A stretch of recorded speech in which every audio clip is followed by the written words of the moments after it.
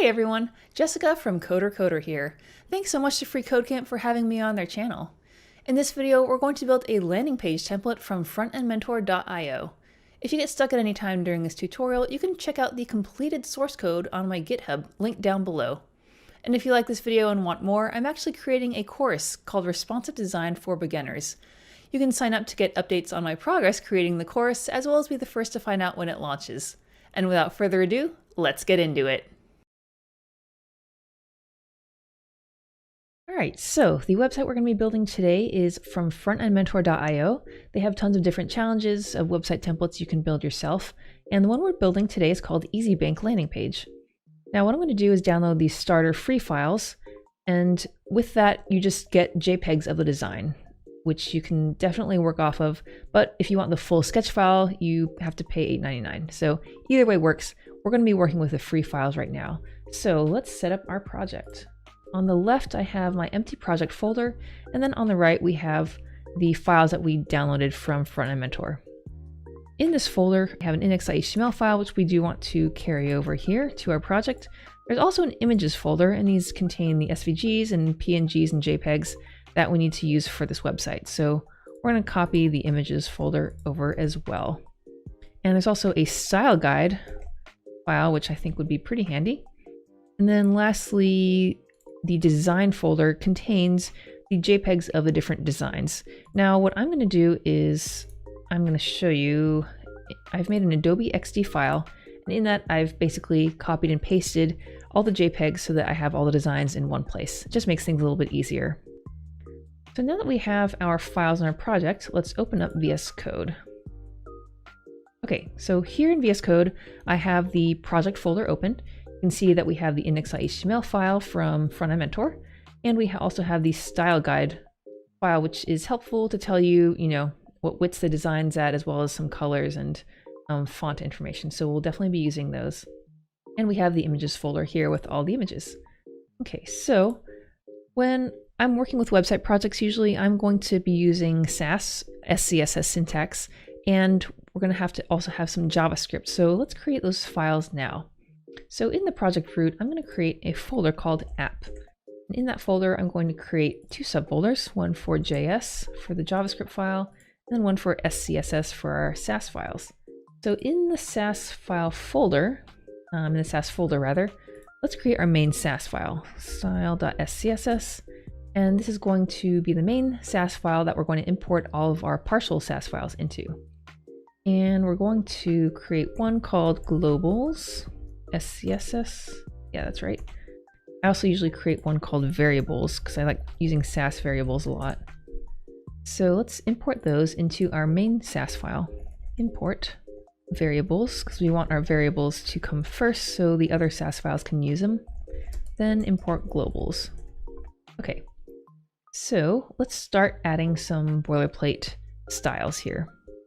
So the globals, the first one I usually do is in the HTML selector, I'm going to say font size is 100%. This is more accessible, lets the user control the zoom level in their browser. We're also going to do box sizing, border box. And what this property does is it makes the size of elements sort of include padding in the final width. So it's just a bit easier when you're working with elements like that. Then we also want to inherit that box sizing border box to all elements. So using the wildcard selector here, as well as the before pseudo element, and the after pseudo element selector, and they're going to inherit the box sizing border box from the HTML element. Now for the body element, let's add some sort of resets here. So we'll say margin 0, padding 0. I also like to do a line height of 1.3 just to add some spacing between lines. And we're going to add our fonts in as well. We look in the style guide, it said that the font that we're using is Public Sans. I'm going to go to our browser here, copy this in. I think it wanted to use 300 light and then 400 regular. So we'll select both of those. Then we're going to embed it. We'll just copy this link tag here and put it in our index.html over here above the title. Now, since we're in the index.html file, let's also add a link tag for our CSS file. I'm going to create a dist folder, and I want to put all my final CSS files in there. So I'm going to say dist style.css. And then we also, I think, want to add a script to load our JavaScript file. That one's just going to be in the app folder. So app.js, script.js. So let's go into our folder here and create that. Script.js, then we'll just add some test code so we can test it. Hello world, why not? Now that we have some Sass files, just basic styles added, let's also test out our Sass workflow. To compile my Sass to CSS, I like to use this extension called Live Sass Compiler. So if you don't have this installed yet, you can just type in Live Sass Compiler in the extensions marketplace and click this button to install it. You might need to restart VS Code if you're installing it for the first time now. But once you have that set up, when you open a project file, you should see some buttons in the bottom. One says Watch Sass, and the other one says Go Live. So if we click that Watch Sass button, it's going to watch our Sass files. And then, if you want to go live, we click the Go Live button, and it should load the local website in our browser. And we can see that that is indeed the case. Obviously, this doesn't look too fancy since, we just added the text from the design here. But we can also check down in the console window here, and our hello world message is loading, so it looks like everything's working correctly. See, we need to add that font to our code. So in our globals, we're going to say font family, and let's do that before line height. Font family, I believe it was called Public Sans. So we're just going to copy this over. There we go. Okay, so let's check our browser again, and we don't need this anymore. So it looks like we have the font Public Sans successfully imported. So now, going back to our VS Code, what we want to do is we want to basically start creating the markup for our website. So let's go into our index.html file, and we're going to start writing markup over here. I'm just going to actually comment out all the copy from the design just so we don't have this extra stuff, visible on the website. We're going to start writing our markup. So let's go back to our design. And what I'm going to do is try to do the mobile first approach. And we're going to make our default styles without media queries, the mobile styles. And we're going to build a mobile website first. And what I usually do is I'll go from the top down. So let's start with the header. So taking a look at the header, it has a logo on the left and it has a hamburger button on the right, which then when you open it, opens this mobile menu. Then if we compare that to what we have for the desktop design, it also has a logo on the left, and then it has some links, looks like in the middle, and then there's a CTA button on the right side. So let's create the markup and styles for this header. In our body tag, I'm going to create a header.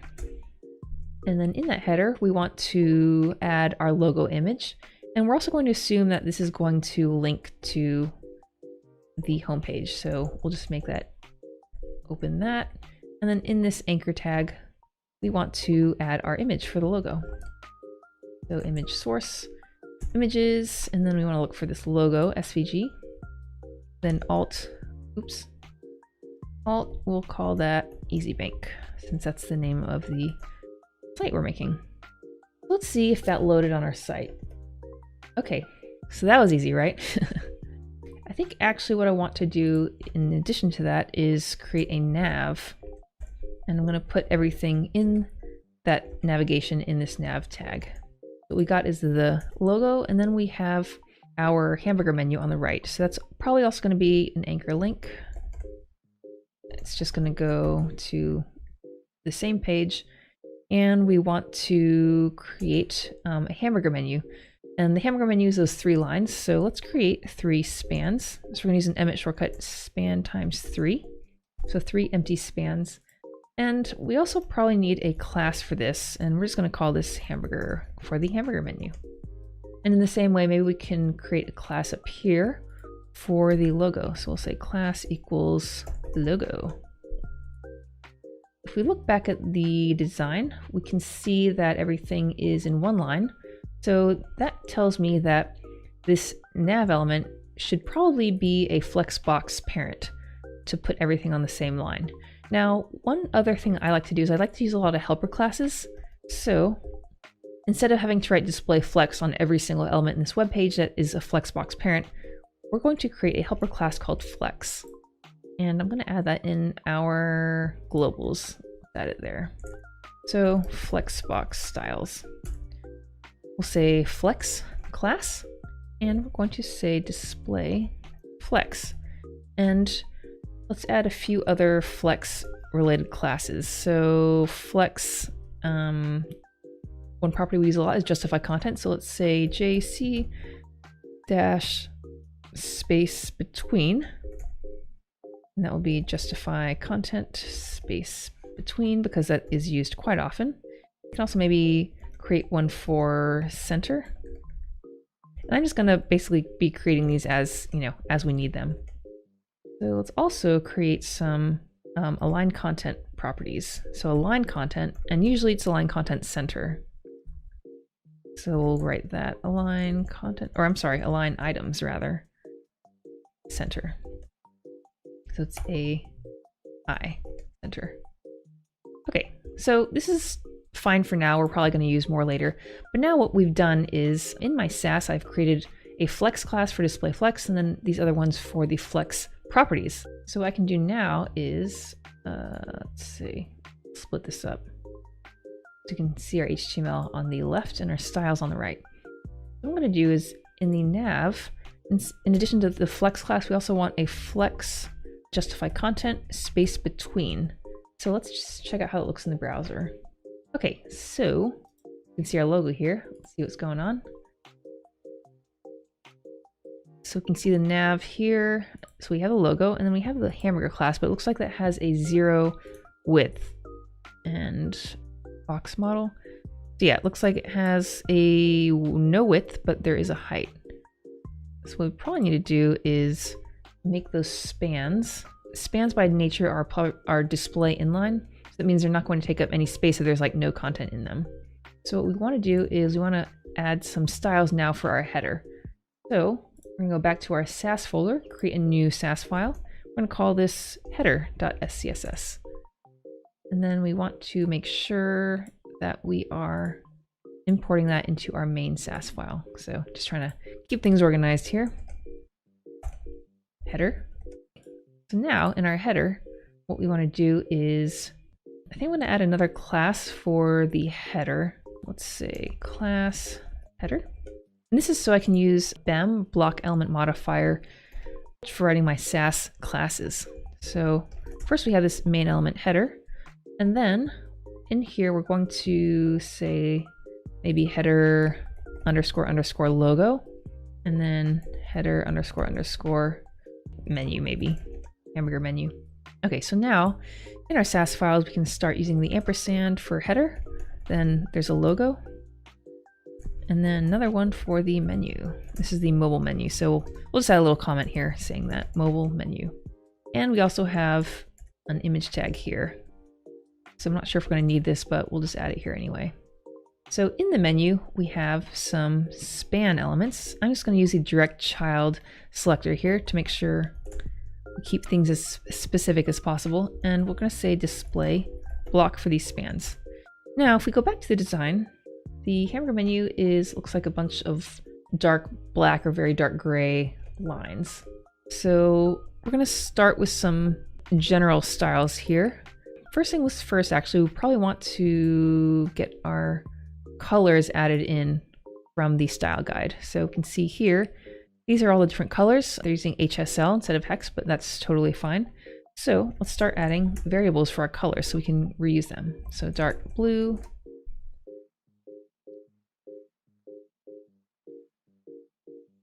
So now we're probably going to use this dark blue color for the hamburger menu, and we'll just kind of see how that looks.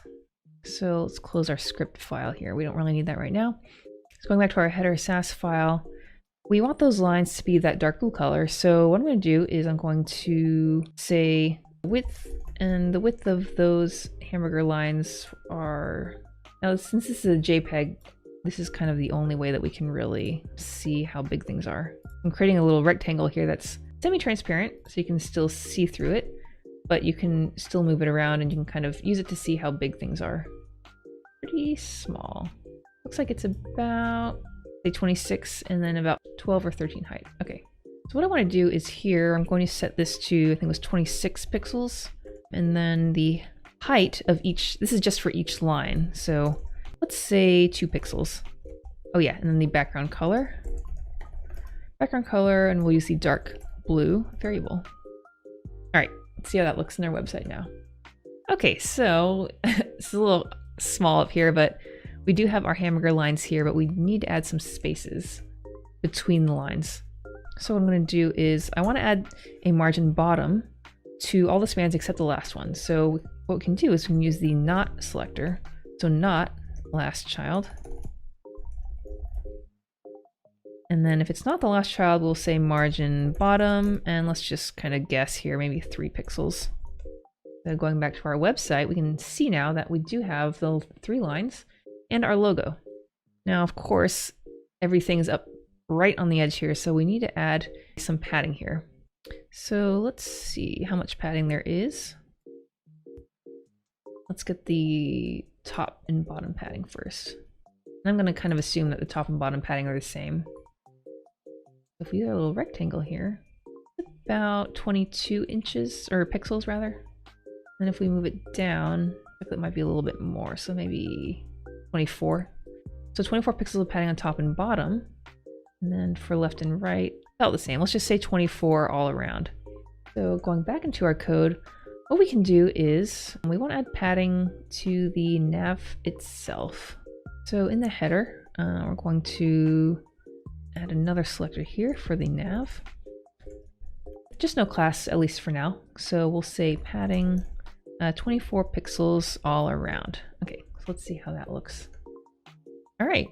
Oh, why is that so tall? Let's see what's going on here. So we have the nav here. That's 24 pixels all around. It looks like we need to center things vertically. So what I didn't do is I need to add another flex property here. So flex, just to show you what I got here, flex AI-C. That's going to align items to center. All right, so that looks a bit more centered. There we go. Okay, so we got our nav, we got our spacing. One thing we do want to do is see what the differences are between the mobile and then the desktop nav. Mobile obviously has the hamburger menu. It does not have these links or the CTA, so these are desktop only. But I should be able to use the same markup for both mobile and desktop. So let's add some elements in for the links as well as the CTA. Okay, so let's scoot this over here a bit. So logos first for both, and then for the mobile, the menu is over here. Now, since the hamburger is not going to be visible on desktop, I'm just going to add these other elements down here. So the first one we want to do is, since I'm using flexbox to separate them out, let's create a new element. We'll just say div, and we'll say header underscore underscore links. And then in here we'll say anchor link. So I think there were, how many links? 5. Link times 5. There we go. And I think the text is down here, so we can just kind of move those up into here, into the links. So header links, and you know, this is just a landing page we're doing, so we're just going to make all the links the # or the hashtag. So going back to our header SAS file, we're probably going to have to add some styles for that.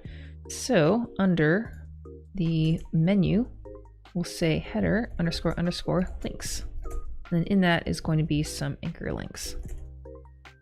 Let's go back to our website, and now we can see that we have our links. Okay, first things, we want to get rid of that underline. And I want that to be true for all links on the page. So we're going to add some styles here for just default styles. So links, a visited, a hover, text decoration, none.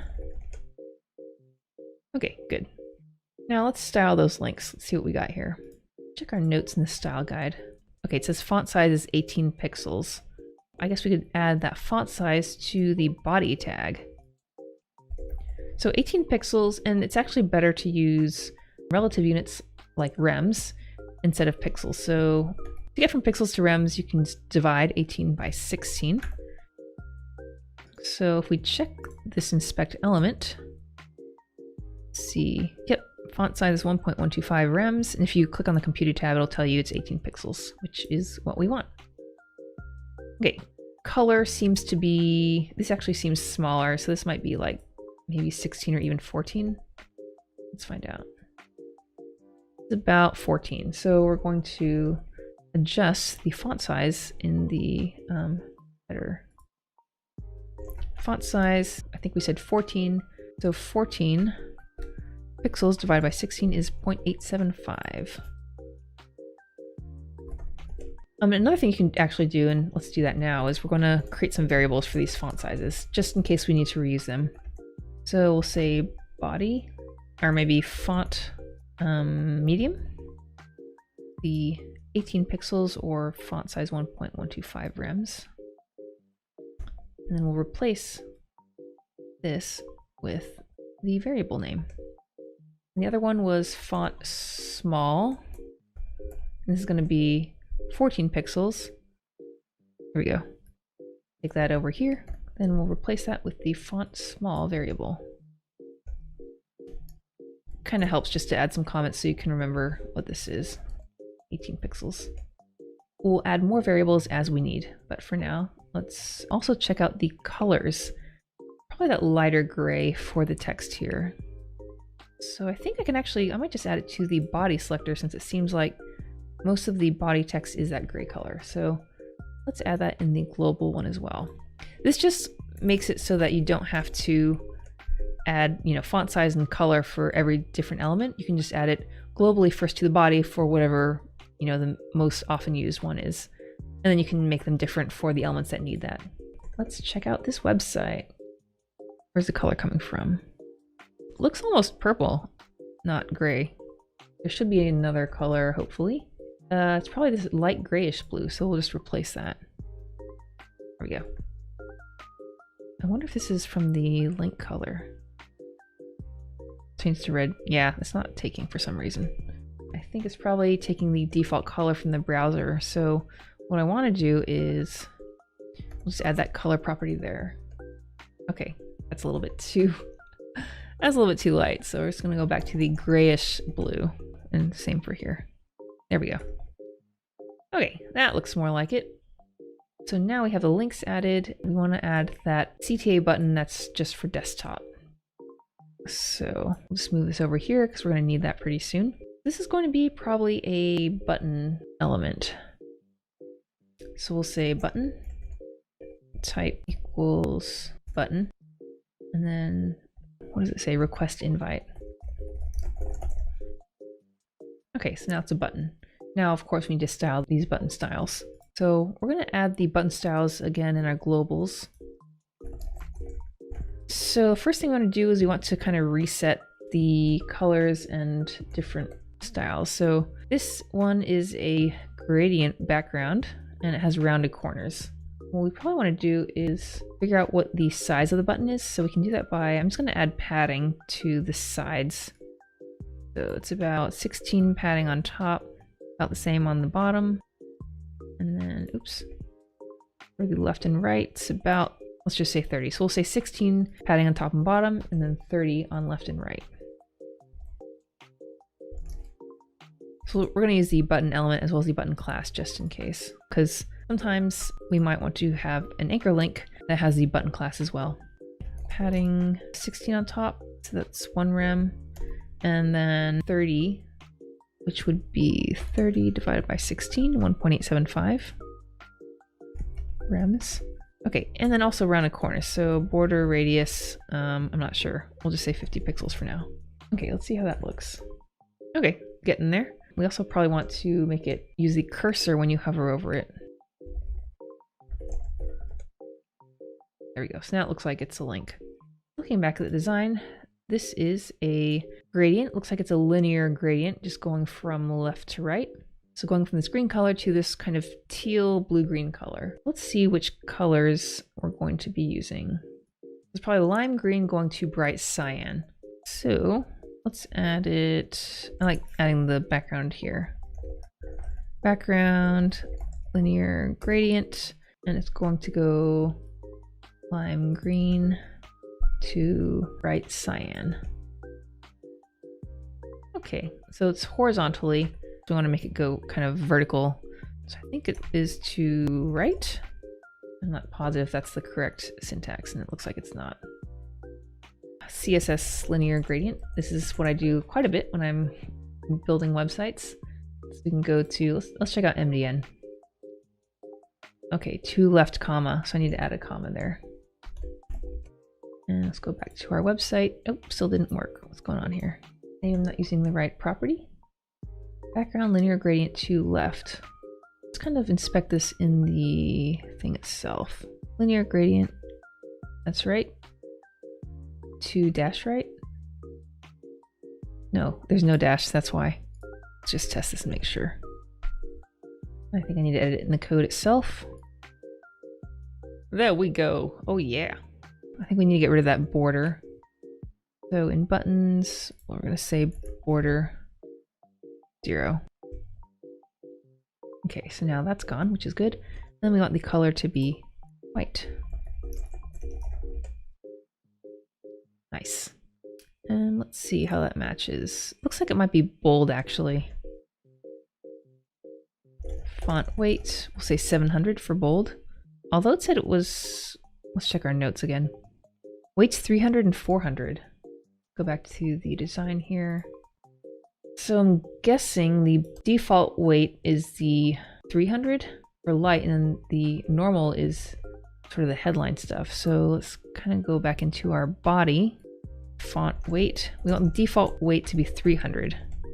And then for the link, we'll say the weight is 400 since it is a little bit heavier. Is that taking? Font weight 300, which is good. Check this out. Font weight is 400. It doesn't look any different. Weird. Okay, I think this might be because it is a button element. If we do font weight 300, font weight 400, doesn't seem to change at all. Changes to an anchor link. Yeah, it is changing a bit. So this might just be a bug for the button element. Maybe we'll just change that button to an actual anchor link. Because it could be an anchor link in real life. It really just depends on what you want to do. Add a class, and we'll say class of button. Now we know that this should inherit all these styles here. So let's check this again. Okay, looks like the weight is correct. Pretty big. I think in the design it looks like it was the same size. So let's go back to header. This is maybe header underscore underscore CTA. So font size, we'll just make this also font small. And color, we'll make this white. Why is this gray? Oh my gosh, nothing's working. What? Color red?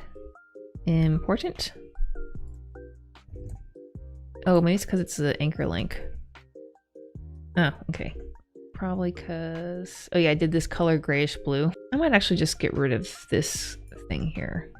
And instead add it to the anchor links. Because it's a bit more specific, because I don't want every single link to necessarily be that grayish blue color. There we go. That looks pretty good. All links are there. So the next thing we want to do is we want to either hide or show the different navigation elements depending on if they're needed on the mobile design and then the desktop design.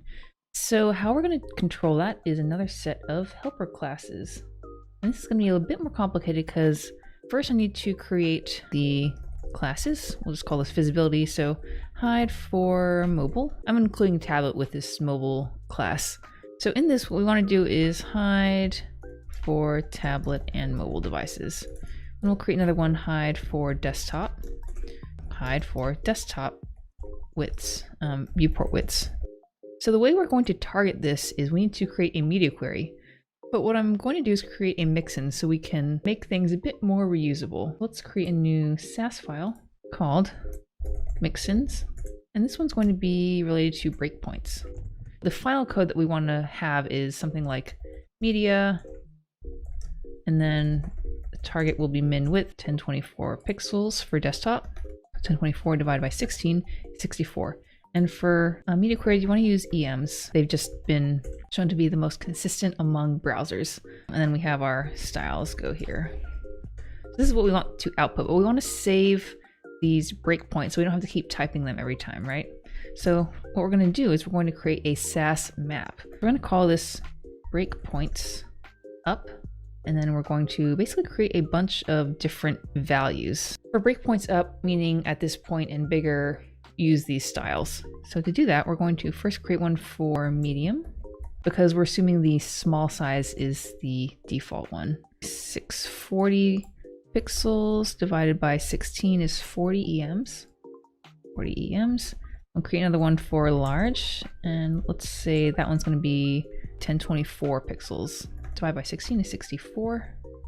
And we'll create another one for extra large, since we have a lot of large screens these days. 1400 divided by 16, so 87.5 EMs. So now, this is our Sass map for breakpoints up, but I'm also going to create one for breakpoints down. The first one, breakpoints up, is if you want to target this viewport and up. And that's what I use for most of my styles, but there are some cases where you want to target a style from a certain viewport and on down. So for that, we're going to not use the X large, because X large on down is basically everything, but we are going to add a small here for mobile devices. For mobile, we're going to take this value here, because medium would be 40 EMs and on up. For small, we're going to say 40 EMs and down. And we'll move this up here from medium on down. So this is anything smaller than 1024. And then 87.5 EMs. Oops, I need to leave that there. We don't want to overlap these, so I'm just going to make these 1 pixel smaller. The breakpoints we're using are 640 pixels, 1024 pixels, and I think I said 1400 pixels. That's for the breakpoints up. So for these, we want it to be 640 and up, so 639 and down. This is so we don't have any overlapping styles. I try to not mix breakpoints up and breakpoints down in the same style rule. It's either one or the other, usually going to be breakpoints up. We need to recalculate these numbers here. This is going to be 639 divided by 16, 39.9375. 0.9375. And then 1023 divided by 16, 63.9375. And the last one's going to be 1399. 87.4375. There we go. Now that we have our two maps, what we can do now is create our mixin. So we're going to say mixin breakpoint up. It's going to take a parameter. We'll just call it size. We're going to write what we want the mixin to output. So we want it to output a media query. So media, and then min width. And this is where we're going to put in this size variable. I'm sorry, this is not right. So the min width is going to be the value for that size that we've determined. So to get that, we need to use map-get. So you can see VS Code has some helper text here. It turns value in a map associated with the given key. So map-get, and the map we're using is going to be, for the first one, breakpoints up. We also want to grab that size parameter. So the size is going to be either small, medium, large, X large, and it'll return this EM's number. When we're using this mixin, we want to write this media query, and then in the media query, we're going to just output whatever content is in the style. And I'll show you how that works in a second. We got our mixin written for breakpoint up, and let's create another one for breakpoint down. Everything's going to be pretty much the same, except we're using the down, and then also instead of min width is going to be max width, and then the content. So going into our global styles again, the hide for mobile class, we want to hide for medium and down. So we're going to call the mixin by using include, and we want to do breakpoint down. And the size we're going to call is going to be the medium, because for medium and down, we want to say display none. And then in a similar way, for the desktop, we want to call a mixin, but the one mixin we're going to use is going to be breakpoint up, because we want to hide the element using this class for desktop and up. So that would be large and extra large. display none. Okay, now let's see if this works by adding these classes to the different elements in the header. So for mobile, we want to hide those links as well as that CTA. So let's add the class here. And then for desktop, we want to hide the hamburger menu since we don't need that for desktop. And we're going to keep the logo because that's going to be used for both. Okay, so now moment of truth. Let's see how this works. Looks like something's not really working, but let's see. Yeah, this is when we debug our code. So hide for mobile, hide for desktop. Interesting. Looks like there's no errors. So what we want to do is maybe check out the final CSS file. There we go. Let's see if we can find that class. Oh, looks like we didn't even get pulled in for some reason. That's weird. Oh wait, there's a error here. No mixin named breakpoint down. Okay, let's go back and start from the beginning. Oh, we didn't add the mixins SAS file, so let's do that. That seems pretty important. Now we go. Okay, now there's a success message.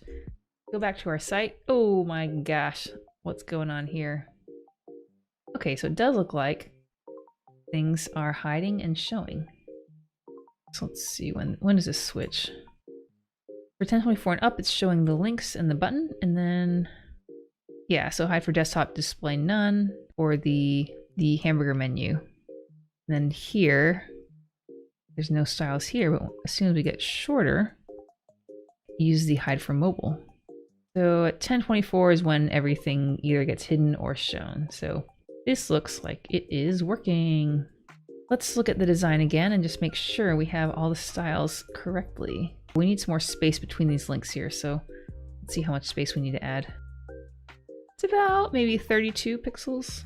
So going into our header SAS file, header links, what we're going to do is we're going to add a margin to the right of the link, but we don't want to add a right margin to the last link because there's nothing after that. So we can use a not selector and then not last child.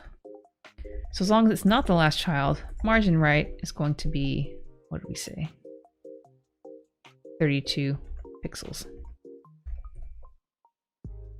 All right, so now let's make sure there's no margin added to that last link.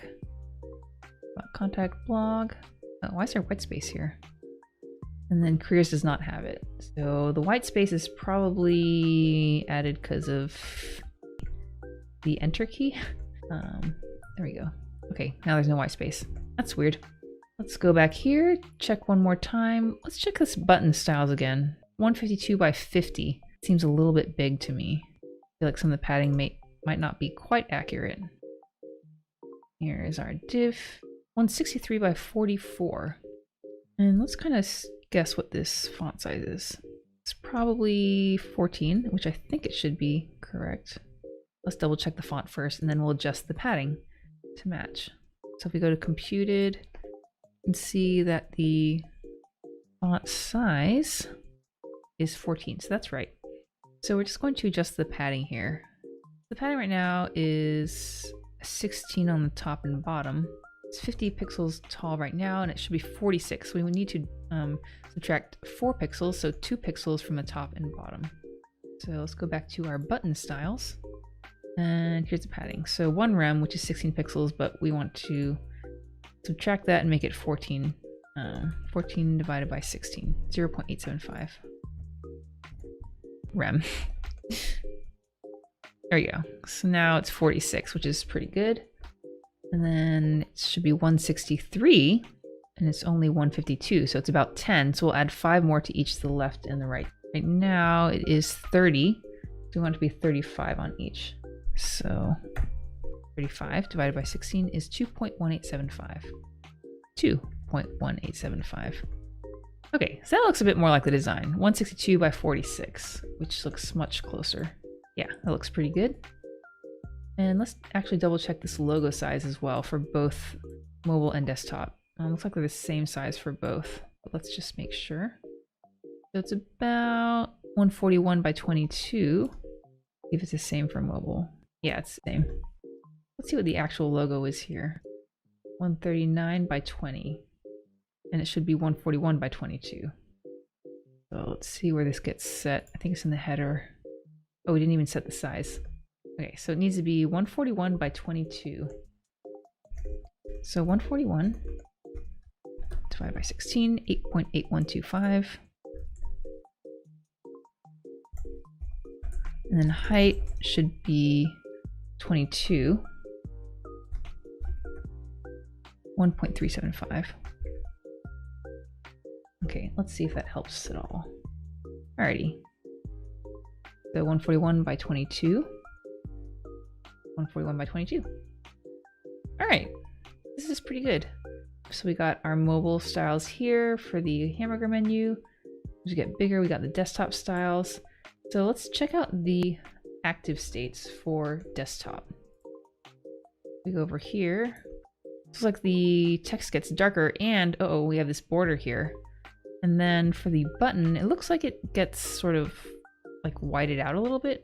Yeah, it looks like that. So first let's tackle that bottom border and the color for the text. So header links, what we want to do is for the hover pseudo selector, we want the color to be the darker gray. So it was grayish blue here, so it's probably gonna be this dark blue color here. Let's double check on that. Nice. And to make it a little bit nicer, we can add a transition. So transition for the color, and the timing for that, let's just say maybe 200 milliseconds. And then I like to do ease in out for most transitions. There you go. So you can see it's a little, just a little bit nicer. Let's figure out how to do that bottom gradient. So the problem is here right now, these elements are just the width or the height of the text itself. So what I will need to do is I need to add some either margin or padding for the top and or bottom to make it the height of probably the entire thing, because we're centering everything, remember? So where's my little rectangle? Where'd it go? I think I left it over here. Oh, there's another one down there. Take this one, we'll take this one in case we need it later, make it bigger so we can see it. So let's take that over here and then see how tall this thing needs to be. Looks like the header itself is about probably 80 pixels tall is what we would guess. And then the little border thing is about 5 pixels tall. Let's go back to our site, add some border so we can see what we're doing here. I can see that this has a border. This is actually a little bit tall as well. And it really should be 80 pixels tall. It's probably the padding. The header has no padding, the nav has padding here. 24 pixels of padding, so let's try. And we should probably convert that to rems as well. So if the total height's gonna be 80, we can take this down. So 17 pixels and 24 pixels for header nav padding. And then if we want to convert that to rems, 1.0625. And then 24, 1.5. Okay, so now it is 80 pixels tall, which is pretty much about what we wanted. Let's see if we can do it with a pseudo element. I'm not sure if this is going to work. But let's just say for this one, header links A, and a new set of styles here. Header links A, B4. So content needs to be an empty string. So let's try position absolute, width of 100%, display block. Then we'll make it a height of 5 pixels, and then background of, let's just say, the lime green color. So the pseudo element's going all the way across, which we don't want it to do. I thought this position relative would work. Let's try adding it here. Okay, there we go. Maybe we'll try to align it to the 0, left of 0, right of 0. So instead of width, we're just saying left and right. So now each link has a little line, which is what we want, but it doesn't seem like it's in the right place. And I think it's because we want to adjust it so that it's right up to the header. So now we want this green line to be down where the blue line is. So let's see if we can do that. We might actually just need to add a static. Let me think about this. What we could do is say bottom 0, negative, statically set it to 30. That might actually be the easiest one, so let's do that. Okay, so before we forget, let's copy these styles. So header links A, I'm going to say position relative. And then header links A, let's add this here. So before, going to be content empty, and then let's just kind of copy those other styles that we'd added here.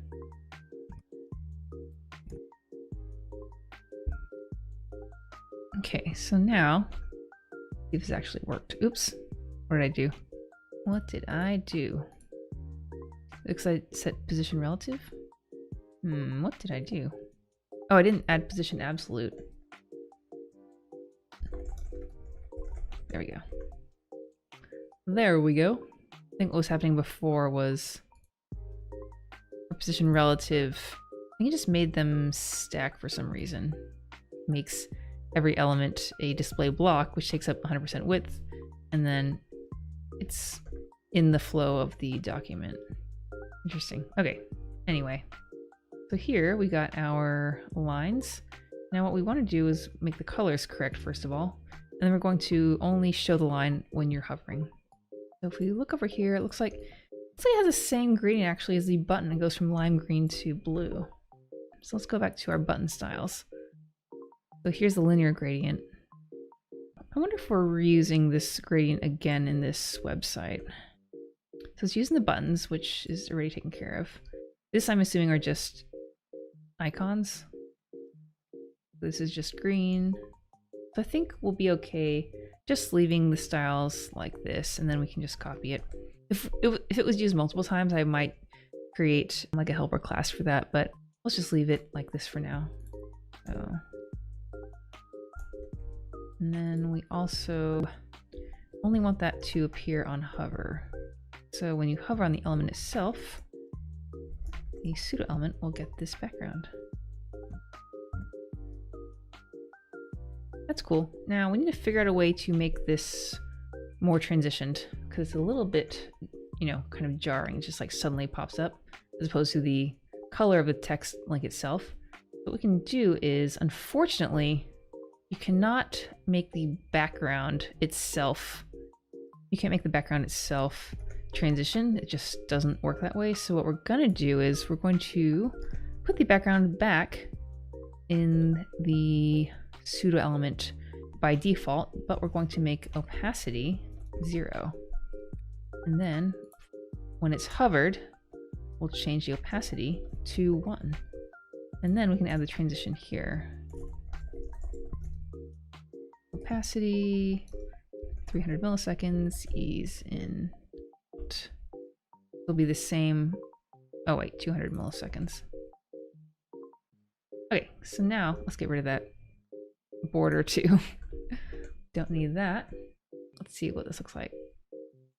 Now you can see it is fading in and out pretty nicely. Might make it a little bit slower. Let's make them 300 for both.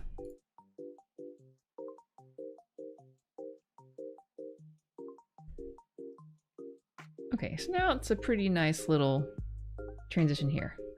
Okay, so I think these text links are good. Let's move on to the hover state for that button. Let's look at the design one more time.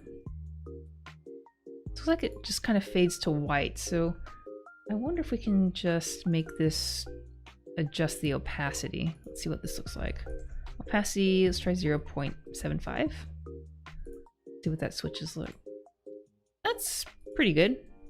Okay, so button header CTA. In the header, let's find the CTA. And then we're going to add a transition for the opacity again. And we'll do the same thing, 300 milliseconds. Oops. Ease in, out. Now, on hover, we'll say opacity is 0.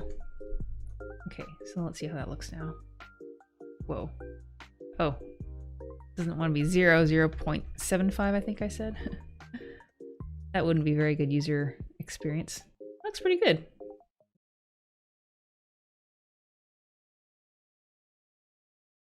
For making this hamburger menu, the first thing is we need to turn this hamburger into an X when you click on it. So some kind of cool animation. Second thing that happens is this overlay will in some way, shape, or form appear over the rest of the website. And then on top of the overlay will be the actual mobile menu. Then clicking on the X will animate it back into the hamburger. The overlay will disappear and the mobile menu itself will also disappear in some way. So the first thing I'm going to do is, starting with the hamburger menu, animate it from hamburger to X. So to do that, let's do a little bit of research online. So I'm going to go to codepen.io and I will type in hamburger menu and just kind of see what happens, see what we can find here.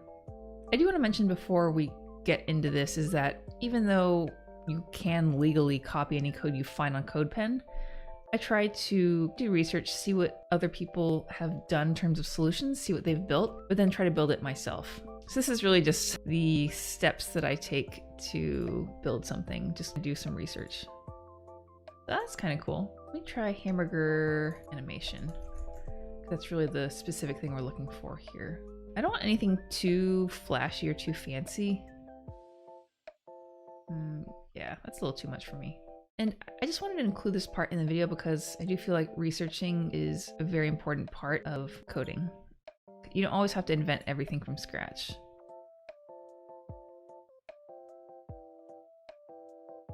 Okay, I actually kind of like this animation. The middle bar disappears, it fades out, and the top and bottom bars form the X. So let's just see what they did here. They've added some transitions onto this.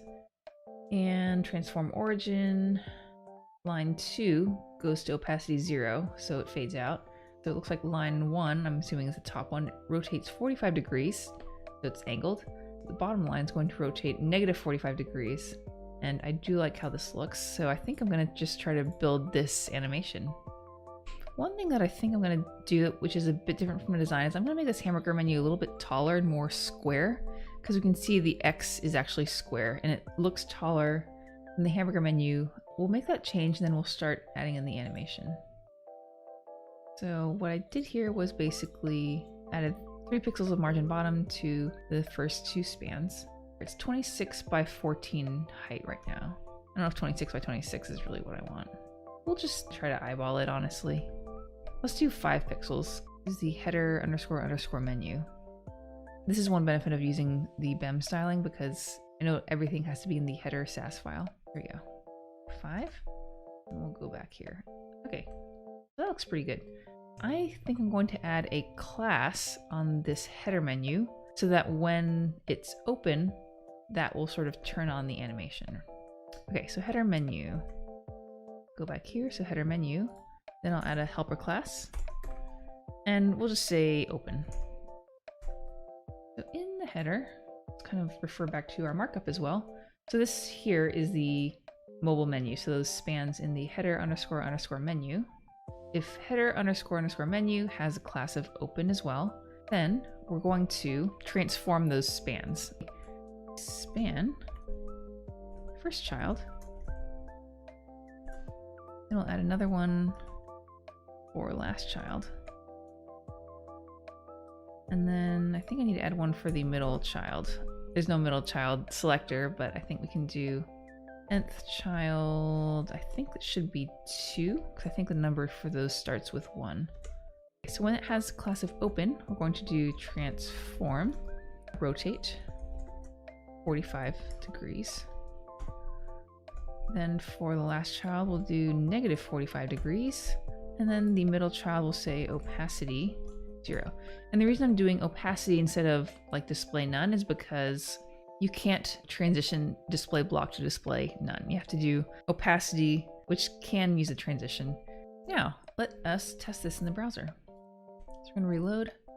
And of course, I didn't add any JavaScript or anything yet. So we're just going to add manually the open class to the menu. That doesn't look too good.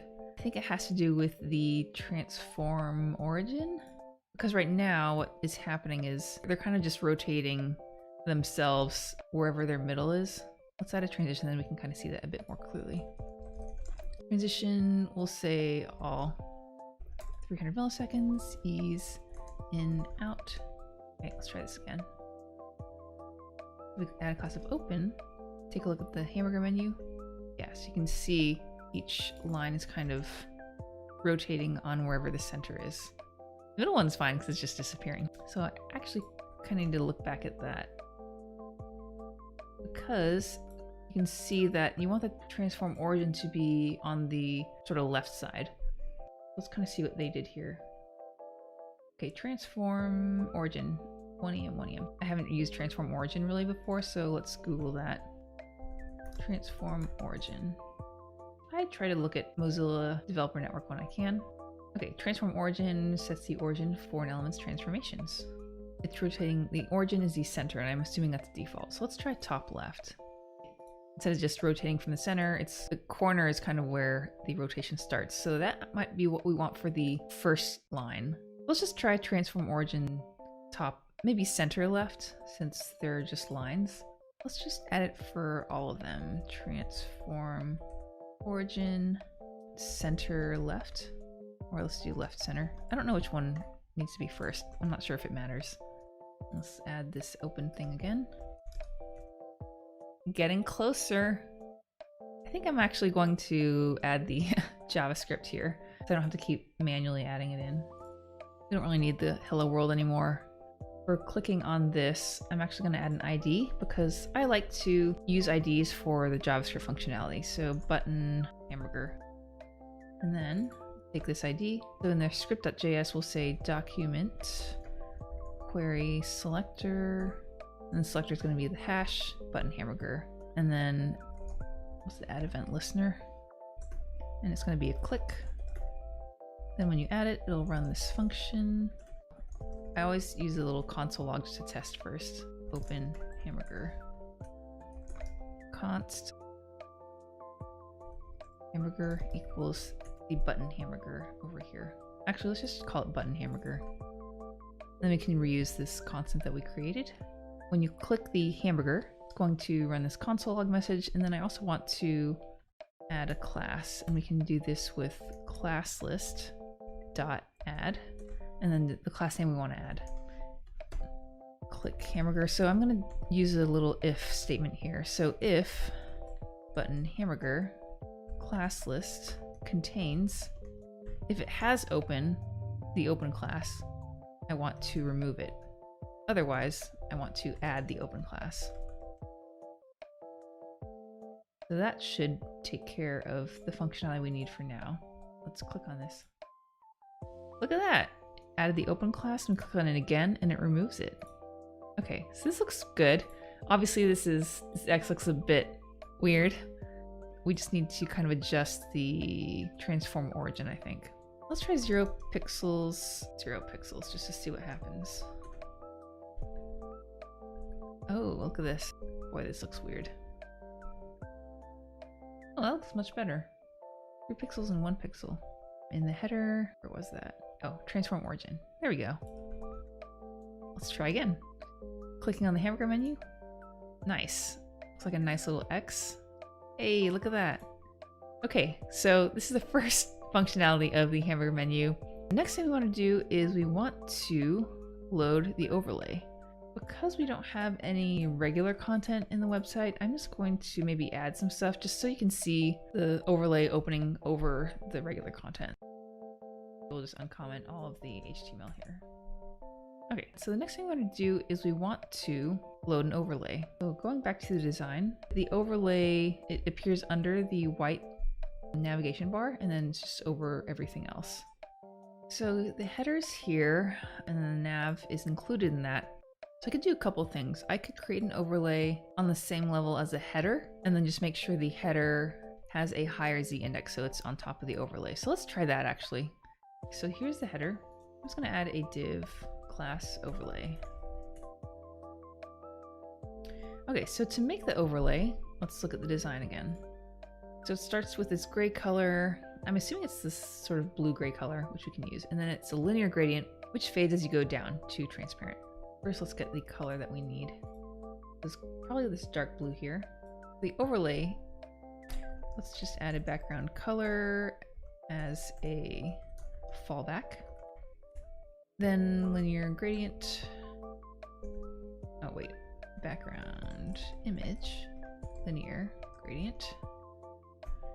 And I always forget but let's just try transparent. We'll see. I am a professional web developer, but I do look up a lot of stuff. Okay, so it looks like that's the correct linear gradient thing. So we do need to make this cover everything. And I want to do position absolute. And then we'll just set top to 0 for now, right 0, bottom 0, left 0. Actually, I think I might need to do a fixed because it's sort of going like this. So you need to basically set the height of it to 100 VH. So the viewport height. I think this should accomplish the same thing. We'll see. Ooh, look at that overlay. Oh yeah, so I don't really want that.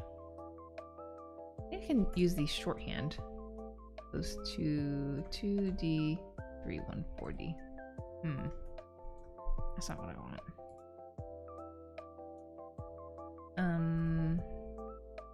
CSS gradient, fallback color. Let's try linear gradient.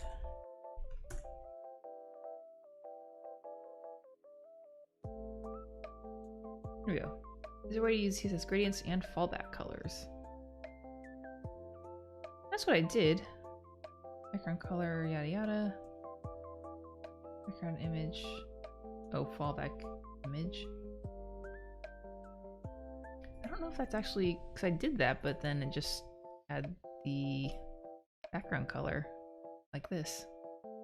What if I did this? Nope. Well, I guess that... Okay, yes. Weird. I don't know why this is not working. Well, in any case, maybe we'll just get rid of that background color. Weird. I will just delete it. This is kind of what we want. I want to make sure the text goes sort of taller than what we can do, so we'll just do this. Let's just do... There we go. Okay, so you can scroll down. Overlays fixed, which is pretty good. Obviously now it's covering up the header, so we don't want that. So for here, we need to, I think, declare the position. Set the position, rather. Or I think what we need to do is make the top the height of the nav bar. So this is about 60. We'll just say top is 60 pixels. There we go. So now we have our overlay. Change that top to 60. Actually, we should use rems. So we'll do our little dividing game here. 60 divided by 16 is 3.75 rems. Now, we also want to control this with a CSS class. So if we add the open class to the Hamburger, it'll open. What I could do is try to just use one CSS class to control all the animations. So I think I'm going to add the open class to the header instead of the button Hamburger itself. Open. So what I'm going to do is I'm going to take this and then I'm going to add another section here. Hamburger open styles. Move the overlay into the header, and then we'll add our open styles here, and we'll put it in the header itself, of course. I'll just add it at the top. So if the header has class open, then I'm going to say header menu. We need to add these styles here. So what I'm doing is I'm basically moving all the open styles into if the header element has the open class, not the header menu. Let's now test these adjusted styles and update our JavaScript so that we are adding the open class in the header element itself. So create a new constant. We'll just call this header, and we'll use the same document query selector, and we will select the class of header element. So now, instead of checking if the button Hamburger has the open class, we're going to change it to checking if the header has the open class.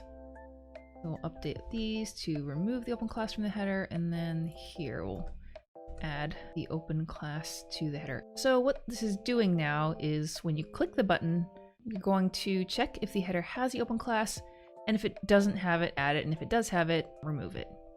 Let's test this out in our site. We hope will happen is when we click this, it'll add the open class. Oh yeah. Oh yeah, it works. It's always a good feeling when the code does what you want it to do the first time without having to tweak it.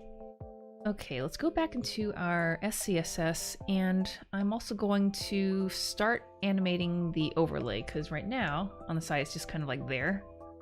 Let's take a look at here. In the header we have the overlay and it's position fixed. So I'm going to create a CSS animation, a keyframe animation, and I'm going to attach it to a helper class. Or actually I'm probably going to attach it to if the header has the open class.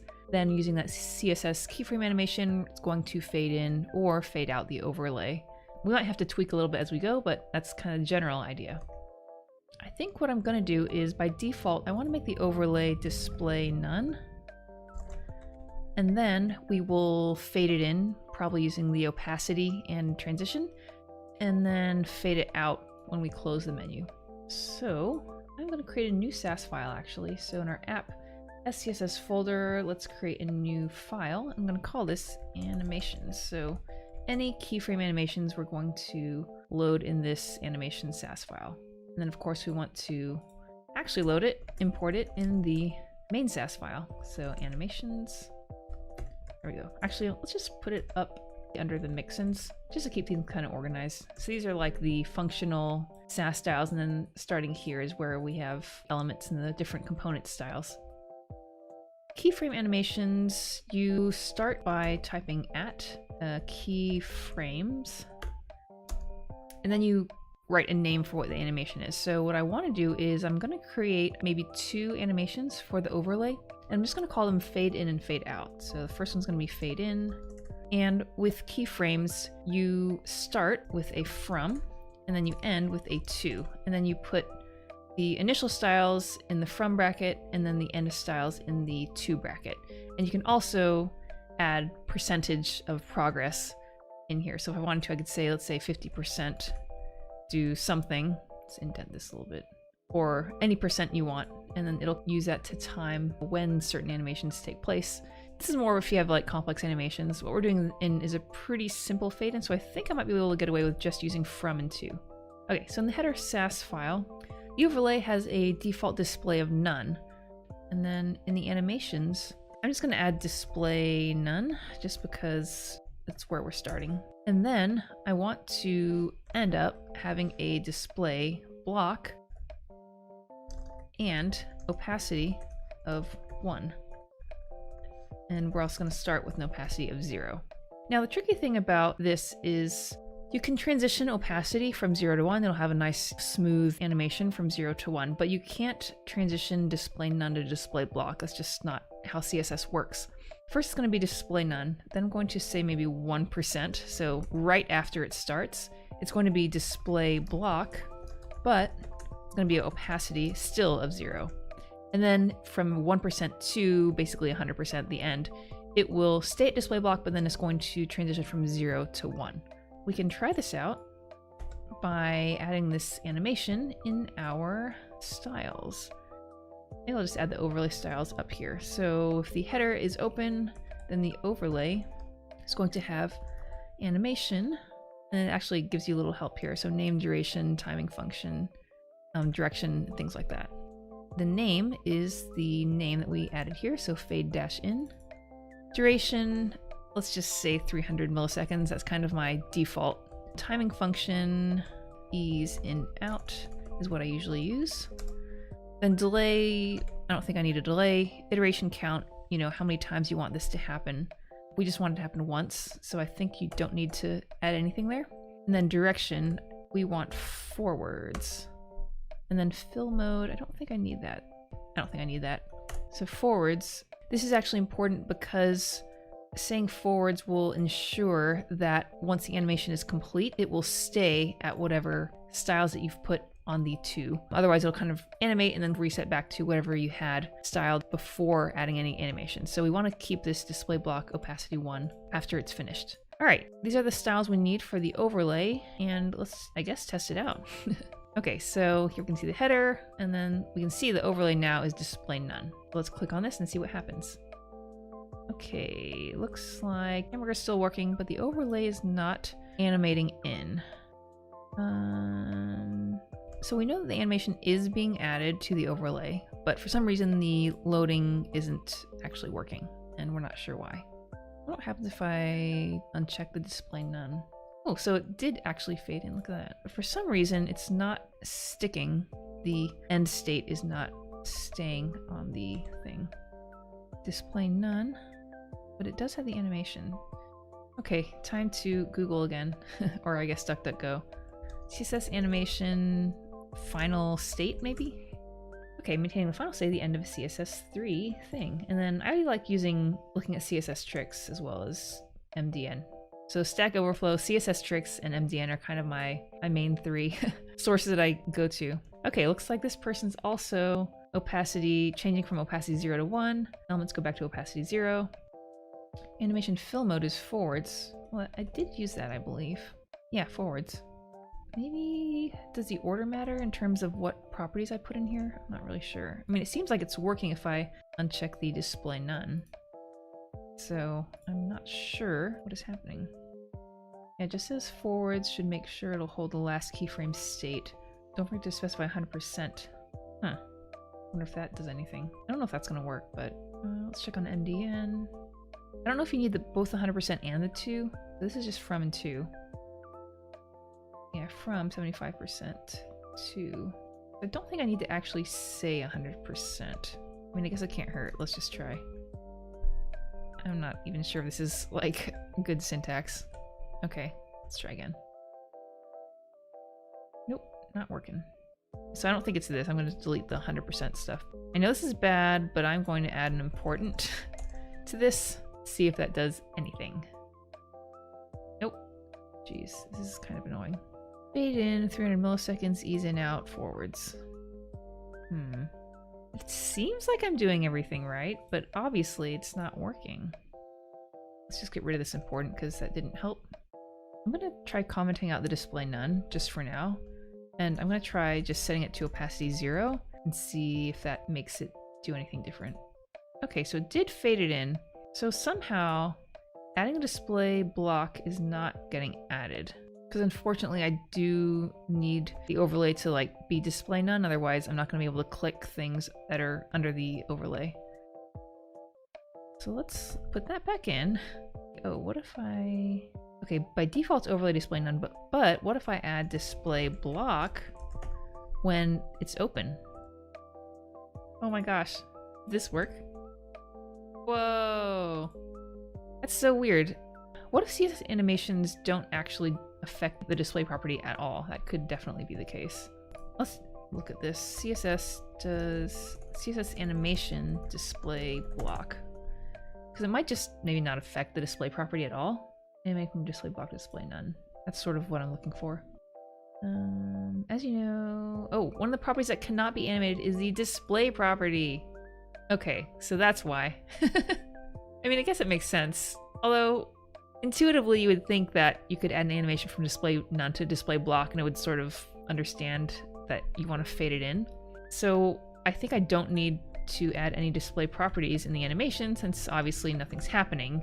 And because I'm not doing that, I think I don't even need the 1% thing because I had just done that to make it display block and opacity 0. So let's try this again. Okay, here's the overlay. Header doesn't have open class. Let's click on it. Ooh, yeah. Okay, so that's a fade in animation.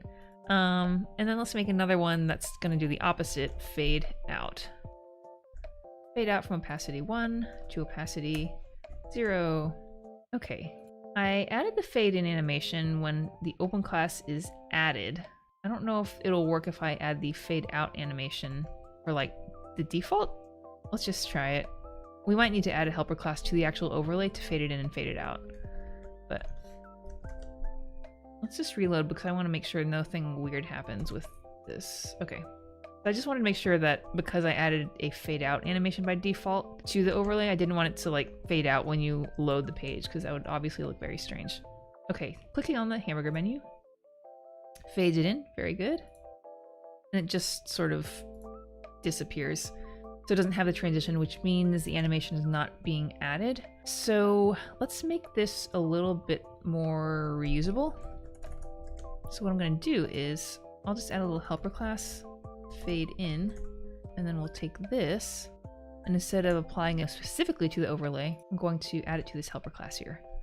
So we can do the same thing with the fade out. We'll add a little helper class. I think this might be a better practice anyway, because then I can fade in or fade out any element using these helper classes. So just fade out. I do need to leave the display block here just to flip it from display none to display block. But what I think I need to do is in JavaScript add that fade in and fade out class to the overlay. So if header, if it contains open, remove opens. This is when you close the hamburger menu, just so I don't get things mixed up. Close hamburger menu, else add the open class, meaning open hamburger menu. So when you open the hamburger menu, we want to add the fade in class to the overlay. So let's add a new constant here. Let's call this overlay. Document query selector, and it's just class of overlay. So when you open the hamburger menu, overlay, class list, add fade in. Let's just test the fade in functionality now. Going back to our site. Okay, so you can see the fade in class was added, and it's adding this animation, and then we'll do this sort of the opposite. We'll say overlay classless add fade out when you close it. And we might need to also remove the, I think I have to remove the fade in class.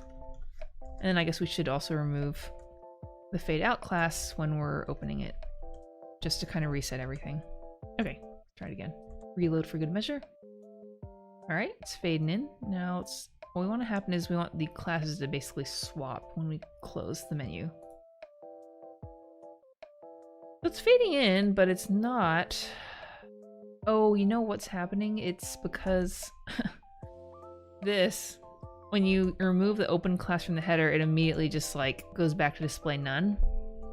Shoot, it's kind of annoying, but I think I need to remove the overlay getting the display block and instead adding it to the overlay element itself so it doesn't get affected if the header has the open class or not. So overlay, if it has class fade in,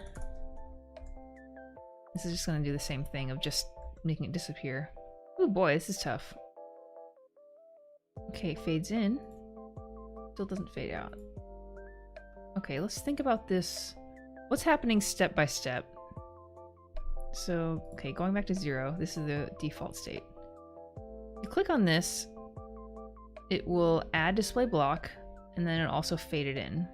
The animation works because going from display none to display block, it's still opacity 0, so it's not going to like show up without the nice transition, the animated transition. But then if you remove that, then it's going to just display none right away. So what we want to do is make it go from display block to display none after it fades out from opacity 1 to opacity 0. So let's just research some other possible solutions. CSS animation, display, well, it's kind of what I was searching for before, display none, display block none. Let's see what Stack Overflow has for us. Okay, yep, changing display none, Okay, CSS or jQuery, i.e. JavaScript, can't animate between display none and display block. Opacity 0, visibility hidden. Interesting. I just want to make sure that the stuff is still clickable when we have like a visibility hidden, but it still exists. Get rid of this display none, get rid of opacity 0. So now it is default display block. Visibility hidden. That's interesting. Oh, it seems like it's actually still clickable. Oh shoot, this might be the silver bullet I'm looking for. Yeah, so it's still clickable, which is awesome. To see what happens is, if it's just opacity 0, it's not clickable. Like I can't select text as easily. Yeah, I can't select the text, but if it's visibility hidden, it does select the text. And I think visibility should be able to be animated. So let's go back here. So fade in, we're gonna go from visibility hidden to This might be where we need to just switch it quickly to visibility, visible, with opacity 0. So we're kind of combining. So it's sort of like display block, but I guess it can be animated for whatever reason. Then we'll do the same thing here. So from opacity 1, visibility visible, we'll go to opacity 0, and then we want it to be visibility hidden. But in order to make it still visibility visible, but opacity 0, we're going to add 99%. So when the animation's almost done, it's going to be at visibility visible, but opacity 0. And then let's see if I need to adjust any of these styles here. I guess I don't need this anymore, opacity, or display none.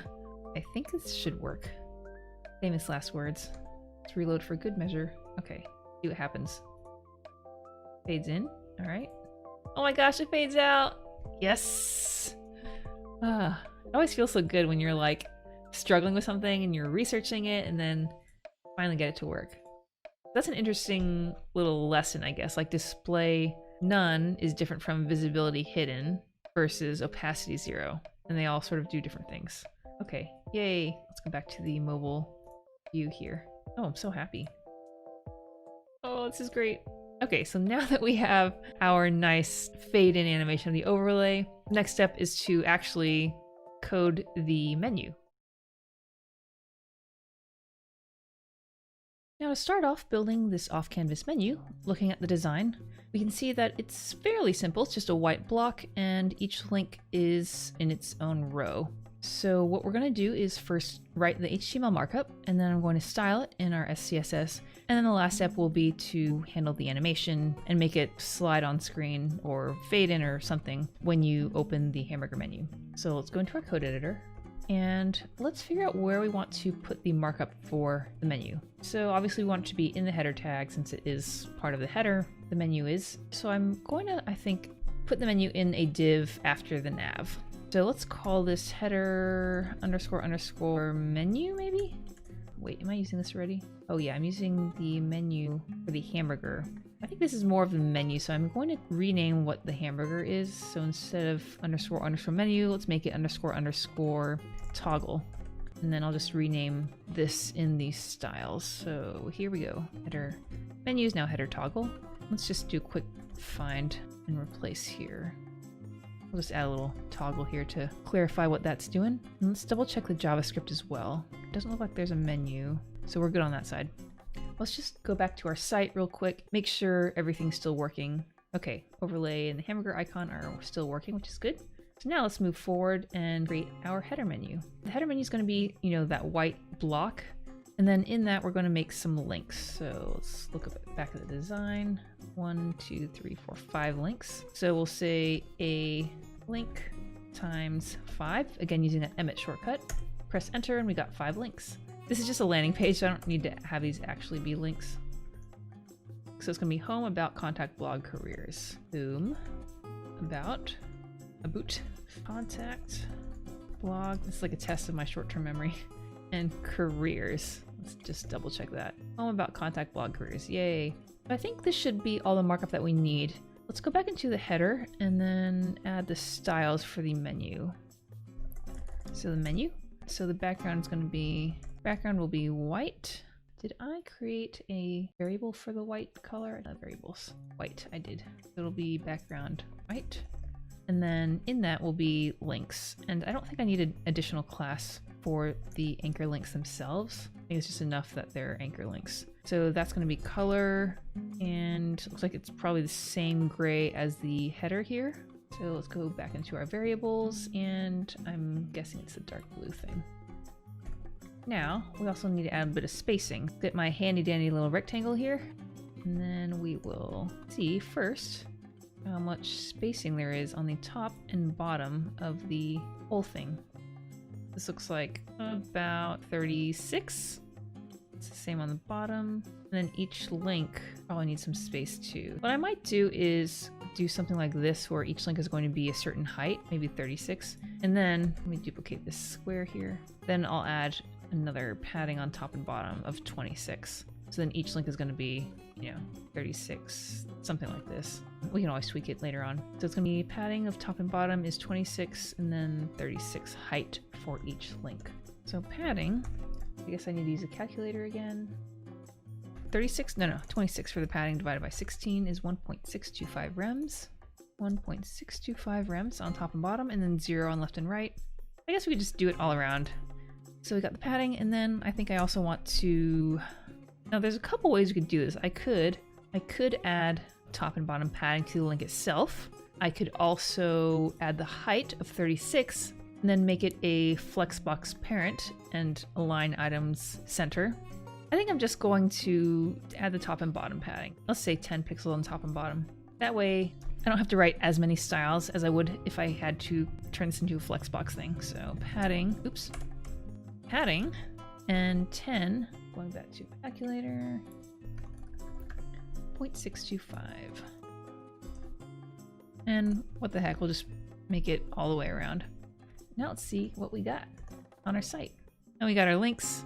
It has a white space, but I think that's okay. So I want them to not be side by side, and it's happening because anchor links by default are display, I think inline or inline block, one of those. If we change them to display block, then they will take up the whole width that they want, that they can. There we go. So display block, maybe text align center. Oops, turn on the caps lock again. Text align center.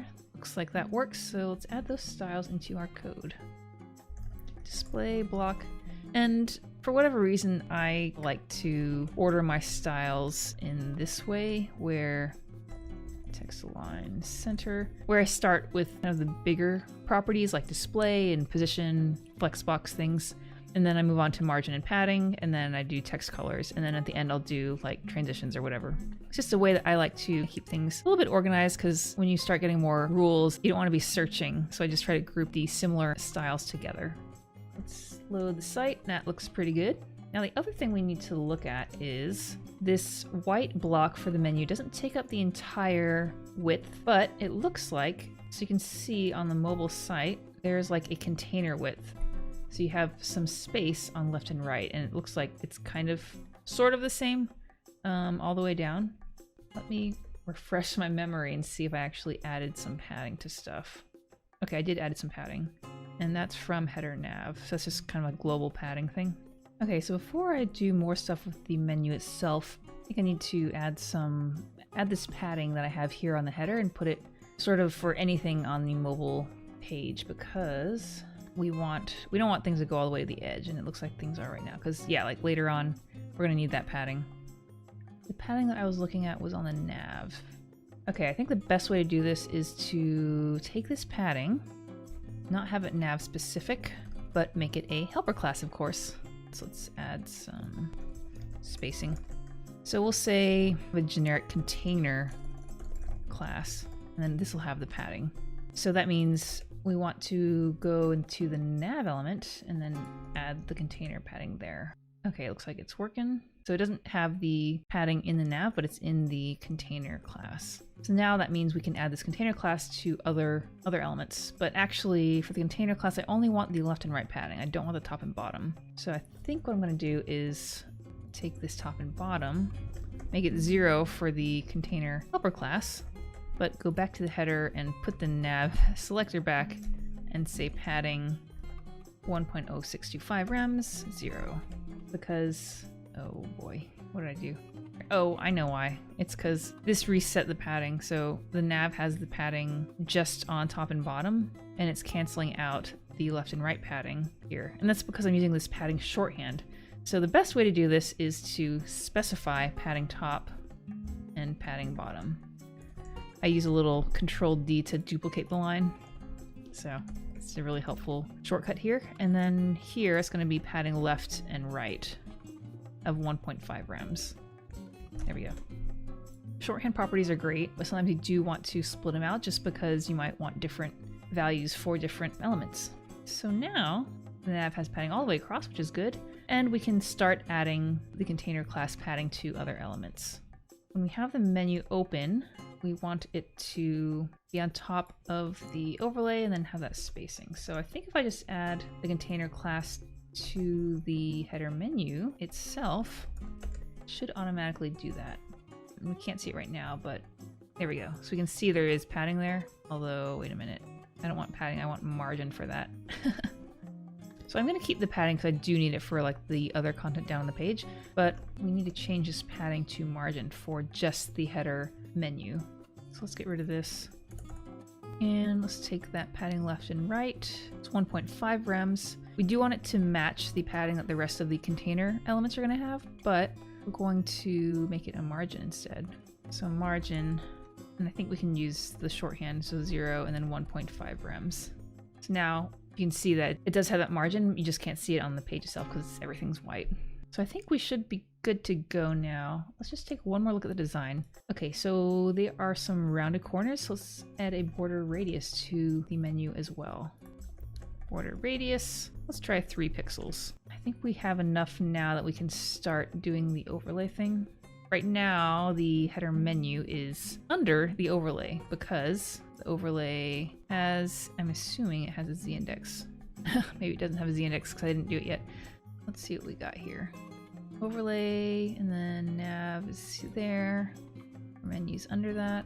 I guess because this doesn't have a z-index set, and that is probably because there's no position property. So if you don't have a position property, it's going to default to position static, which means that anything that has its position set or has a z-index value is going to be on top of it. So let's see what happens if we add position absolute. Okay, so now it's on top of stuff. And let's try width 100%. So you can see it's like going off the screen. So what we want to do is, this margin thing isn't actually doing anything because it's position absolute. What you could do is, instead of width 100%, you could say width like 90, and then margin, actually I don't know if this is going to work because it's position absolute. Yeah, it's not. So since it's position absolute, unfortunately you can't use the margin auto on left and right to center it because it's like not in relation to anything else, it's absolute. Now I do want to make that spacing right. So since we had that margin before of 1.5 rems, which is not being used obviously, I don't know if it's the best way, but I can do a calc and say I want this to be all the way across 100% minus 1.5 rems on either side. So 1.5 times 2 is 3, so 3 rems. Then when we center it, it'll sort of be flush to either side for the container. For a position absolute element, you can center it by using left 50% and then transform translate x negative 50%. And what this is doing is left 50% is making it go 50% or halfway across, its container. So that's why it's right in the middle. What transform does is it's going to, let me turn off that left. If you don't have it, by default, it's going to be left aligned, right? So if you turn on transform translate x, you're moving it 50% of the object itself. So not the container, but the object itself. So that's why combining the left, so this is the middle line right here, and we want to move it back to be centered. But we only want to move it back this much, half of the width of the element itself. So that's why these combined will give you a centered position absolute item. So let's do this. We're going to copy these things over to our code. There we go. So position absolute, width is the calc, 100% minus 3 rems to have the padding. Then we're doing the left 50% transform translate x negative 50. I think I need to get rid of this margin. Yeah, there we go. Don't need that anymore. Opening the overlay. Now we can see it's nicely centered. And we probably need to add a little bit of space on the top there. Using our little handy dandy rectangle here. Let's see how much space that is. About 24. So we are going to do margin top. Where's the calculator? 24 divided by 16, 1.5. There we go. Okay, so now it looks pretty good. I think I might need a little bit more rounded corners. Let's try increasing that border radius a little bit. Maybe 5? How does that compare to the design? It's actually not super round. I think 5 is good. Okay, so there we have our mobile menu. The next thing we need to do is we want to animate the menu on screen. When the menu's closed, it's going to be off canvas, meaning off, your viewport. You're not going to be able to see it. And then it'll somehow animate in. We could either fade it in, we could slide it down from the top, or slide it in from the right. Let's do some research. So go back to CodePen. Search for off canvas menu, maybe? Maybe mobile menu. Maybe animated mobile menu. Get a little more specific. Okay, responsive menu with icon. This seems pretty popular. So I'm just kind of getting ideas for, you know, how they're handling this thing.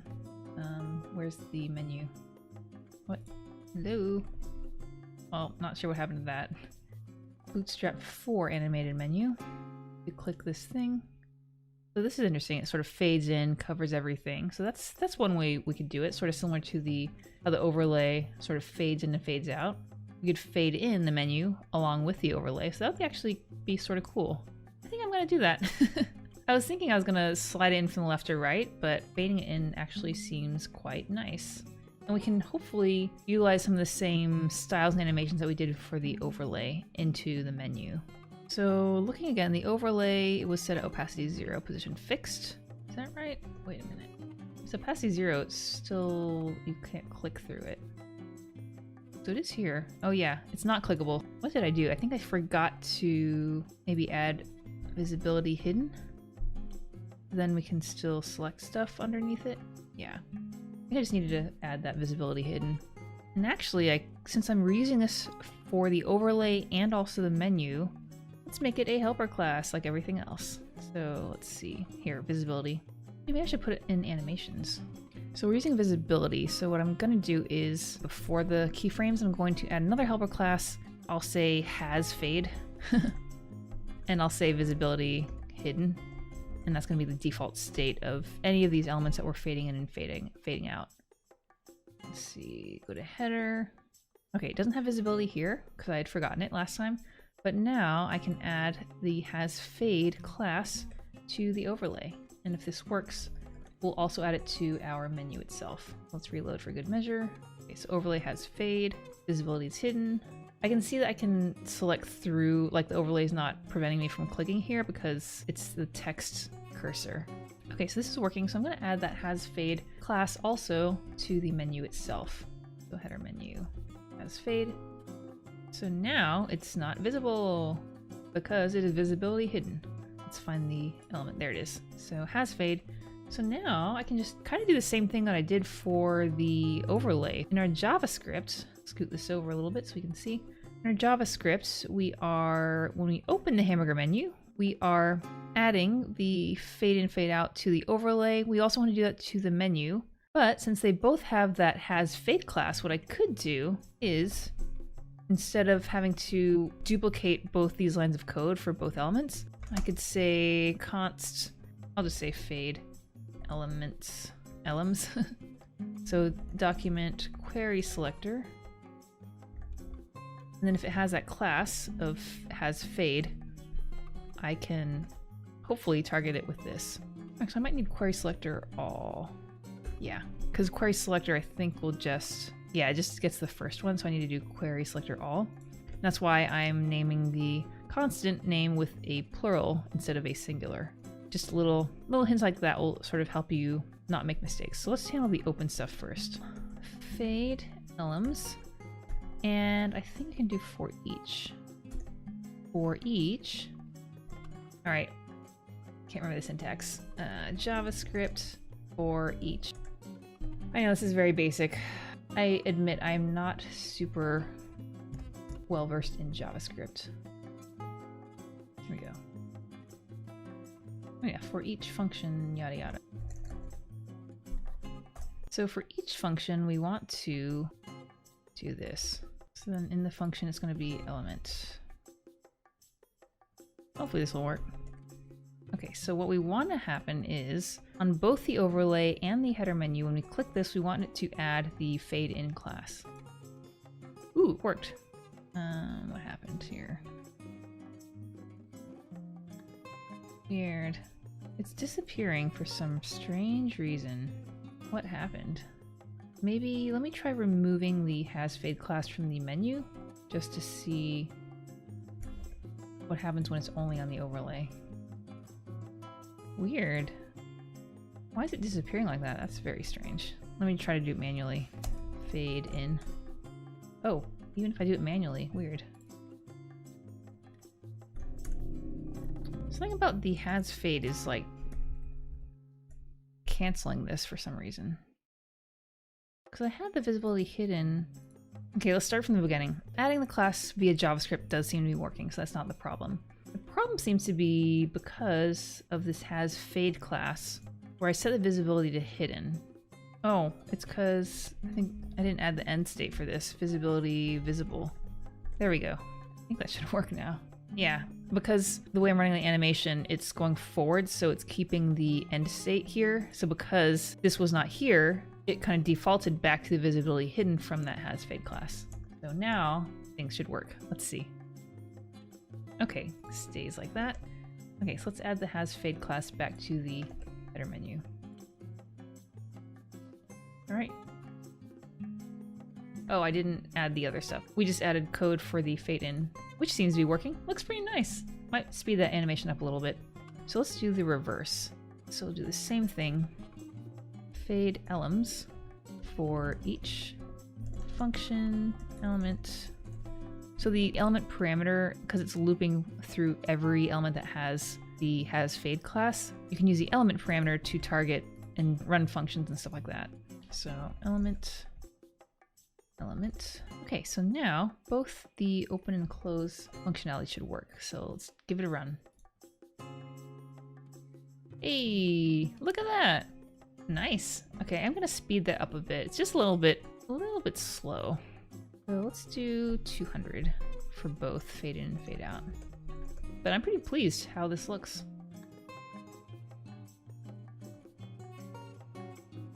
I think that's pretty good. Now I did want to fix that overlay, because when you scroll like this, like the overlay is not going all the way to the top. Overlay, I said top 3.75. How about 0? Oh, it's because I don't want it to be on top of the header, or I don't want it to be on top of the nav. I want the header to be on top of it, but I think that adding it should still go all the way to the top. So I think it's because this doesn't have a position set. I think this is position relative. I'm trying to put the nav on top of the overlay. Oh, it doesn't have a background color. It was just using it from the body, but it needs its own background color. There we go. So now it still scrolls and stuff. Let's do that. So to the nav, we'll add position relative and the background color. Relative, background color, white. All right. There we go. So now, oh, I forgot to remove the overlay thing. Top of 0. Let's reload. Here we go. Now, you know, this looks pretty good. Another thing people do sometimes is when you open the menu, you sort of lock scrolling on the body. So you basically say overflow hidden. So then you can't scroll. So I think I might do that with yet another helper class.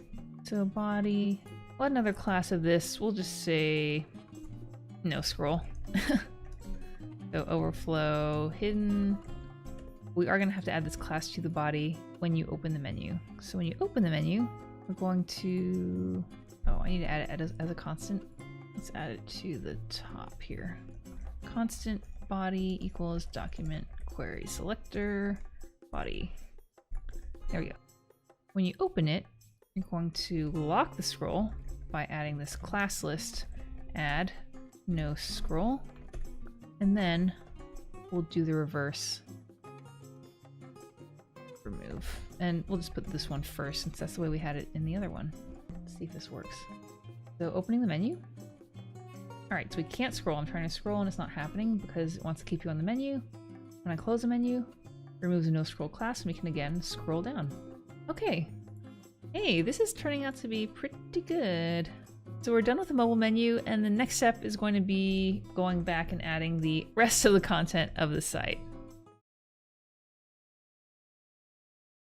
All right, now before we start any coding, of course, we want to look back at the design and just have an idea of where we're going with this and how we want things to look on mobile and desktop. So looking at the design, the hero section on mobile is stacked to one column with the image on top and then the copy and button below that. Then on desktop, we have two columns instead of one column, with the text on the left and then the image on the right.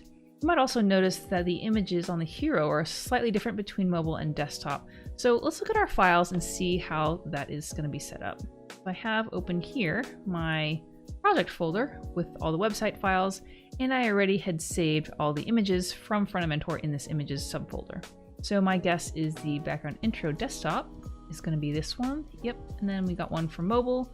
This is just that designed background. We need to look for the images of the phones. Probably going to be this image mockups here. But what this is a PNG with a transparent background, and we can overlay that same image of the phones over the mobile background for mobile and then the desktop background. Going back to the design one more time, we can probably use the same markup for both mobile and desktop, and then we'll use styles to differentiate the styles between mobile and desktop as well. So let's get started. Going into our code editor, VS Code, and we're going to add markup for our hero section. So I'm going to create a section tag, and I'm going to call it class of hero __ just hero actually. Then in the hero section tag, we'll add a div of class. Let's start with the image. So hero __ image. And under that, we'll do div class hero __ we'll just say text. Up in the hero image is going to be the image with the phones and then the background, and then the hero text is going to be under that. And I'm doing it this way because on mobile we have the image first and then the copy. So then we can just change the style so that the image is going to be on the right for desktop. So now let's go into our files from Front End Mentor, and we want to copy over the text that they gave us so we don't have to like type it out manually. When you download the files from Front End Mentor, they give you an index.html file with all the text already there. So I'm just going to copy and paste that over. So hero title is Next Generation Digital Banking. Now we need to figure out what HTML tag we want to use. So usually on a website, the H1 tag is going to be the name of the page. But I've also seen it where for a home page, you use an H1 tag for the hero title. And then why choose EasyBank would be H2, latest articles would be H2, and so on. And then we would do H3 tags for these little subtitles here for each section. So yeah, I think I'm going to do Next Generation Digital Banking is going to be the H1 tag. We'll do that, H1, and it doesn't need a class since there's just going to be one of these. Then we'll copy over this text. Sorry, this goes in the text hero section. There we go. And then I'm also going to add the button. And let's kind of look back and see what I had done before for like this request invite button up in the header. Just look for request invite. There we go. So I did an anchor tag with this button class and then a header CTA class. So let's do the same thing here. We'll just use an anchor tag, and let's say it's an anchor link. We'll just do a pound, and we'll give it a class of hero CTA, but we also need a class of button, so it takes all those button styles that we had built in the previous videos. Request invite is the text in that button, so let's do that. And I think I'm forgetting there's some subtitle stuff here. This is an H1. I think because this is longer, it's not really a subtitle. I'm just going to put it in a paragraph tag. And I don't think I need to put a class on that because we can just use the hero text paragraph tag selector. So let's just do that. Copy this text over. There we go. Oh wait, I had already copied this. So I actually don't need this file open anymore. Okay, so I'll just delete this since we don't need it anymore. Okay. So now if we look at our site, you can see that we have the button styles have already gotten ported over, which is great.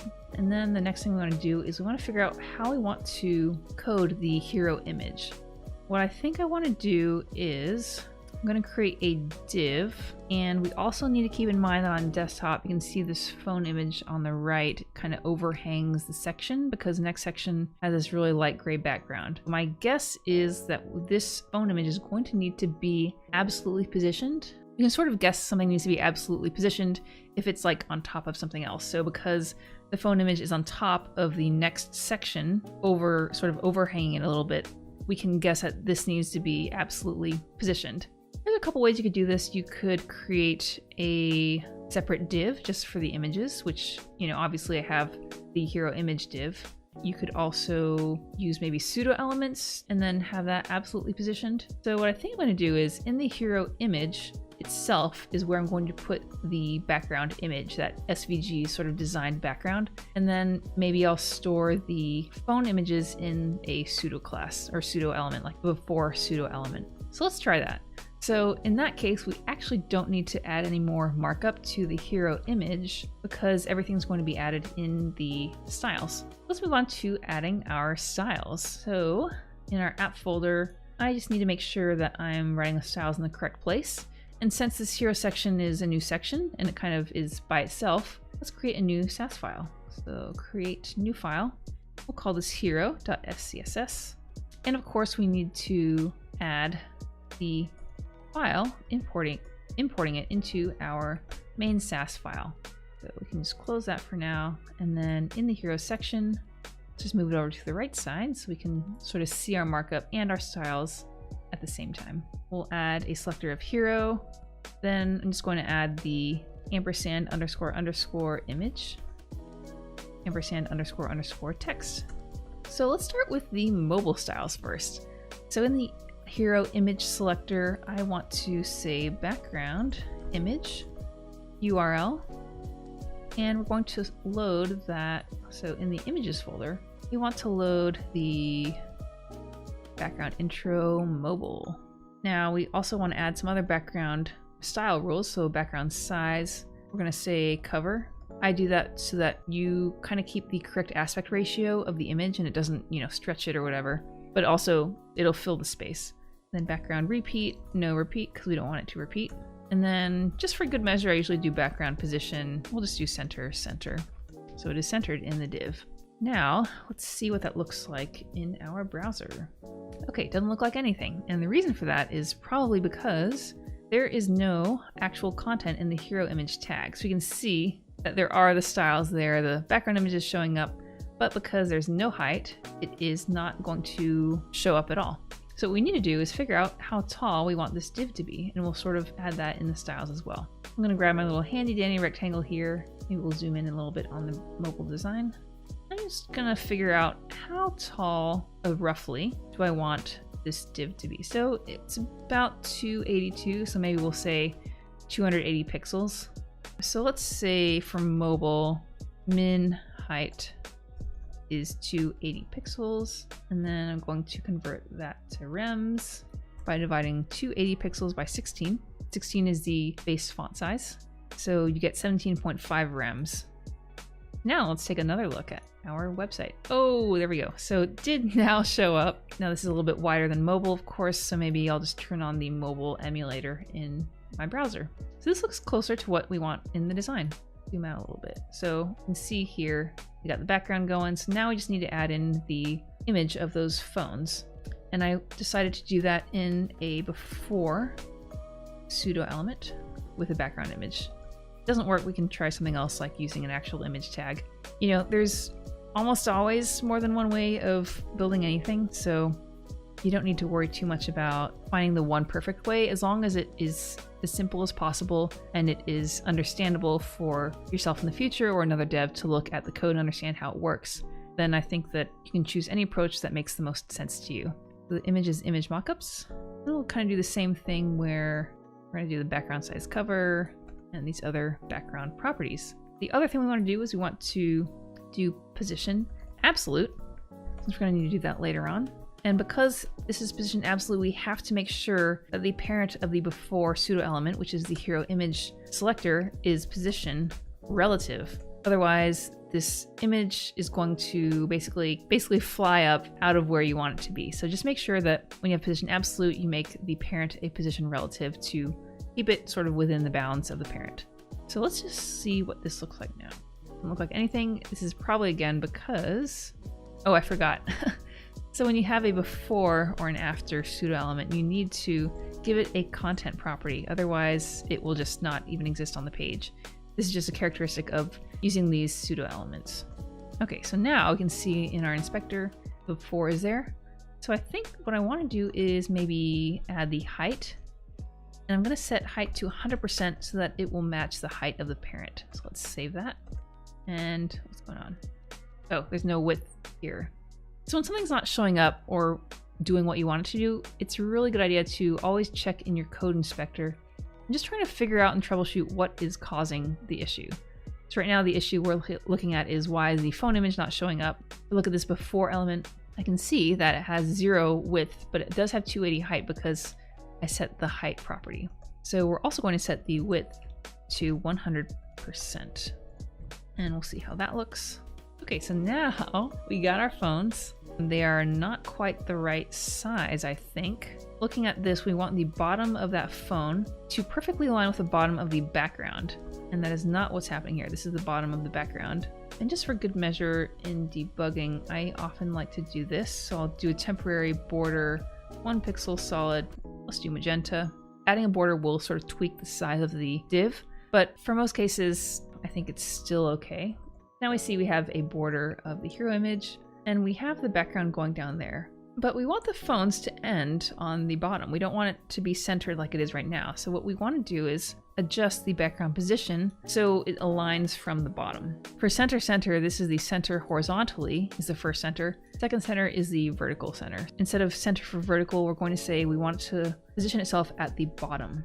So now we can see that the image kind of ends right at the bottom of that hero image div. Now, looking back at the design, I think the phone images are a little bit, it looks like they're a little bit smaller than what we have in our website.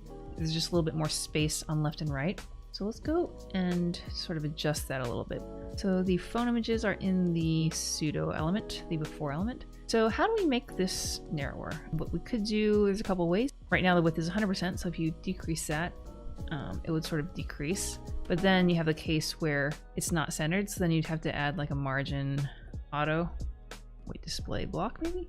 Oh, because it's absolute. Oh, that would be too annoying. You'd have to do left 50%, transform, translate x negative 50% to center it. That's a little bit too much, so I'm just going to delete those. The better way, I think, is to keep the width at 100%, so it's still 100% of the width of the parent, but in background size, instead of cover, cover will basically ensure that the image is going to cover the entire div. So even if it means cutting off from the sides, it'll make sure that it covers everything. And that's usually what we want for things like this, but because I want to make it a little bit smaller, so we can also use percentages in background size. So if you say 100%, it's going to, looks like pretty close to cover. Yes, just basically 100% of the div. So if we reduce that, then maybe down to 94. It's reducing the background size, but it is still centered because the width is at 100%, and then we set background position to center for the horizontal. So we'll just adjust that background size, so maybe 93 for that before element. So background size, 93%. Reload for good measure. And that looks, wait, now the bottom isn't matching. Oh, I forgot to save the center bottom. Let's do that. There we go. Now, it is pretty much close to the bottom, not perfectly, but I think that's okay. We'll just sort of live with the imperfection, and then it is kind of in from the sides a little bit. So that looks pretty good. Now, the next thing we're going to look at is the copy for the hero section. So let's look at the design. And obviously it looks a little bit different than what we got here on our website. So it looks like we need to make sure the font is the right font family. Also, the color needs to be a bit different. Let's just start with this title, Next Generation Digital Banking. I believe the font family itself should be the same as some of the title fonts that we have. Let's check out our style guide just to make sure what we're doing.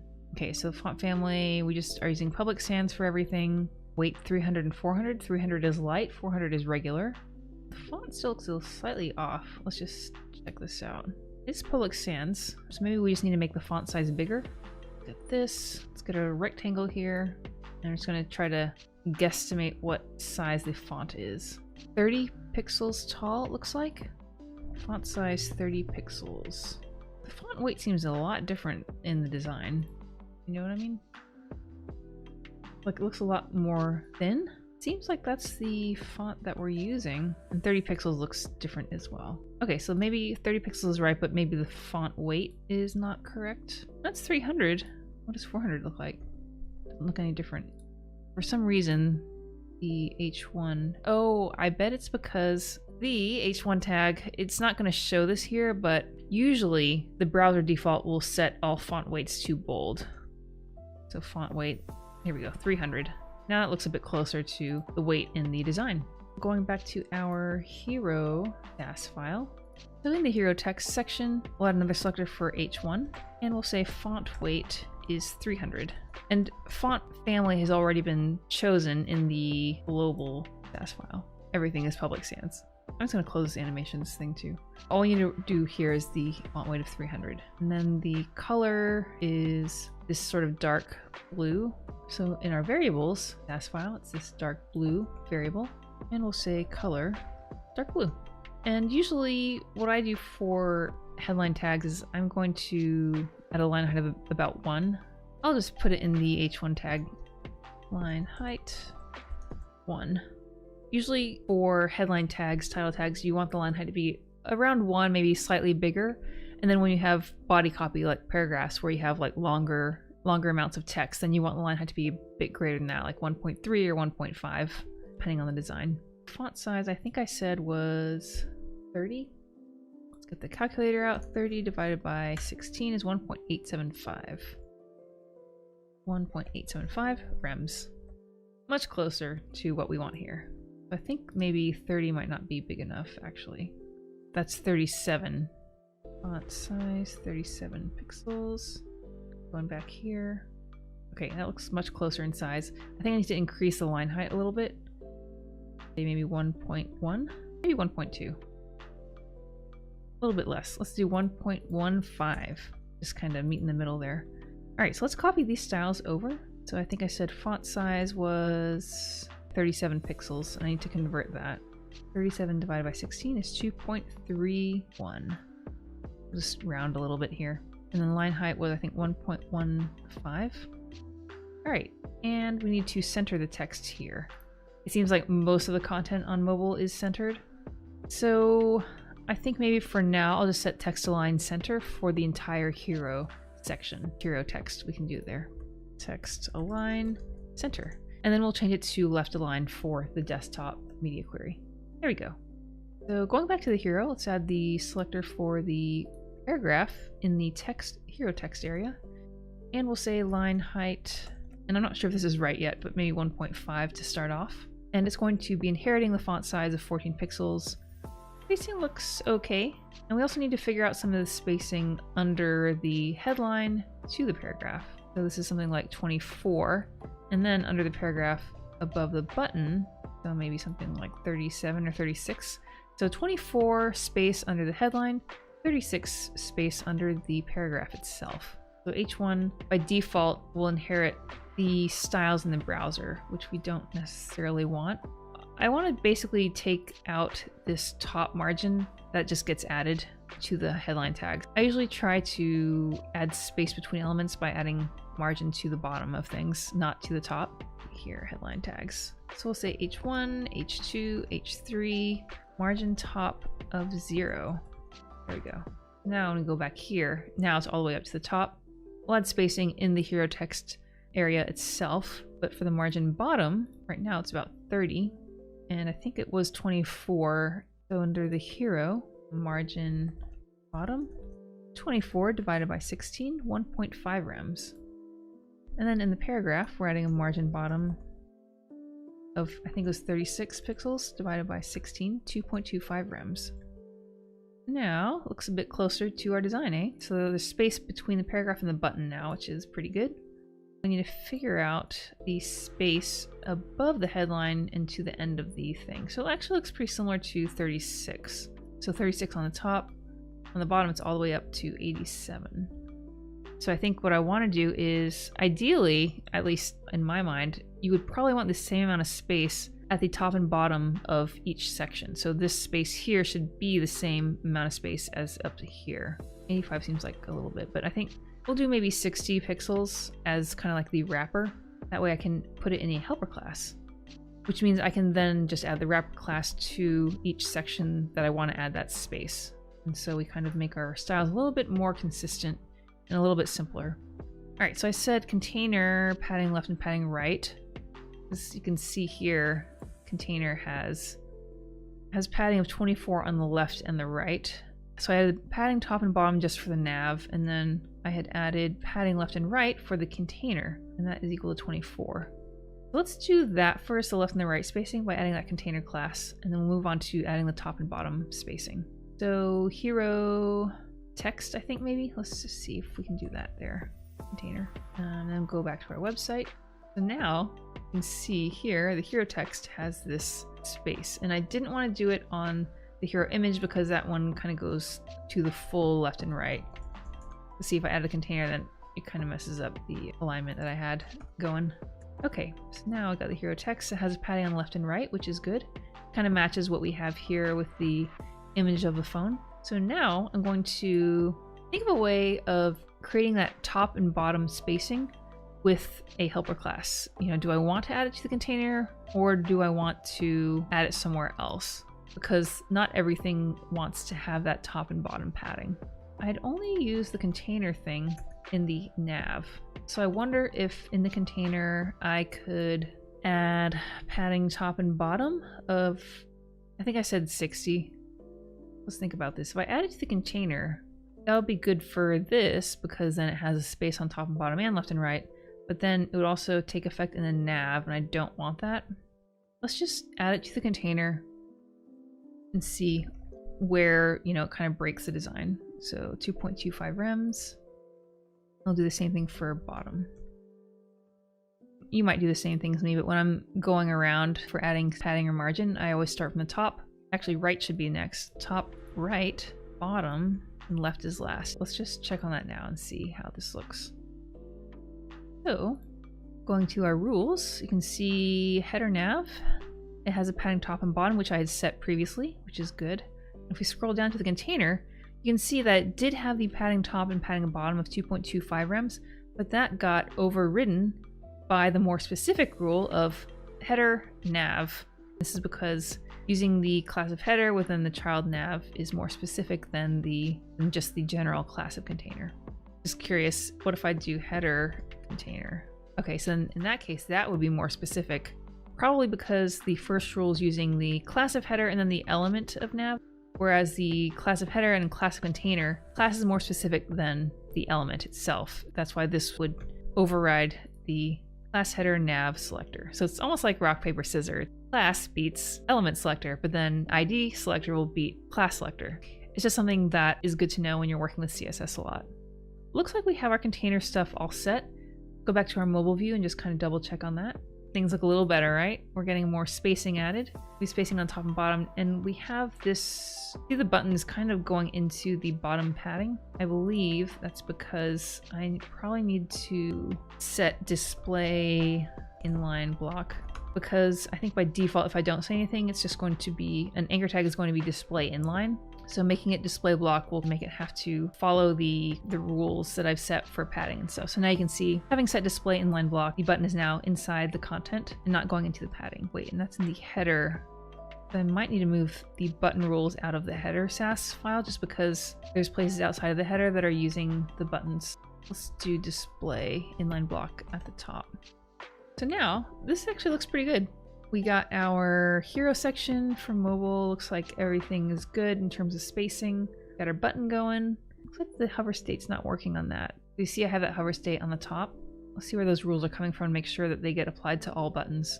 So in the inspector, I'm going to select that top header button, click on the hover, and if you check this hover box, it'll sort of force the hover state so you can see which style rules are getting applied. So it looks like, yeah, the hover is part of the header CTA rules.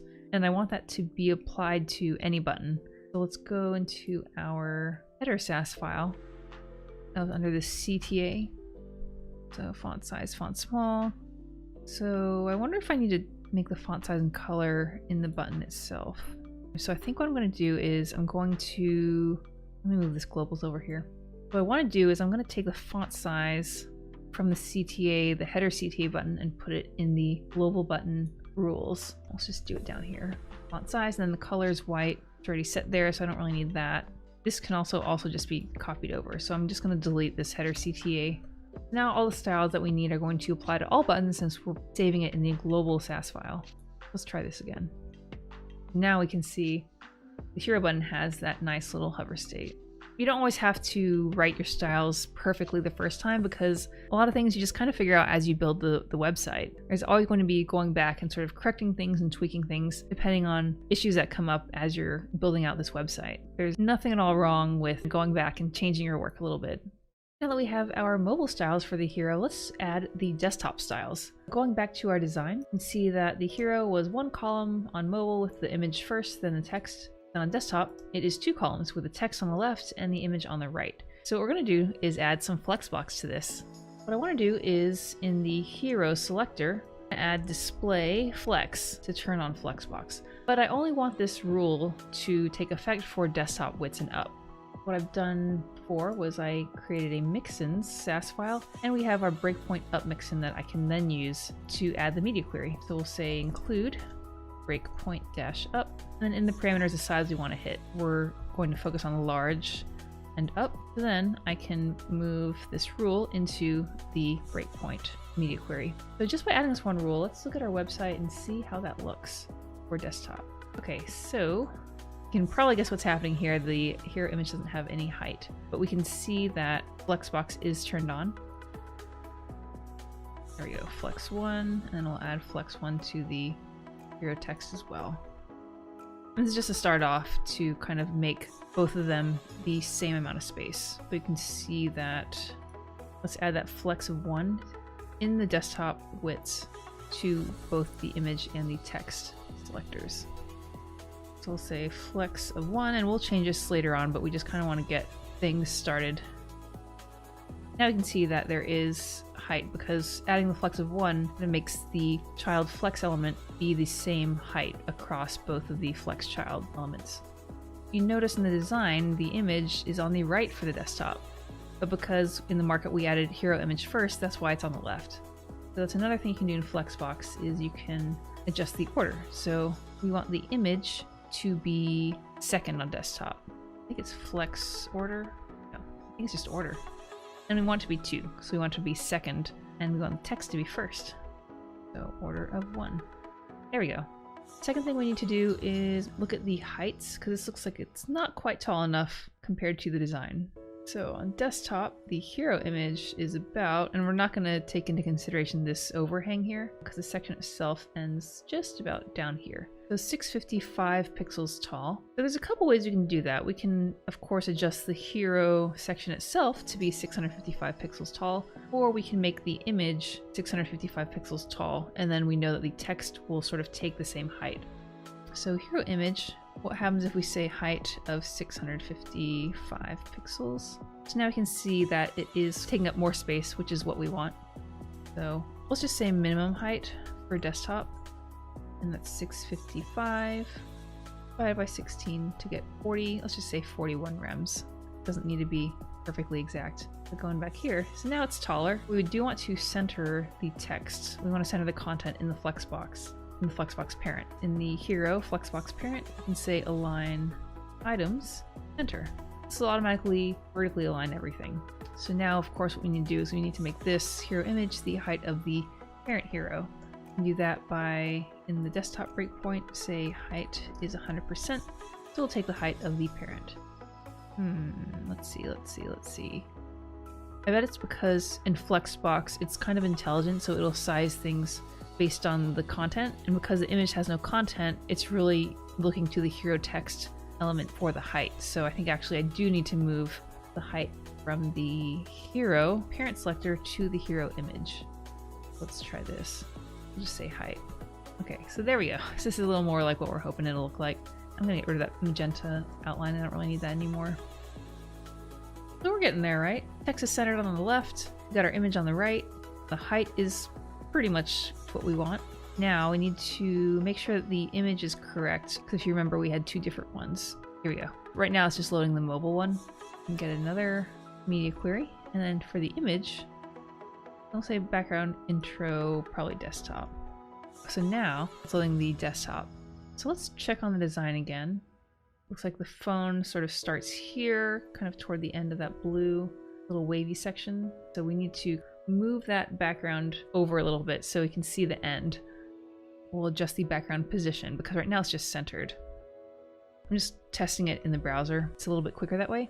Horizontally, I really want it to start from the left side of that background image. So we'll say left, center. We'll center it vertically. So this is actually a little bit, the phone's a bit down from the top of that gray-blue section. So what happens if we do bottom? Oh, have it left top. Oh, actually, I think we can leave it left center, but what we want to do is adjust the mockup so that they're down. So we can do something like top 10% or something. Then at least it's going to be a little bit closer to being under there. And we also, looks like we want to move it over a little bit. But let's just focus on this background stuff right now and copy over the style so that I don't forget what I did. The background position left center for desktop. for hero image. Hero image, desktop, new background image, and now it's also going to have a new background position. That looks pretty good. We'll adjust how the phones are positioned over the background image after we make it the right width, because right now this is 50% and then the image is 50%, but in reality there's more width given to the images. So now what we're going to do is going to go back into our hero section SAS file, and we're going to adjust the flex child properties. The first one was image, and the image one was a wider one, so we'll set that flex of 3.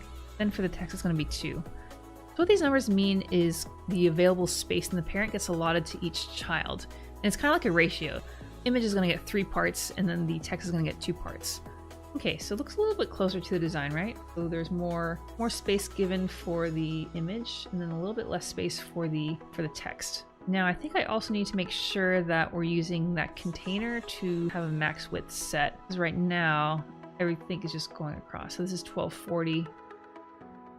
Oh yeah, it's going all the way across. So what I think I need to do is for the container helper class, which I already added, which is good, I'm going to have to add a max width.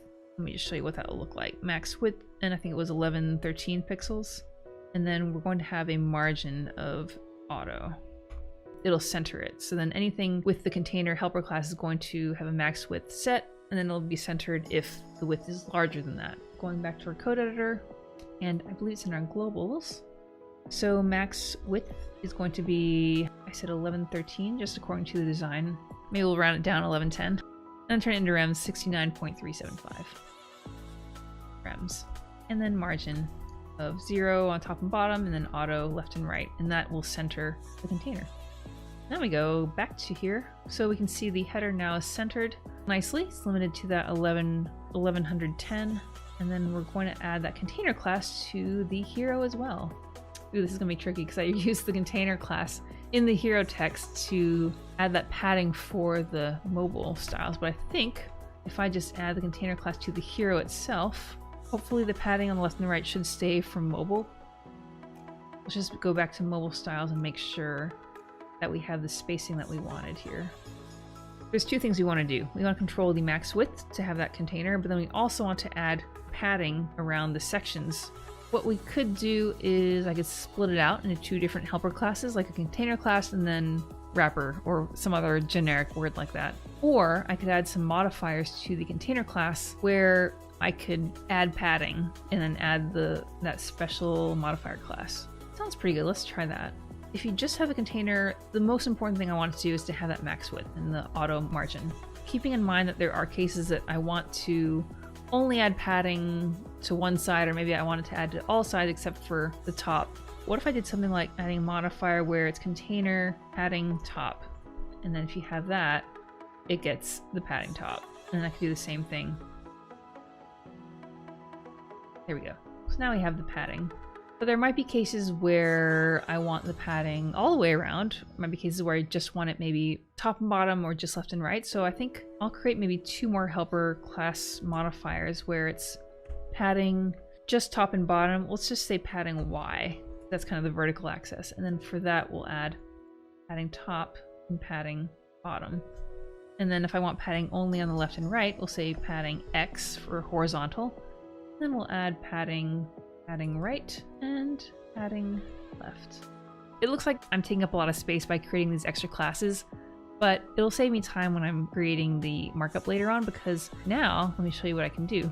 For the header, I want padding all the way around. So I can say, maybe I should add 1 more helper class where it's P all, and then this one is going to have everything, all the options. So now, I know it says PAL, we can now add container PALL to the nav, and then for the hero we can say container PX and see the hero container. Oh, actually I didn't want any padding on this at all. Now it's like this. Change that. Okay, hero container.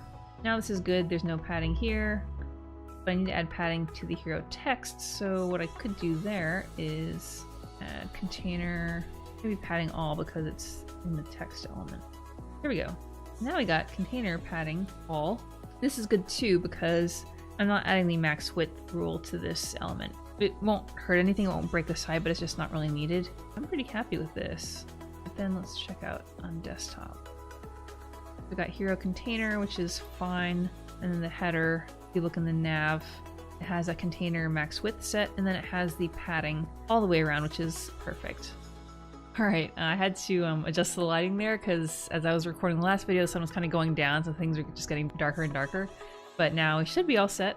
So back in our hero section, I think the next thing we want to do is let's fix the hero text styles, because I think in the design it is left aligned as opposed to being centered like it is here. Let's go into our hero styles, and here we go. So text line center is what we set as the default mobile styles. That's kind of an example of mobile first styles, where your mobile styles are the default styles without any media queries, and then you add on your desktop and so on styles using a media query.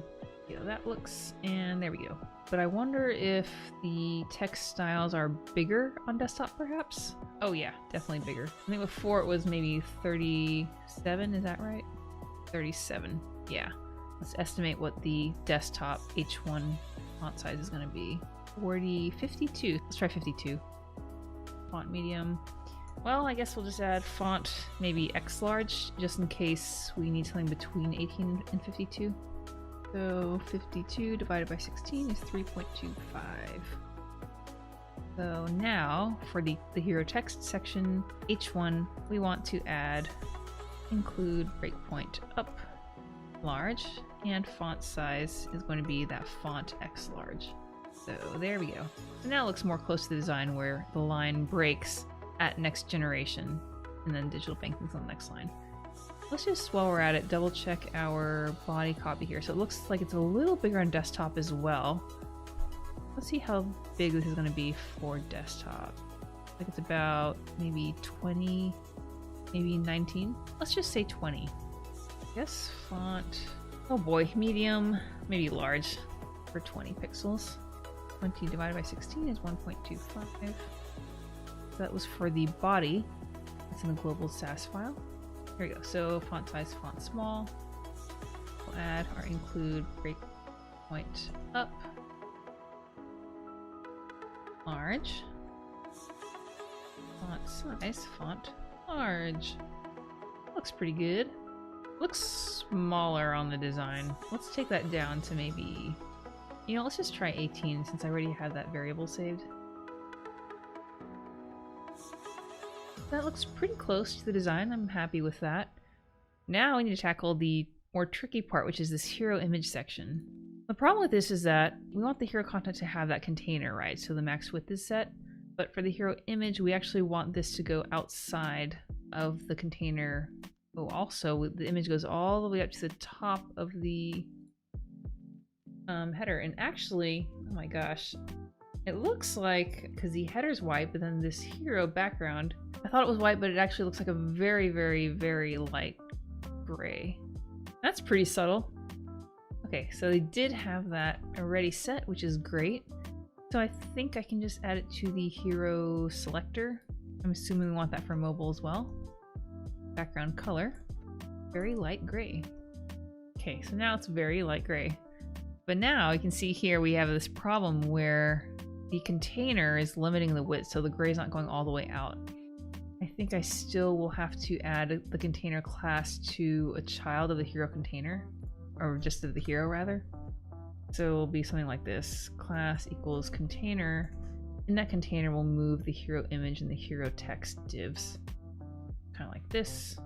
Now going back into our browser, oops, I need to add the flexbox stuff. Play flex. Oh, this is a problem. So the flex styles, we want to put that in hero container.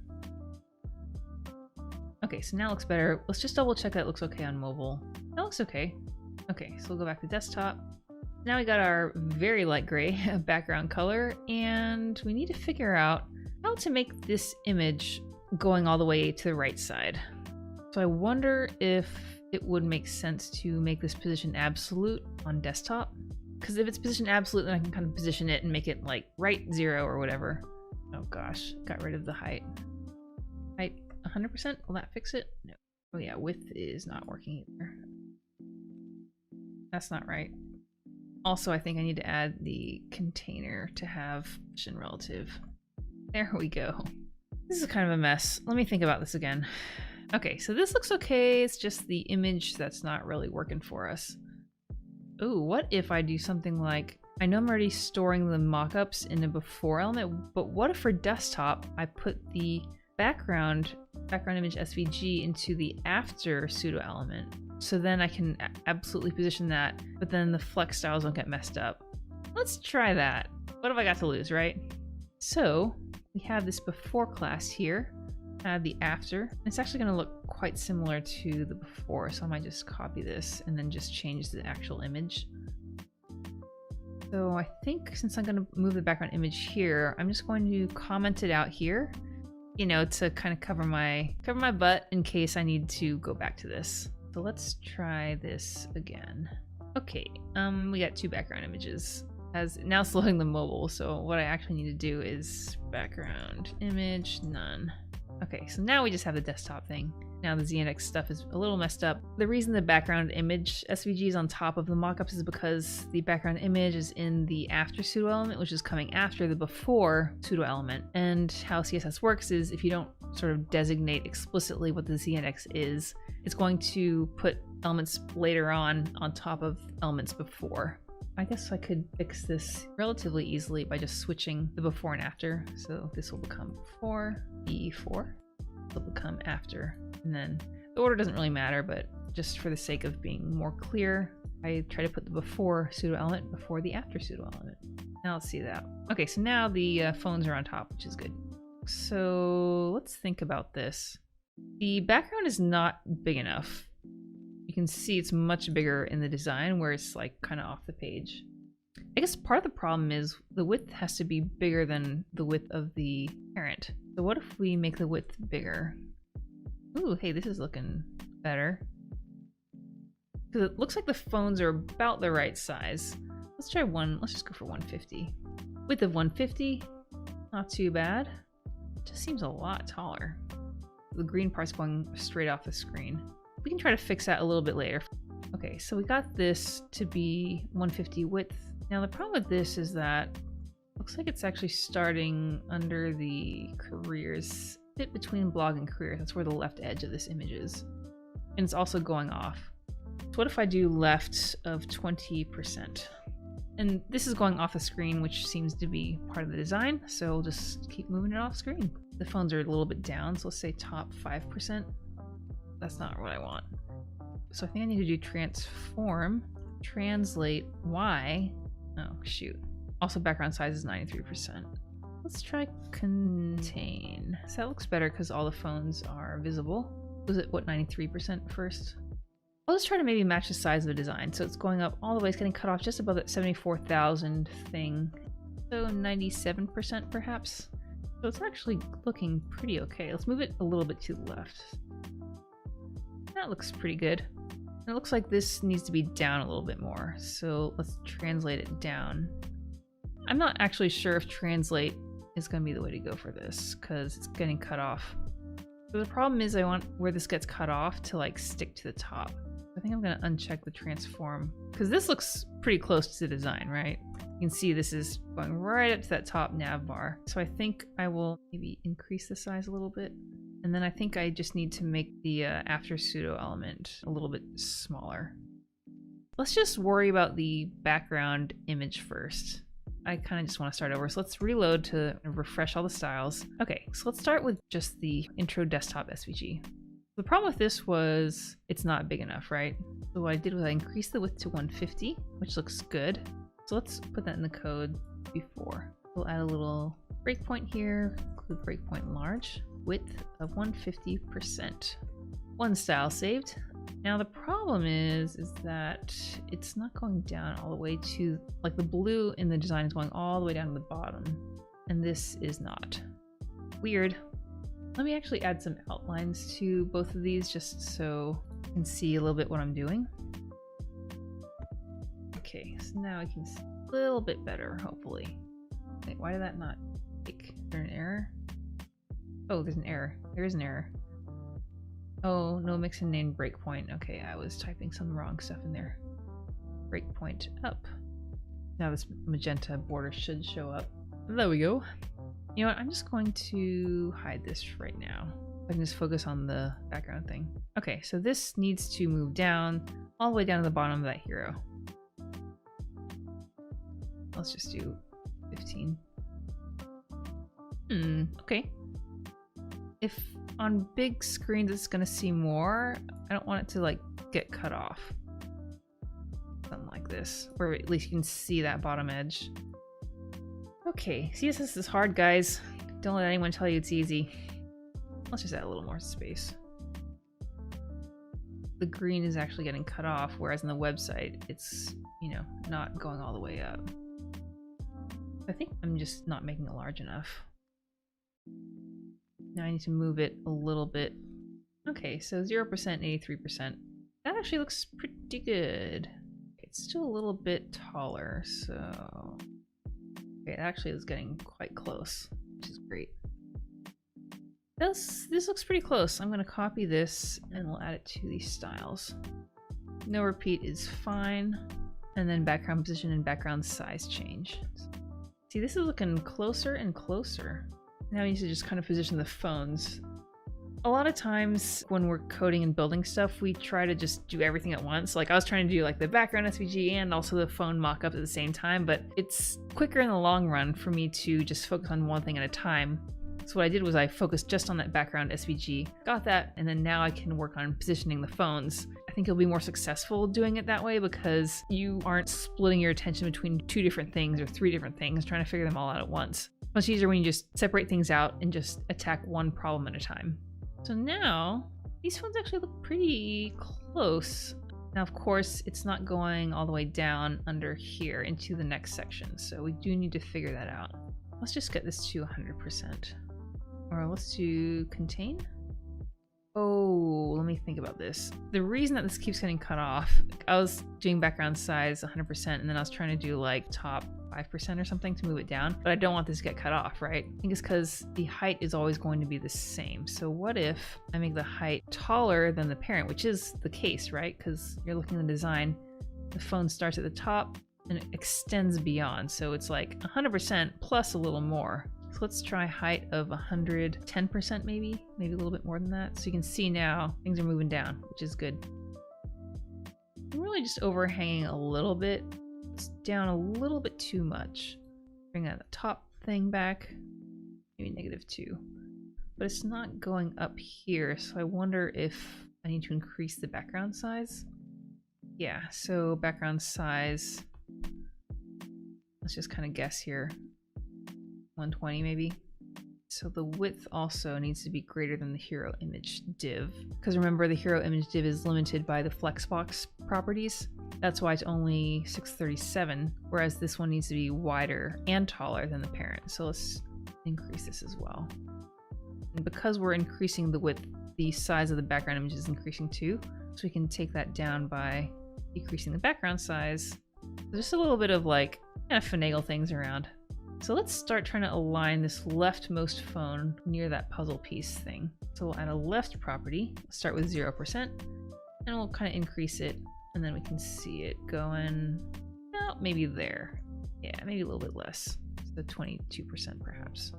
I think we need to move it up a little bit because it looks like the corner of this phone is just getting to that green area. So we'll move it up, maybe that much. It's pretty close, I think. And then let's see how if this is kind of the right look that we got here. So it's, yeah, overhanging just a little bit. Now, of course, we don't want this to go all up into the header. I think actually we don't want we want the top to always be 0. I think this looks pretty good. We do want to move this up a little bit, right? But I think we can maybe control that not with the element itself, but with the background position, because I said center bottom. If I do center 0%. And then I use that. So then what this is doing is it's adjusting the background image within that div. So if the background image goes over, it's not going to show that overlap because it's just the background image, it's not the div itself. It can be kind of tricky. The more time you spend doing this kind of stuff, the more you'll sort of understand how things work and how different properties fit together and like what they do. This looks pretty close. Background size should be a little bit more. Let's try 95, and then we'll kind of move it down as we need to. I think I can actually erase this top property because it's just 0. Let's take these properties. Oh yeah, and the width and height properties too. Make sure we copied that over and then put them into our SAS file. Oh wait, this is for just desktop. I don't want to delete the mobile styles. There we go. Okay, so we don't need this image mockups because it's the same as the mobile styles. Everything else is changing. We don't need the no repeat. Let's remove this border stuff because we don't want to be distracted by that. Now this is looking pretty close to the design, I think. If we increase the width, you can see, you know, it is going to nicely stay flush to that right edge. We have the mobile design. I think that looks pretty close to what we had. Then for tablet, it's looking a little weird, right? So I think one fix for that could be just to increase the size of the hero for tablet. Hero image. So min height is 17.5, which is 280 pixels. If you want to know how many pixels something is, if it's using another unit like rems or EMs, you can check in the computed. That'll give you the sort of resulting pixel size. So this one was min height of 280. Obviously that's not quite tall enough for tablet, so let's say min height of maybe 400 pixels. You don't want it to be too tall because you do want the whole hero to, I think, fit in the viewport when you're loading it in a tablet, but maybe just a little bit shorter. Hero image, I have the background here, and then the mockups. Ooh, this was not in a media query, loading the desktop image. That's not good. That might be why it looks slightly strange here. Okay, let's fix that first. So in the before pseudo element, I need to move this into a media query. Looks like I just put it in the default styles. Let's think about this again. So I change things where I load the mockups in the after pseudo element, and then the background images in the before pseudo element for desktop, but the background image for mobile is in the hero image element itself. So I could actually move all of these properties into desktop, I think. Actually, I don't need the width, I do need the height. Maybe I'll just comment things out in case I need to bring it back.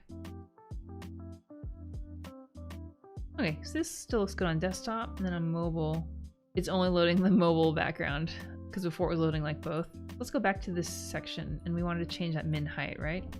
Let's try 400 pixels, and then I wanted to try background position, maybe center top for the mockups, which is in the after. So background position, center top. I feel like center bottom was better. We'll leave it center bottom, and then we're going to make the min height 400 pixels, and we will convert that to rems. For medium, breakpoint up medium, 400 pixels divided by 16 is 25 rems. For large, it's just height of 41. So here's the thing on mobile. Here it is on tablet, and here it is on desktop. And it takes a second to load that thing on desktop. I don't know if I'm happy with this. It's too big, I think. So maybe for medium, we can do something like background size is something like this, 52%. So hero image after background size is 52% for medium. Medium, background size, 52%. So we can remove this commented out thing. Ooh, what did I do? I might have put it in the wrong property. Oh, the before pseudo element, after pseudo element is what I need for the mockups. Move that down there. This should work now. Okay, that looks closer to what we had. That is okay. Let's just tweak this tablet background image again. So I think I want to make it background position bottom. So let's try center bottom or center. Then at least it's sort of like closer to like what the mobile thing was. Center 60. So background position center 60 for hero image on medium. There we go. Okay, so I think this looks a little better, right? It is hard because I'd say 99% of the time, if you're in any kind of design, you know, work situation or whatever, the designer is usually only going to give you a mobile design and then a desktop design, which you can see was the case here with Front End Mentor. So for tablet, a lot of times it's kind of on you to figure out, okay, what combination of like mobile styles and desktop styles am I going to do for mobile, for tablet, I mean. This is tablet, and this is phone. and then this is top.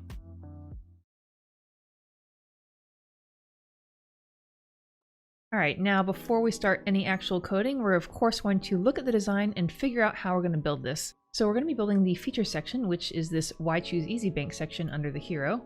On desktop, you can see that they're in 4 columns, and then they stack on mobile to a single column. For tablet, I'm guessing I might do a 2-column layout.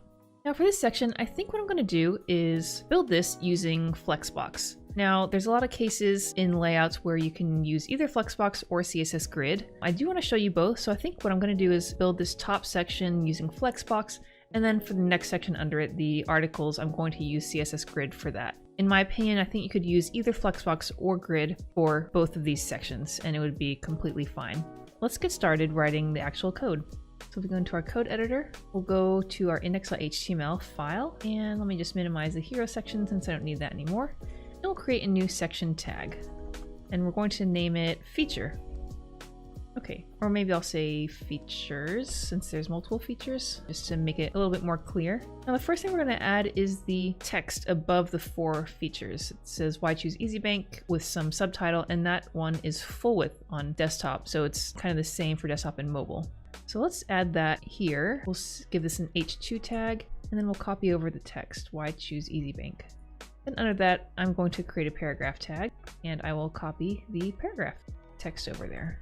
Okay, so then under the intro text is going to be the feature grid. Since we're using flexbox, the first thing we need to do is we need to create the parent element, the parent flex element. So I'll say div, and I'll give it a class of feature underscore underscore grid. There we go. And then in that parent flex element, I'll create some more divs. So div class feature, maybe item. So each feature is going to have this div feature item. Let's go back to the design really quick. Each feature has a icon image, then it has a title, and then it has sort of a description. So I need to add markup for all those things. So the first thing I'll say is div class feature. Actually, I don't think I need to type in div. If I just say dot feature underscore underscore, let's say icon. Then we'll say feature underscore underscore title, and then feature description. There we go. So now we can add the different icons that we need for the icons and then the text as well. So for the icon, let's see what we got in our images folder. So these are the image files from Frontend Mentor that we're adding into our project. So I'm guessing it's one of these, icon, API, etc. In our code, we can say image source and then add the source as the SVG file. Let's copy in our text as well. So what I'm doing here is I'm just building the first feature block just by itself. I'm not copying this 3 times so that I have all 4. The reason for that is I don't want to duplicate it until I know exactly the correct markup and styles that I'm going to use. So I'm just using this first one as kind of the first test case. Let's see how that looks. And I'm really just seeing to make sure the icon image is loading correctly, which it is. Haven't added any other styles, so it doesn't really look like much right now. So let's go back into our code editor. And I think this markup should be okay, but let's start adding these styles. So in our app folder, in our SCSS subfolder, I'm probably going to create a new Sass file called features or feature. I haven't decided which one I want yet. Create a new file, underscore feature. I'll just say feature. Then I'm gonna move it over to the right so we can see everything. Yeah, so I'll do features as the section tag, and then for the feature grid itself, we'll just use the feature name. So feature. So I'm going to add underscore underscore grid, item, icon, title, and description. And this is using the BEM or block element modifier approach to writing your Sass styles. I personally really like it just because it keeps everything in a compact file with just the styles related to these feature blocks. The first thing we wanted to do was create a style for the feature grid to use flexbox. Let's go back to the design. We do need flexbox on desktop to make those 4 columns for the features, but on mobile, everything is just in 1 column, so this doesn't actually need to use flexbox. I'm only going to turn on flexbox for desktop. So I'm going to use that media query breakpoint, mixin, breakpoint up, large, and then I will turn on flexbox with display flex. We're probably going to be adding some styles to the feature item for flex as well, so kind of get that started here. And let's just start out saying flex of 1. All 4 of these feature items will be on the same row. I'm guessing this markup is probably fine. So I'm going to take this and just duplicate it. And that's using the Control-D shortcut. So I'm going to save this, and I know it's all the same item right now, but I just want to make sure the styles look okay. Okay, looks like Flexbox is not working for some reason.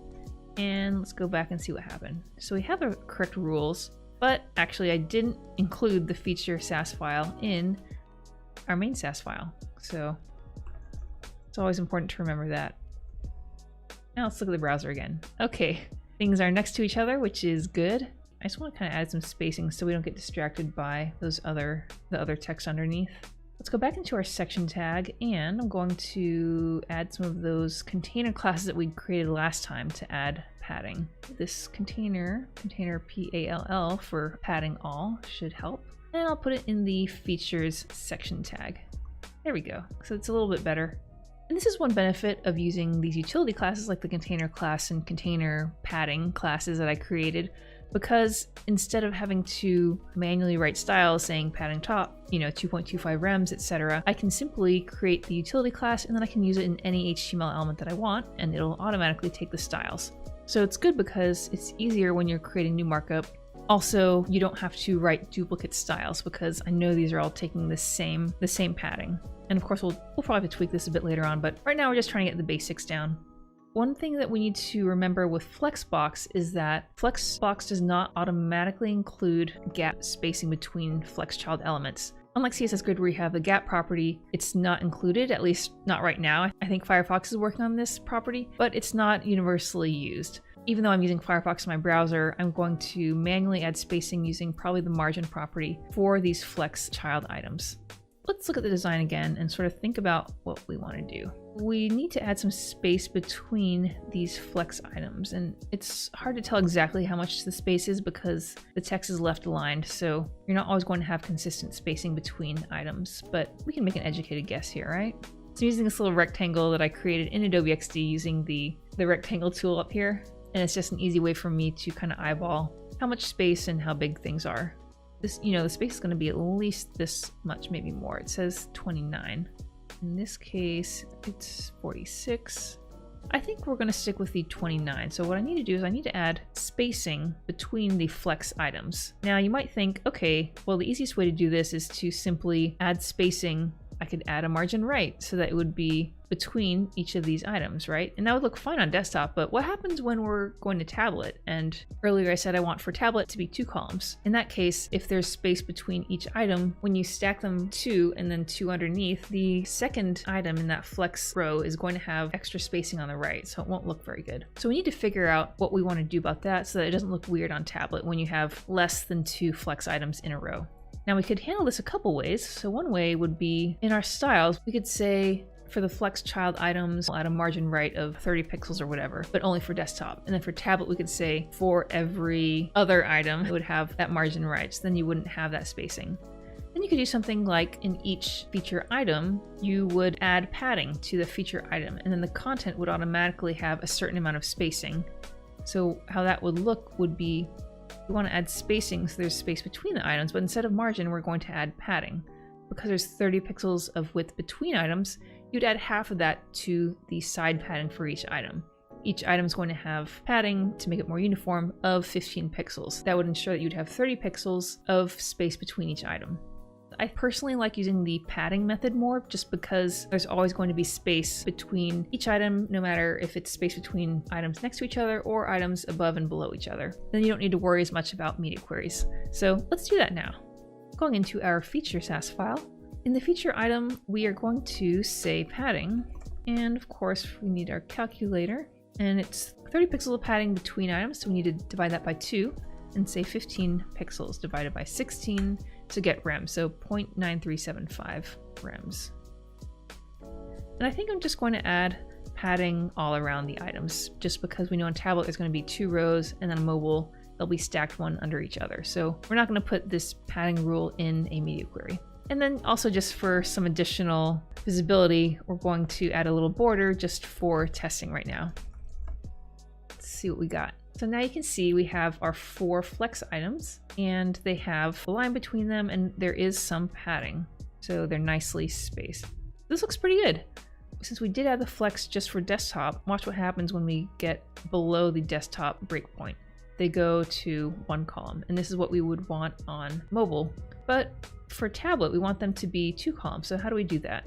Well, let's go back into our code editor, and we're going to start working with the flex property more. Now in the feature item selector, we want to add another mixin for the tablet styles. So include breakpoint up medium.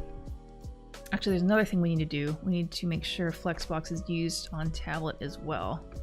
So we need to add that medium breakpoint, turn on display flex for that, and then I guess we can turn this off, or not turn this off, we can delete that rather, since we don't need to use display flex just for desktop. What this mixin is saying is that it's going to have display flex for medium widths and up. That's hence the name breakpoint dash up. So going back into our feature item selector, in the tablet styles, we need to tell each feature item to take up basically half the width, right? So instead of the desktop where it's just fitting everything into one row, and instead of the mobile styles where everything is on its own row, for tablet we want each item to take up half the row. So we can do that with the flex property. So the flex property is going to be 1, 0, and then I'll say 50%. Now let me explain this. The flex property itself is actually a shorthand property, and it has 3 different flex properties that it includes. So the first one is flex grow, second one is flex shrink, and then the last one is flex basis. Now flex basis means the default width that the item is going to have. In our case, we want the feature item to take up half the width, so we say flex basis is 50%. Now for flex grow, what does that mean? Well, setting it to 1 as opposed to 0 means that it's allowed to grow in order to fill the space. So that's why for the large, we set it to just flex 1. And this is kind of a shorthand way of saying flex 1, 0, and then I believe either auto or 0%. But you can just say flex 1 to make the flex child item fit the available width with as many of the flex child items as exist. So if you want all the items to be the same width and to be on the same row, you would say flex of 1. So in our case, what is happening here is that each feature item is going to take up half the width, and it's going to be allowed to grow to fill up the space if it needs to, although this is not strictly necessary, so this should also work even if we said flex grow of 0. The next one is flex shrink. This basically means if the item is allowed to shrink less than the flex basis in order to fit on the row. So let's just start off with 0, 0, 50%. And I'm going to also need to turn on wrapping in Flexbox, because by default, if you don't turn wrapping on, it's going to try to fit all the child items in one row. So flex wrap and set to wrap. Okay, so now I think we have the styles we need to have the tablet styles look correct. Okay, so here's the page. Let's see how it looks on tablet. Ooh, look at that. So now it's taking up 50% starting from the medium breakpoint. Then as we continue decreasing, it'll go to 1 column for mobile. So this general layout is pretty set now. It's kind of doing everything we want it to do in terms of the number of columns. So I think this should be all set in terms of Flexbox stuff. Now let's move on to making each of these items have the correct icon as well as the correct text. Okay, so going down here, the next one is simple budgeting. Okay, so we got our text down. Now we need to make sure the icons are correct. So the second one is simple budgeting. Let's see the file names. On images, icon budgeting, that's the name. Budgeting. The next section is fast onboarding, so icon onboarding. Then we got open API, so it's probably this one, icon API. See how it looks on the website, and we have our different icons and the text, which is great. Let's go back and style the text and also fix some of this spacing stuff here. The first thing we're going to do is we want to make sure that the intro text has the correct styles. So if we go up here, it looks like the H2 tag is going to be smaller than the hero H1 tag. So let's see, let's kind of estimate how big this text is. I'm going to say it's going to be about 37, maybe 36 pixels. Let's start adding some global text styles for the H tags. So a little descriptor there. So for H2, the font size was 36 pixels. divided by 16 is 2.25 rems. And I believe that's just for desktop, because if we look at the design, the Why Choose Easy Bank text looks smaller on mobile, so we're gonna have to add some styles for mobile as well. This is about 30. Not too much different, but you know, different enough. 1.875 rems. 1.875 rems, and then we'll add the font size 2.25 rems in our breakpoint. Let's say just for large. So we're going to tell the tablet styles to use the, oh, I forgot again, breakpoint dash up. There's a little error down there. And we also need to look at the margin underneath. So what I'm kind of looking at here is the two H2 tags that we're going to need on the page, the Why Choose Easy Bank title and the latest articles title, because they look like they're the same size. And if you look at the format of the page, they should be H2 tags from an SEO standpoint. I'm going to measure the space under each of them and make sure it's the same. And if it is, then we can just add the same margin bottom. About 36. It looks like this is a little bit more. It's going to be 55. Honestly, I think that I might get a little bit away from the design and have them be the same amount of space. Let me just see how much space I put under the hero in that H1 tag.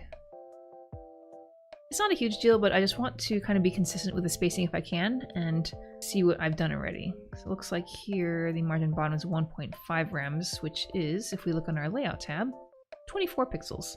So for whatever reason, there's more space under the H2 tag than the H1, but that's totally fine. You know, this is just kind of how the design is. So I think I might use the 36 pixel spacing for both H2 tags, and it'll just be slightly different from the design in this case. So 36 margin bottom, and since we know that the font size is also 36, we'll just say 2.25 rems. And then there's probably going to be a slightly different mobile margin bottom. Let's see what this is here. About 25. So 25 divided by 16 is 1.5625. 1.5625 rems. Now let's see how this is looking so far. Okay, so there's a lot of spacing. I mean, I guess that's how it is. Now we obviously need to make sure the text looks correct as well. So it's pretty similar to the H1 styles, except that it is a different size. So let's copy some of the H1 styles over. Oh, where did I put those H1 styles? I wonder if I put it in the hero SAS file. Oh yeah, hero text H1. I'm going to move these H1 styles from the hero SAS file into the globals, just because theoretically, if there were other pages on this website, they would probably want to use the same H1 styles as we have in the hero.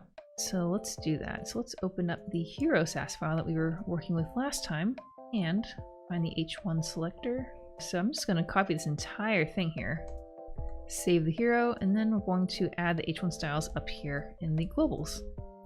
That way everything is the same. Now another thing we can do to make our code a little bit more efficient is we know, looking at the design, that the H1 tag and the H2 tags are using the same font weight and probably line height as well. So I'm going to copy all the styles from the H1 tag that I think are going to be reused in the H2 tag and maybe even the H3 tag into this compound selector for H1, H2, and H3 tags. So we're going to take this, color's the same. We'll leave the margin bottom there because it's different, but the text styles themselves, we can reuse them. So I think actually font size should stay just in the H1 tag.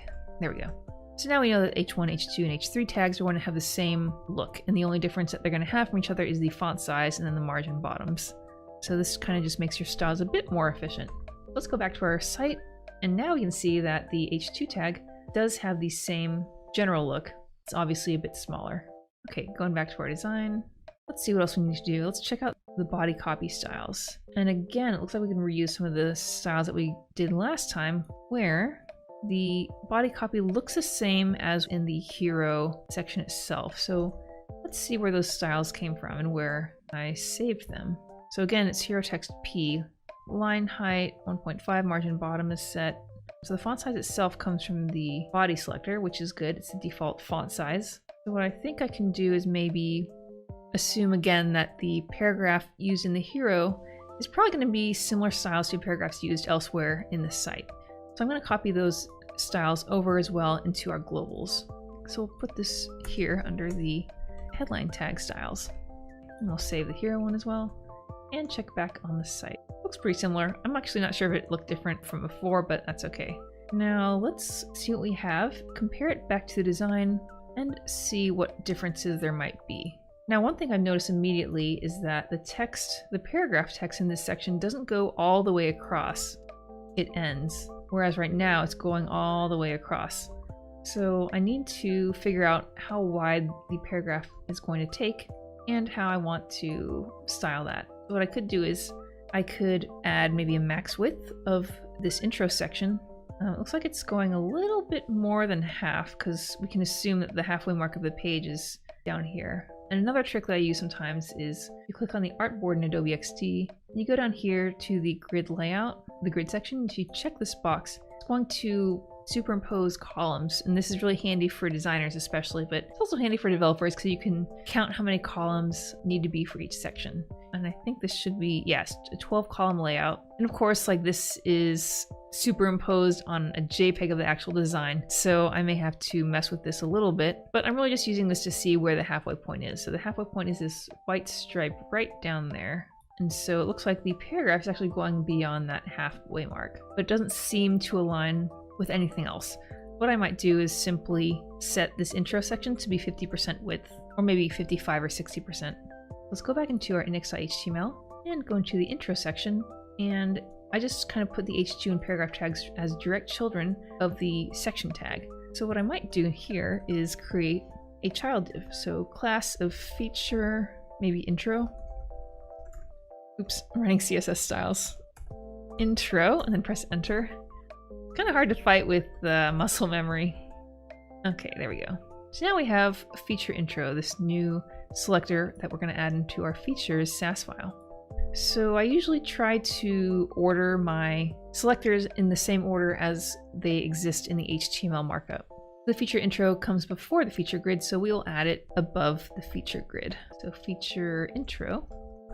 And I'm assuming that the 55% width is only going to be for desktop, and for mobile it needs to go all the way across. So we'll add the breakpoint up, large, and we'll say width of 55%.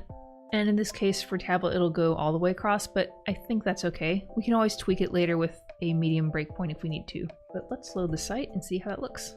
Nice.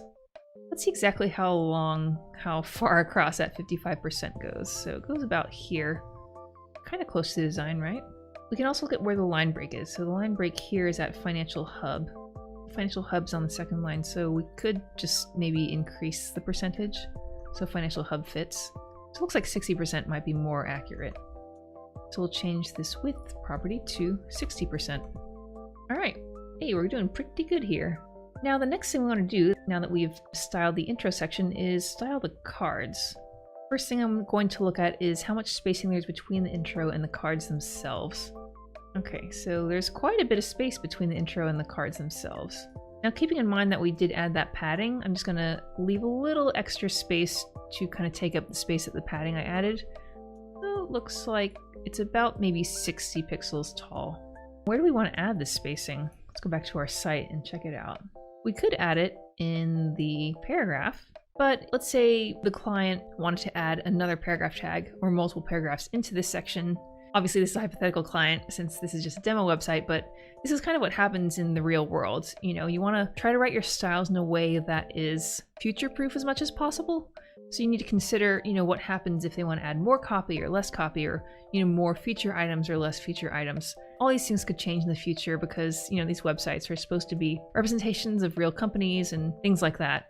In terms of the spacing, I'm probably going to add padding, bottom padding, to the feature intro section, or maybe margin bottom, to add space between that and the grid. So it looks like there's some space already from the paragraph tag, but we'll add some margin bottom to feature intro. Going to the feature intro, the margin bottom, and I think I said it was 60 pixels, so divided by 16, 3.75 rems. So margin bottom, 3.75 rems.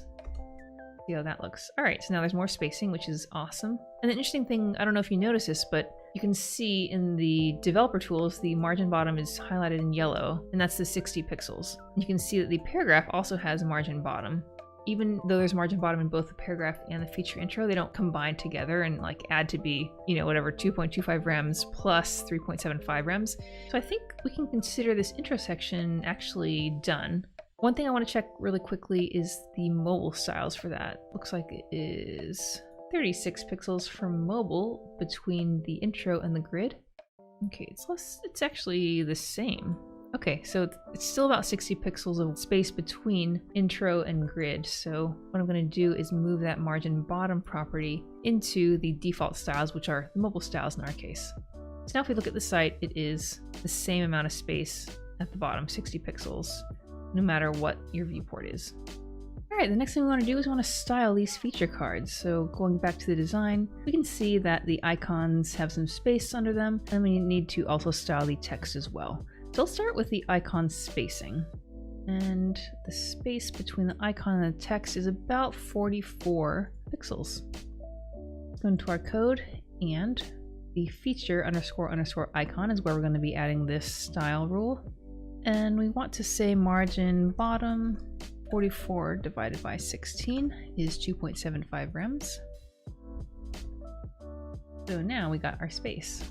And I also want to make sure the spacing is the same, or see if the spacing is the same. So it looks like there's a bit less spacing for mobile. Let's say 30 pixels for mobile. So again, we will add the default styles for mobile. 30 divided by 16 is 1.875. And then we'll add the 2.75 rems in our breakpoint up large media query. There we go. Okay, so we got our spacing. Cool. Let me also double check and see if the icon image is the same or different. Looks like they're the same. Just double check that to be sure. About 74, and same for desktop. So I think we are good with this. They're staying the same between mobile and desktop. Let me actually add some spacing so that this can kind of scroll it more, so I'm not blocking it with the image of myself. I'm just going to add a min height to our body selector. To the bottom here, we'll say min height is maybe 200 viewport height. See if that helps in terms of the scrolling. Yeah, so now I can scroll down a little bit. Just a tiny bit more, 300. Now I can position it in the kind of a better place on the screen for all of you.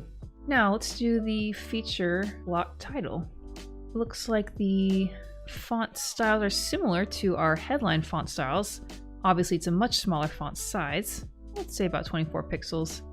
Now going back to our code, it was feature __ title. So in our feature Sass file, we'll say, actually let's check the mobile styles first. It was about 24 pixels big for the desktop, and it looks a bit smaller for mobile. It's more like 20. So 20 for mobile, 24 for desktop. So font size, 20, it's 1.25 rems. And then we'll add our mixin for the breakpoint up. Large, font size is 24 divided by 16 is 1.5 rems. And we need to copy the headline styles that we had used from the globals. So I'm just going to copy font weight 300, 1.15, color dark blue, and we'll add them over there. For text styles, I sort of follow this order. I do font size first, then font weight, then line height, then color. Sometimes I'll do line height under font size because they're sort of related. Let's check out our styles. All right, looks pretty good. Now let's add the space under the feature title. So for desktop, it's about 36, maybe 34. And for mobile, it is a little bit smaller again, 26. So let's say 24 and 34. This is going to be the feature title selector. We'll add a margin bottom property. 24, 1.5 rems. And then the margin bottom for large was 34 divided by 16, 2.125. And checking back on the site, looks good. Next thing is to style the paragraph, the feature description styles. So it looks like on mobile, 15, let's say 16, just because. And then for desktop, looks like it might be the same actually for desktop and mobile. Yeah, I think they're actually the same. So 16 pixels for both. This is for the feature description. So font size. And I know that 16 pixels is 1 rem, so 1 rem. It looks like we need more line height because there's not enough spacing between the lines. Line height, let's say 1.5 perhaps to start. Font looks a little smaller on the design than in the website. Maybe 14 pixels instead of 16. Does that seem a little closer? I think that's closer. So we'll do 14 pixels and then 1.5 line height. So 14 divided by 16 is 0.875 rems. And then line height, 1.5. Here we go. Okay, looks good. I think maybe we can take away that magenta border that we'd added. And then this should look pretty close to how it should look on the design. Okay, one thing that I think I forgot is I need to add that gray background to this section. Okay, let's see, what color is this in our variables? So the very light gray was the hero background, maybe the light grayish blue. Let's see if that's correct. So I'm going to add it to the, let's see, I want to add it into the features section. I honestly might just rename this to be feature singular so it matches, you know, the feature underscore underscore classes as well. Background color, and we'll paste in the light grayish blue. Does that seem right? That seems pretty close. Now, of course, we need to add some more spacing here because, yeah, it's not quite enough. Looks like it's about 110 on top, and then a little bit less on the bottom, 90 on the bottom. Let me go double check what I'd added to that container class that we'd created last time. So I think I said, here we go, padding top 2.25 rems times 16 to get the pixels, 36 pixels. So this is much more spacing for this section. I wonder if I just hadn't added enough, yeah, padding to this. I might just try to keep them all the same, around 90 or so. And then I'll add more for this top thing here. I wonder why I'd added only 36 pixels of padding. I wonder if that's because of the mobile style that I was looking at. So I think what I'm going to do is just increase the padding basically all around for that container class. So we'll do 70 for mobile. We'll do 96 for desktop. And then we'll see if this breaks anything. We're doing 70 for mobile. So padding top and bottom should be 4.375 rems. And we want that to be the same on the bottom as well. And for now, we'll leave the padding left and right. Yeah, so we'll just, any case that we had padding top and bottom, we're going to increase it to 4.375 rems for mobile. And then for desktop, so include breakpoint up, large. I'm going to say padding top, and that was 96, I think I said. So 96 divided by 16, 6 rems. This will be for both padding top and padding bottom.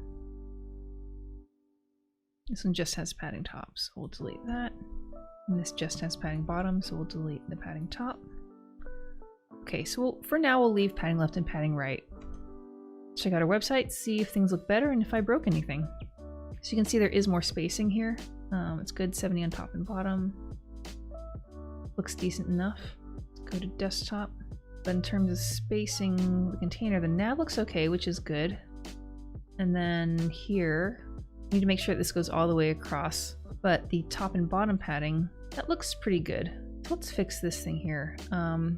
Basically, I need to make the container PALL a child of the section itself so that it doesn't get limited in width. So I'm going to create a new div, call it feature content perhaps. And then I'm going to move all the HTML into this child div.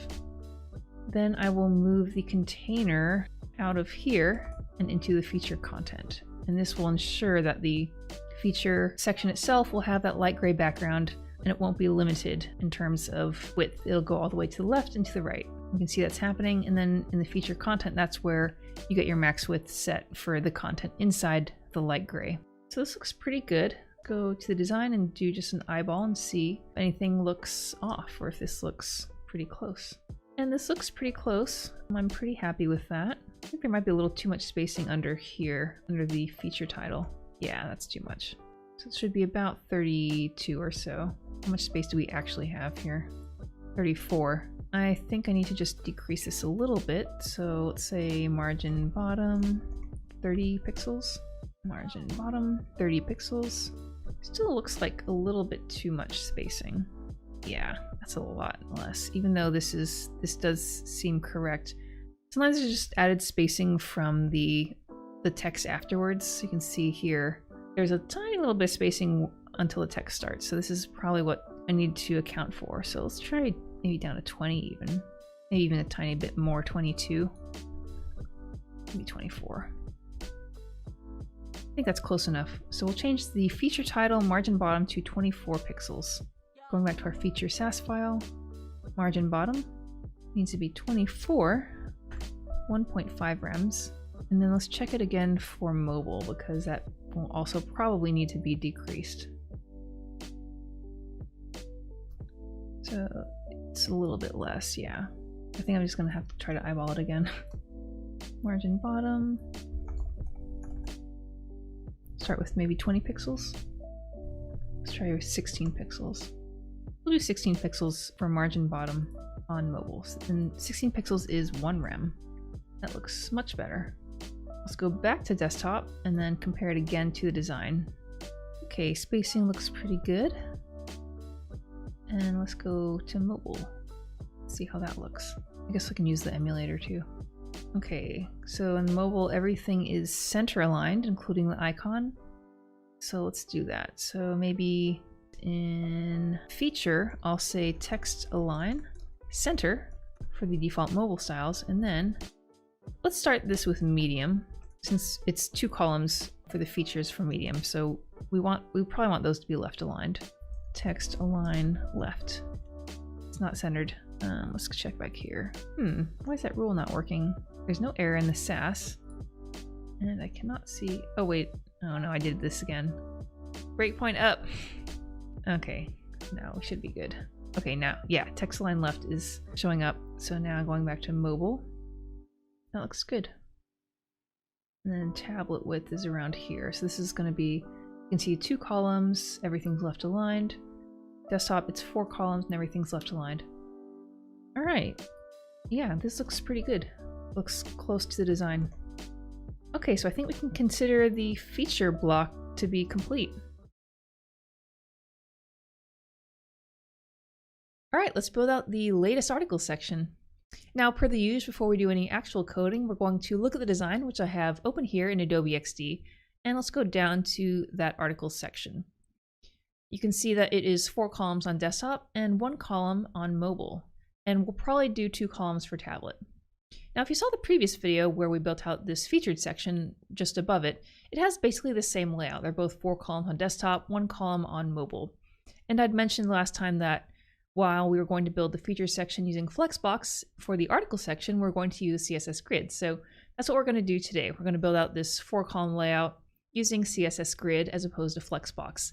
And honestly, I think that you could use either flexbox or grid for both of these sections. I don't think either one of them has a super strong advantage over the other. So this is one of those cases where you can just pick whichever you are more comfortable with. All right, so now that we have looked at the design, we can just start getting, all right, so now that we've looked at, the design, let's start getting into the code. So we're gonna go into VS Code, our code editor. And if you've been following along, you might notice that my color scheme are slightly different. I've been trying to tweak this customization in VS Code for a bit. And hopefully when everything's done, I will be able to release it as an actual theme so you can all download it for free. But for now, it's still a work in progress. Okay, now to get started, we are going to look at the index.html and we're going to add our HTML markup. So the first thing we're going to do is, similar to the other sections, we're going to add a section tag.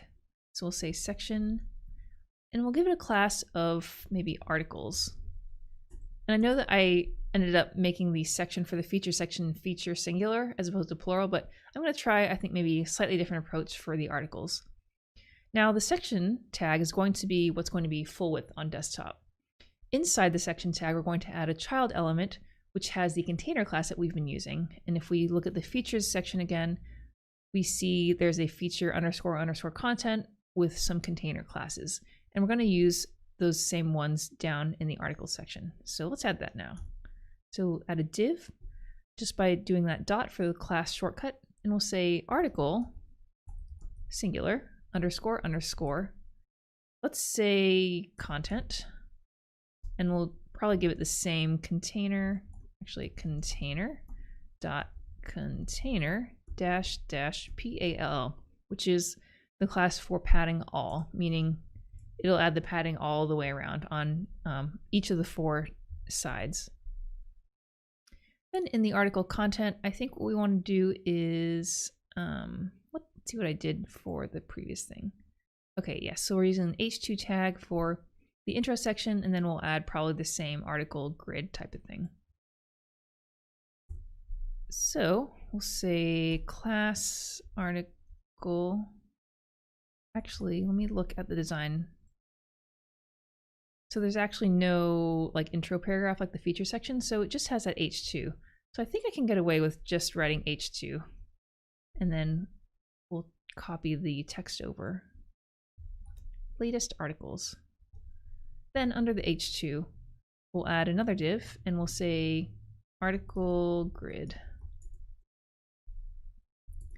And then in the article grid, that's going to be our CSS grid parent element. So then we'll add the child elements. We'll say article, I like to just say item for grid items, whether it's flexbox or CSS grid. So each article is going to have a wrapper of article item. Now, going back to the design again, we can see that in each article item, there's an image on top, and then there is some sort of text content below that. So you can kind of break this up into 2 different sections. So what I'm going to do is say in the article item, we'll say article underscore underscore image. And then below that, we'll do article underscore underscore, and maybe I'll say text. And that's going to contain all the text in the article. Now, the reason I'm wrapping all the text in one div article text is because of this padding all the way around. So if I didn't add the article text, I would have to basically add the left and right padding to each individual text element, and then I would have to add the top and bottom padding or margin, whichever one you want, to the first and last element. So I personally think in this case it's just simpler to wrap all the text in one div element and then add a padding all the way around. There's just a little bit less coding involved. Okay, so we got the article image, and when you have an image, you always have to ask yourself, do I want to use an, and when you have an image, you always have to ask yourself, all right, do I want to use an image tag or do I want to use a background image? And one way you can sort of help figure out which approach is better is, if we look at the design, let's take this dollar image, and maybe I'll just delete this. I don't really need that rectangle. So if we look at the dollar image, you can see that it's the same image, of course, but the cropping is a little bit different between desktop and mobile. So here it's more squarish. And if you look at the mobile, you can see that the right edge goes just out a little bit farther. It kind of cuts off on desktop right at the corner of that one bill. And the same goes for the left side. You can see that cuts off here, and it's a little bit longer on the left side as well. So that kind of tells me that I probably want to use a background image for the image element. That way you can crop it to different sizes and you're not going to adjust the size of the image or make it look kind of weird. So in that case, for the article image, there's not going to be any actual content, but I will add the background image using background image URL. And then we need to add the URL, of course, of the image. So if we go into our images folder, it's going to be one of these. It's probably going to be one of these image files here. So the first one's going to be image currency JPEG. So we'll add that in. So we'll start off with / images and then image - currency. And I hope that, is that right? Yeah, the images folder is not in the app folder, but it's in its own folder. Image currency.jpg. Okay. Then let's add the markup for the text. So if you look at the text item, there is first an author section, then there's a title of the blog post, and then there's either a description or a summary. You can call this anything you want. So let's write the markup. So it's going to be author, title, and then description. So I'll say article, author, title, description. Okay, and then we'll just kind of copy those over as well.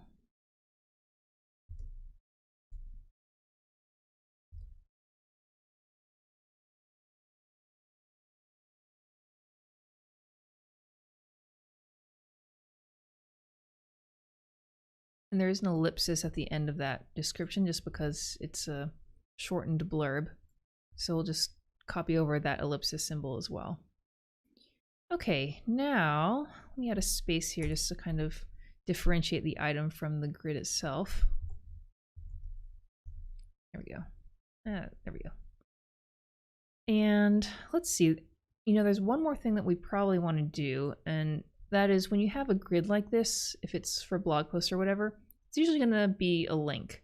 And there's no, read more link in the design. So what I'm going to do is make the entire item an anchor link. And that's usually, I think, the preferred way of doing it, because even if you hover over the image, you'd like to be able to click over to the blog post itself anywhere you click on this section. So I think what I can do is article item, I'm going to make that an anchor link. And then we'll add href, and of course it's not going anywhere, so we'll just say pound. Okay, so I think we got all the markup that we need. I'm just going to do the styles just for this first article item, just to make sure everything's correct. Then once everything's been kind of set and we know that it's correct, then once we figure out all the styles for this, we can copy it for the additional 3 items. So to start off with the styles, in our SCSS folder, I'm going to create a new file. I'll call it article.scss. And of course, since we created a new Sass file, we need to import it. So we'll say import article. All right, so we should be adding the article Sass file to the watch. Now, let me scoot this over to the other side.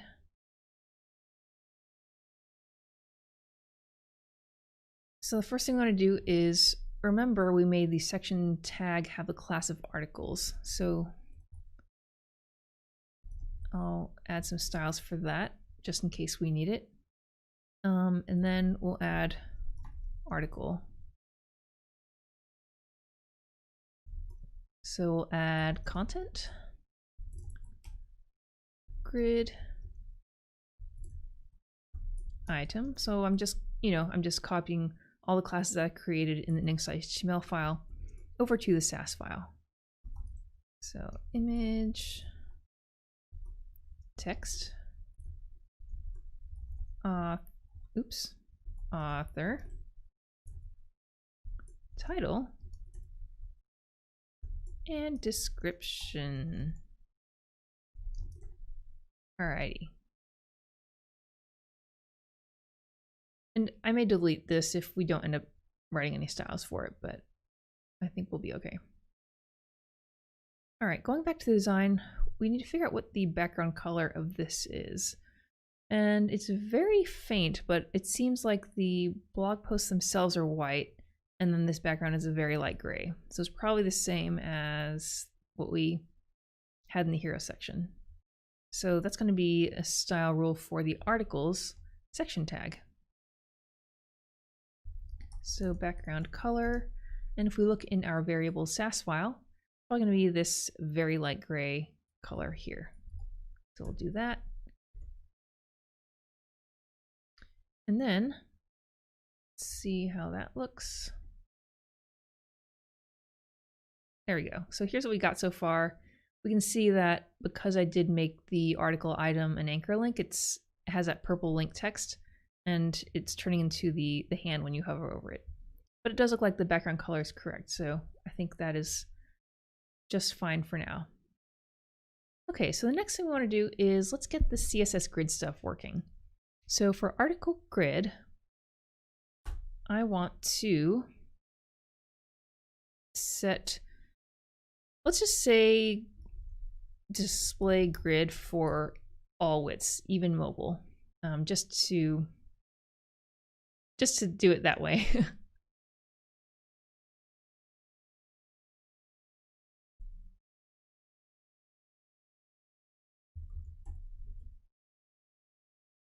Okay, now the first thing I'm going to do is I'm going to start writing the styles for CSS grid.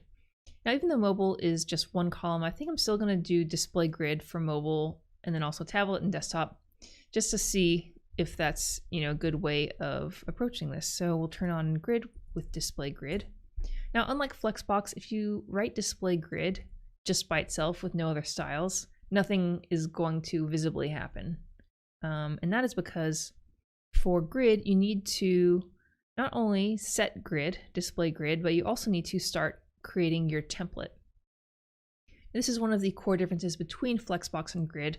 Flexbox is more of a content first approach. So once you turn on flexbox for the flex parent, it's going to just try to fit all the flex child items on the same row by default. For grid, you need to set up the template, meaning you need to set up the number and the size of the columns and or rows in the layout. So for our layout, it's a 4-column layout for desktop, 2-column tablet, 1-column mobile. So since mobile is just 1 column, we'll say grid template columns, and we just want 1 column. So we'll say 1 FR, and FR is a fractional unit. It's kind of a general ratio unit used for CSS grid, meaning it will take up as much space as possible. And if there's more than 1 child item in the column or the row, it'll sort of divide the space up between those child items, depending on the number. So 1 FR is kind of the default, auto kind of width. So mobile just has 1 column. Now let's add the grid template for tablet. So we'll use our mixin that we wrote, breakpoint dash up. And for medium widths, we're going to say grid, and you can actually abbreviate it. If you just type in GTC, it has this really cool IntelliSense, and it'll automatically detect. So for tablet, we want 2 columns. So we're going to use the repeat function. This is super handy for grid. So repeat takes 2 parameters. The first one is going to be how many columns you want to use. We want 2. So then you say 2, comma, and then again, we'll say 1 FR. So this will basically create a layout that has 2 columns, and they will each be the same width, 1 fractional unit. Lastly, we'll do desktop styles. So breakpoint up, large, and then again, we'll say GTC, and instead of 2, we'll say 4. So 4, comma 1 FR. So this is just your sort of standard run-of-the-mill grid where you have a multi-column layout for different, and the number changes based on your device width. So let's see what this looks like right now. Okay. Oh, this is interesting. So instead of taking up the full width, you can see that this article is taking up only part of the width. And that's because we set 4 columns in that grid template. So if we look at article grid, I'm using Firefox, and they have a really helpful tool. If you click on the layout tab and we expand grid, so it detects that this is a grid item because it has display grid. So if I check this box, it's actually going to create lines. It'll number the different columns and rows in the template that we made. So remember, we just created a 4-column layout in this grid thing. So it's showing us the 4 columns in the grid template. So if we added more items, it would populate this grid. So let's actually do that now. I'm guessing the markup's probably okay. So we'll take this, we'll duplicate it 1, 2, 3 times, save, and go back to our browser. So now we can see that the 4 columns are actually working, which is pretty cool. So let's see how this looks on tablet. So we'll reduce the width, and it went to 2 columns, and then 1 column. for mobile. So yeah, this is a pretty, with just a few rules, we've already sort of created our grid layout, which is pretty cool. So for CSS Grid, the approach that we used is a very sort of responsive design approach, meaning we're using media queries to change the grid template and change the number of columns. There is another approach that you can use with grid that is more intrinsic design, meaning you don't have to use all these media queries because there are some built-in properties that can sort of figure out and adjust how the layout actually looks depending on the width of your browser. So I'm just going to show you one of those now, and then I'll explain why I actually prefer this method with the media queries. So let's just comment out everything except display grid. So Control K, Control C, we'll comment that out in VS Code. And what you could do is, for your grid template columns property, we can use something called auto fit, and then also another function called min-max. And I'll explain what each of those is once we write out this rule. So if you remembered, for the desktop, oh wait, I think I have an error here. No, it should be okay, I think, okay. So if you look down in the desktop rule that we had previously, it said grid template columns, and then it used the repeat function. We're going to do something similar here. So we're going to say repeat, but instead of writing an actual number like 4 or 2, we're going to say auto fit. And this is a property that sort of lets grid decide how many columns are going to actually be on the website, which is pretty cool, right? You don't have to say 2 or 4, it'll sort of decide for you. And then for the width of each column, we're going to use min-max. So instead of saying, I want this column to be 200 pixels wide or 1 FR or 2 FRs, we can sort of, again, give the grid itself basically the control over how wide things will be, as well as how many columns are going to be on the row. So min-max, as the name kind of sounds, you give it a minimum and then you give it a maximum width in the parameters. So the minimum width, we're going to say, let's go back to the design really quick. And this square, so this is about 200 pixels wide. So we'll say that for the minimum, we'll say about 200 pixels, maybe a little wider. Let's say 230 perhaps. And usually I should convert that to rems. So let's do that. Open the calculator, and 230 divided by 16 is 14.375. So 14.375 rems. And then the maximum, we'll say 1 FR, right? So this will basically give the grid column either a width of, 230 pixels, 14 rems minimum, or it could be all the way up to 1 FR. So it could theoretically take up the entire space of the row. And this is actually all you need. So let's kind of see what that does to our grid in the browser. So it looks the same on desktop. There's 4 items and they're all in the same row. And each item is currently 265 pixels. So that is between the min width of 230 pixels and obviously 1 FR could be 100%. Let's see what happens when we take the browser width and we slowly reduce it. Okay, still 4. Okay, so now you can see it broke to 3 columns, and then there's 3 items on one row and then 1 item by itself on the second row. We'll just kind of keep going here. So now it's broken to 2 columns. And then for mobile, it is 1 column. And this is actually this is one of the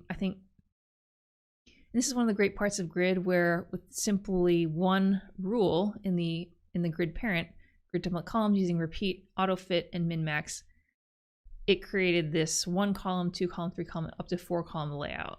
So, this is pretty cool. Now, why did I mention that I'm not going to use this approach? Well, even though it is awesome that we can write this rule and create a multi-column layout without using any media queries, I know that in real life, if the design has 4 items and they want it in 1 row for desktop, they may not be super happy when you have a layout like this where it looks uneven. And let me show you, let me kind of highlight that by hiding the grid lines. So we'll just pretend that there's lines around each of them. Let's do that. Article item, border, 1 pixel, solid, red. So around each of these items now is so around each of these items there's a line now. So, you know, this looks a bit uneven, right? So this looks a little bit uneven. I think most people, if they want to show 4 items, they're not going to want it to look like this. You know, it looks better when it's even and there's just 2, 2, and 2. And of course, it's fine when it's on mobile and it's just 1 column. But this in-between state is not really desirable, I would say. And unfortunately, that's just kind of the way, that's kind of what happens when you let grid control, you know, the number of columns using auto fit and then the width using the min-max function. So even though there's more rules, for the sake of, you know, kind of maintaining control over that grid, I'm going to go back to the media query thing. And for auto fit, I don't know if I explained that fully, but we go back to turning on the grid lines and then turning off the border. So for auto fit, what happens is it will fit the items as well as it can in the template. And the other option instead of auto fit is you could say auto fill, and they're very similar but not quite the same. Let's see if we can see the difference here.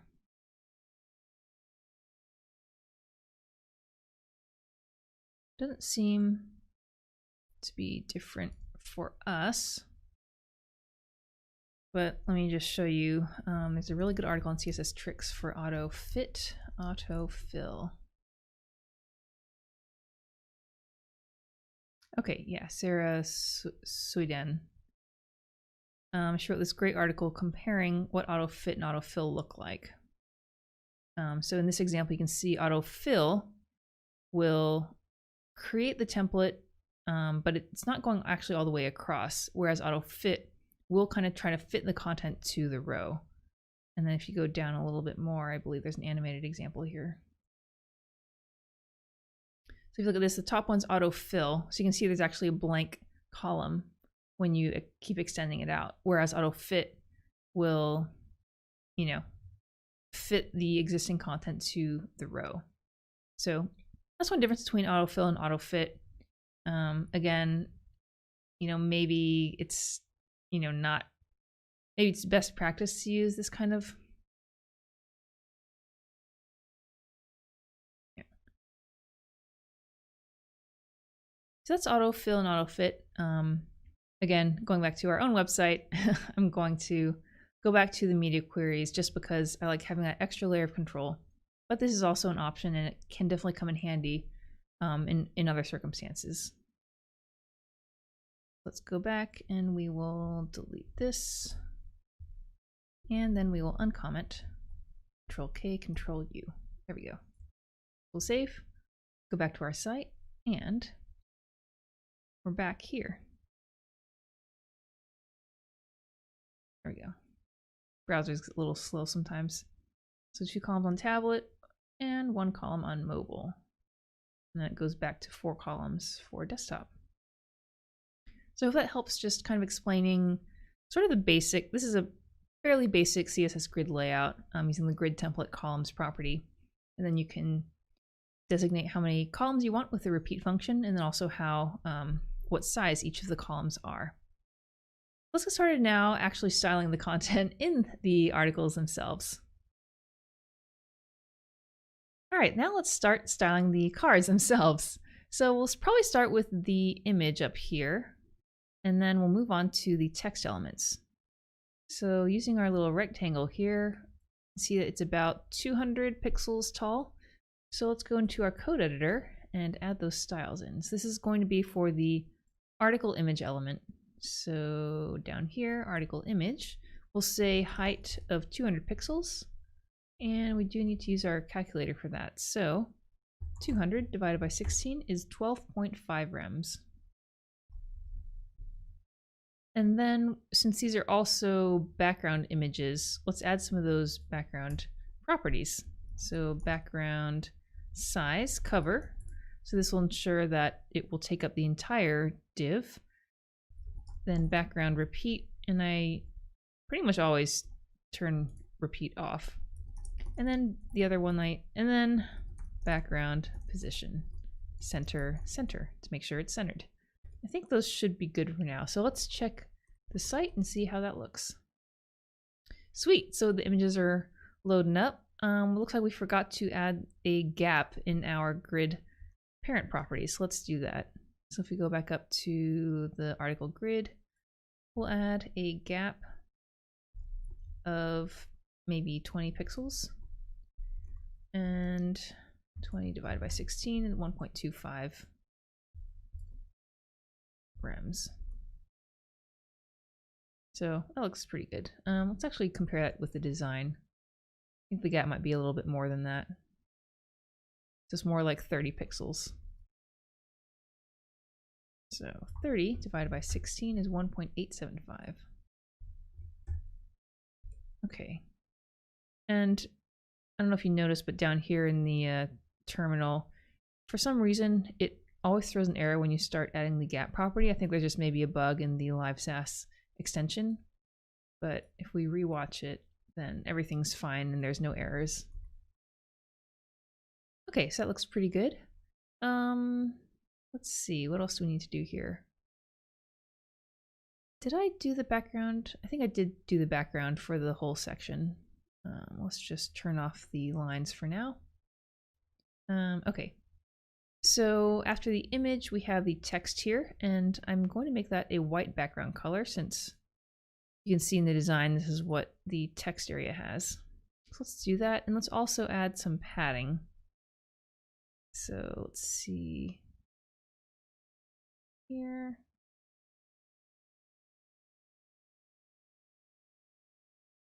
Looks like it's about 30, so let's see if it's the same on the bottom. Looks like it's a bit less on the bottom, but I might just make it 30 all the way around. And let's see what the horizontal padding is. Looks like it's less. It's about 25 on the sides and then 30 on top and bottom. And let's see what we got on mobile as well. Looks like it might be a little bit more on mobile. So the side padding on mobile is 30, I guess around 30. And then let's see what the bottom padding is. 44 on the bottom. And then it looks like it's less on the top. 30. So it looks like I might just make them all the same. 30 all the way around. Well, I guess on mobile it should have a little bit more space on the bottom. Let's see if it's the same. Yeah, it looks like all these have much bigger bottom padding. So it's fine. We'll do maybe 40. So 40 on the bottom, and then the other sides will be 30 for mobile. And then on desktop, I believe it was 30 on top and bottom, and then 25 on the sides. Is that right? Yeah, around 30 for the top, and then 20, yeah, we'll do 25. Okay. This is going to be the article item element. We'll do the mobile padding first. So padding, oh, caps lock, padding. So it's going to be 30 divided by 16 and 1.875 rems. And then we'll do the same thing for everything except the bottom. And then the bottom is going to be, I think, did I say 40 rem or 40 pixels? 2.5 rems. There we go. Then we're going to do for, I guess, tablet, medium, and desktop. We'll say padding, and I think we said 30 on top and bottom, and then 25 on the sides. 25 divided by 16, 1.5625. There we go. Okay, let's see what we got.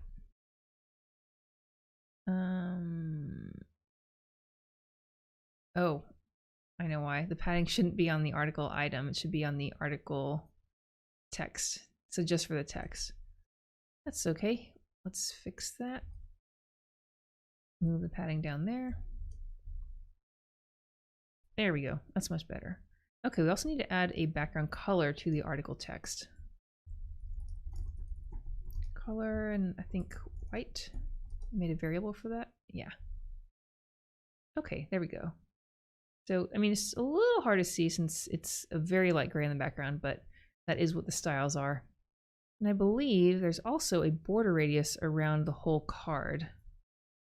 So you can see the corners are slightly rounded all the way around. So let's add a border radius. It doesn't look like it's very round, so I might do something like 5 pixels. So 5 divided by 16.3125. And we'll just do it all the way around. And one thing you need to keep in mind with border radius is that sometimes in order for the border radius to actually show up and sort of cut those corners, you need to add overflow. Yeah, overflow hidden. So that'll make sure that the actual rounded corners will show up. Cool, that looks pretty good. Okay, so let's do the text starting from the top, just working our way down. So the first part of this card text is the author section, and this looks like it's quite small. I'm gonna say, yeah, it's probably around 10, I would say 10 pixels tall. So let's do that. So here we go, author. Font size, it's gonna be 10 divided by 16, 0.625. I'm assuming it's gonna be the same for both mobile and tablet and desktop. Now let's move on to the title. And it looks like it's a darker gray and it is bigger. So about maybe 17 or 16. Let's do 17. So font size, 17 divided by 16, 1.0625. And then for the description, looks like it's bigger than 10 pixels since it's bigger than the author, but not too much. It's about 13. That's a bit small. 13 divided by 16 is 0.8125 rems. Okay, now let's see how that looks. Looks pretty good. Now, of course, we do need to do the colors. Right now, since I made the whole article item and anchor tag, it has that purple link color. So we'll adjust those. But size-wise, that looks fairly good. We might need to tweak the line height a little bit. But let's do those font colors. So it looks like the author and the description are the regular gray that, you know, we saw kind of up here. Then the title is the same darker gray as the title up there. Let's do that. So since we have both author and description the same color, what I might do to make it slightly more efficient is in the article text, I'm going to add the color property there. And then I will make the different darker gray color for just the article title. So if we go into our variables, that sort of medium gray is probably this grayish blue. And then the darker gray is probably this dark blue color for the title.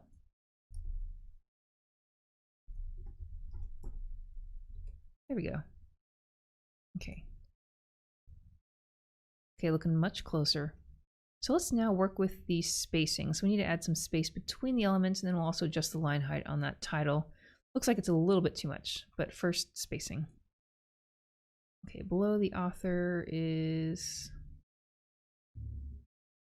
16 pixels of spacing. That's 1 rem. So we'll add a margin bottom of 1 rem to the author. Then to the title, there's some space under that as well. Looks like it's a bit less, but honestly, I'm just going to say 16 as well. Maybe I'm being lazy. And then let's see what else we need to do. We need to adjust the line height of the title. And also we'll check the line height of the description as well. So right now, it seems like there's a little too much line height right here. So let's try something like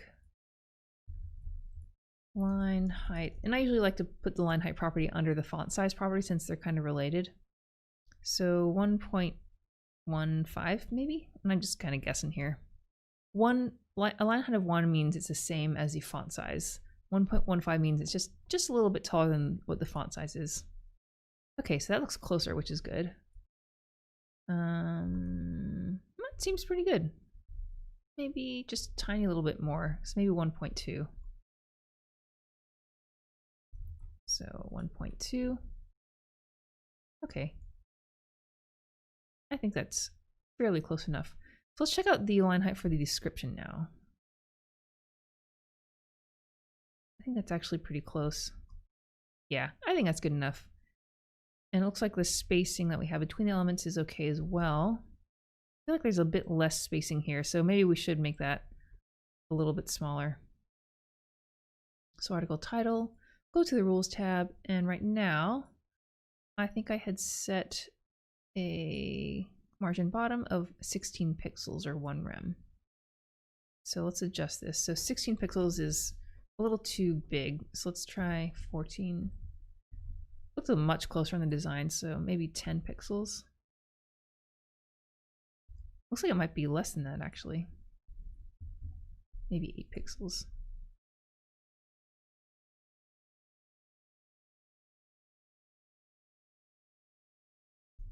Okay, let's do 8.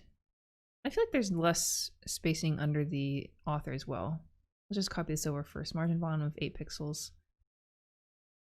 Article title. 8 divided by 16 is 0.5 rems. Because I could have done the math, because 16 divided by 2 is 8. Anyway. And the author, what happens if we just do the same thing? 0.5 rems. It does look a bit better, I think. There's still a little bit more space under the author, so we'll just tweak that a bit. So instead of 8 pixels, let's say 10, maybe 12. 12 pixels. 12 divided by 16, 0.75 rems.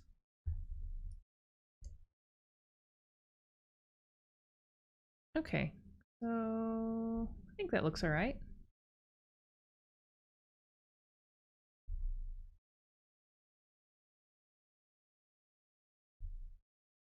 Okay, so I think our text is pretty good actually. So now let's add the proper images and copy for each of these articles. So in our index.html file, we will adjust that. Just copy these all over.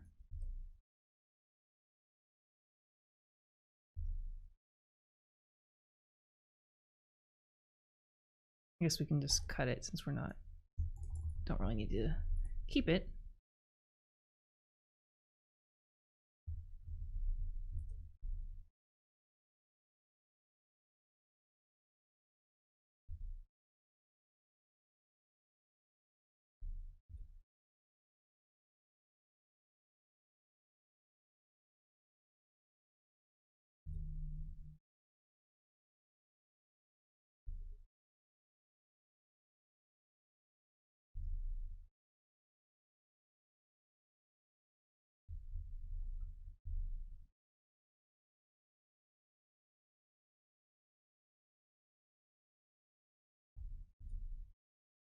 And this is already there.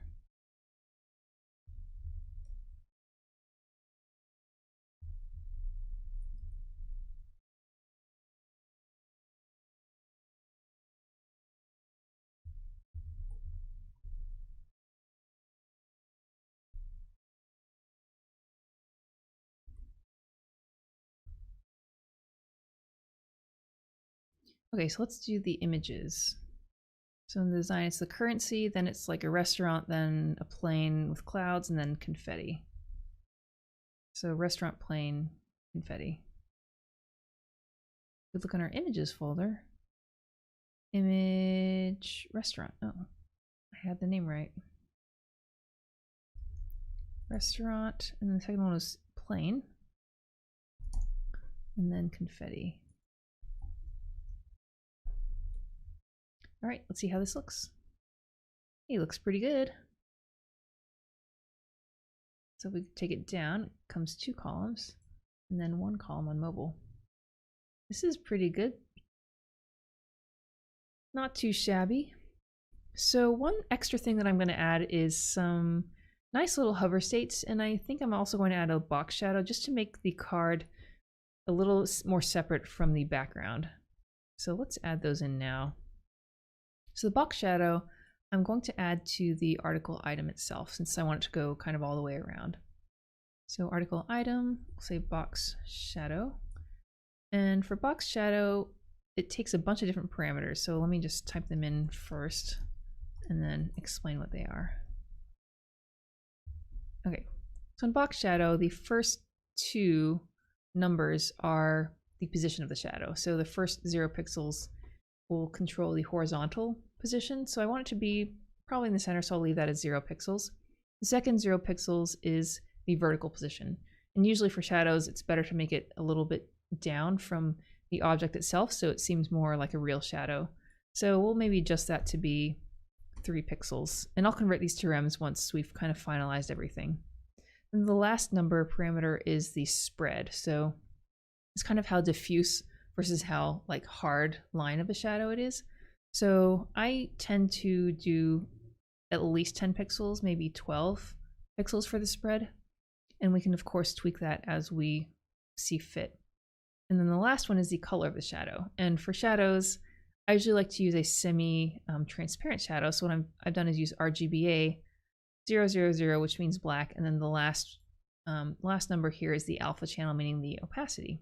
And I've set that to 0.15, which means basically 15% opacity. So it's pretty transparent.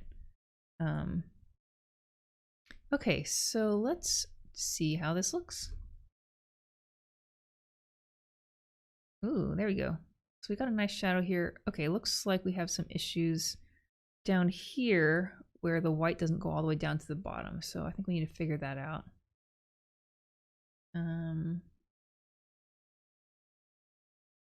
So let's see what's going on here. Article item goes all the way down there. Article image and then article text. So it seems like because the text on the first 2 is shorter than the last 2, because you can see there's only 4 lines for the first 2 in the description, but there's 5 lines for the description for the last 2. That's why they're taller. So one thing I could do to fix that is maybe set the background color of article item white. So now it's like that. So let me try moving the background color to the article item instead of the article text. See if that fixes the issue. Let's do it here. Okay, much better. Good. Let's make sure everything looks okay even when we're changing the width. Okay. All right. Good. Now the next thing we want to do is I'm actually going to add a little hover state. So it just looks nice, you know, when there are these little, I guess you can call micro interactions. So the website kind of responds to the different actions you take. So I want this to change in some way when I hover over each card. And one thing I do a lot is scale it up slightly when you hover over it. So let's try adding that. And we'll do that to the entire article item as well. So we'll add the hover selector. And on hover, we want to transform. And we'll increase the size by using scale. And then in the scale function, we can set what we want it to scale to. Scale of 1 means 100%, so it won't change at all. So we want it to be slightly more than 100%, but not too much. So maybe 1.05. So that would be 105%. So we're only increasing by 5%. So let's try that and see how it looks. Okay, so it is just a bit larger.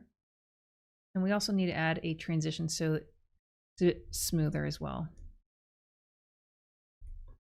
So transition, we'll just say all, maybe 150 milliseconds, and then ease in out. That controls the smoothness and the speed of the animation. So let's try this now. Ooh, smooth like butter. I like that.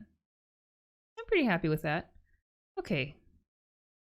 So I think we can actually consider this section done. It looks good on mobile. Obviously on actual mobile there's no real hover state, but that's fine. Tablet, 2 columns. Desktop, 4 columns. So yeah, I think that looks pretty good. All right, so I think we can consider this section complete. Before we get into actually building the footer, I wanted to point out a mistake that I'd made in a previous video that I just now noticed. And the issue that some of you may have noticed already is that there's horizontal scroll bars appearing. And this is caused because the hero content, the images that we had sort of made offset, have forced the container to be wider than the viewport width. And that's what is causing these horizontal scroll bars to display all the content. So the way to fix that is in our code, if we go down in our global Sass file to the body selector, we can add overflow X hidden. So what this is going to do is it's going to trim or cut off any extra content outside the viewport width. So now when we go back to the website, there's no more horizontal scroll bars, which is good, but we can still scroll vertically because we only did overflow X hidden, not overflow hidden, which would cut off anything extra and prevent you from scrolling vertically or horizontally. So this is one way to fix issues when you do things like I did, like moving things kind of offset from the viewport, or if you have an off-canvas menu, you might need to add overflow hidden to some of the properties. So I hope this helps any of you who may have noticed this if you're coding along with me. And let's get back now to the rest of our website. All right, so first things first, let's check out our design. So we have here the mobile design and then the desktop design open in Adobe XD. Let's take a bit closer look at the mobile version first. So in the mobile version, we have all the content stacked to one column. Looks like everything's also centered. And the different parts of the footer are the EasyBank logo. We have some social media icon links.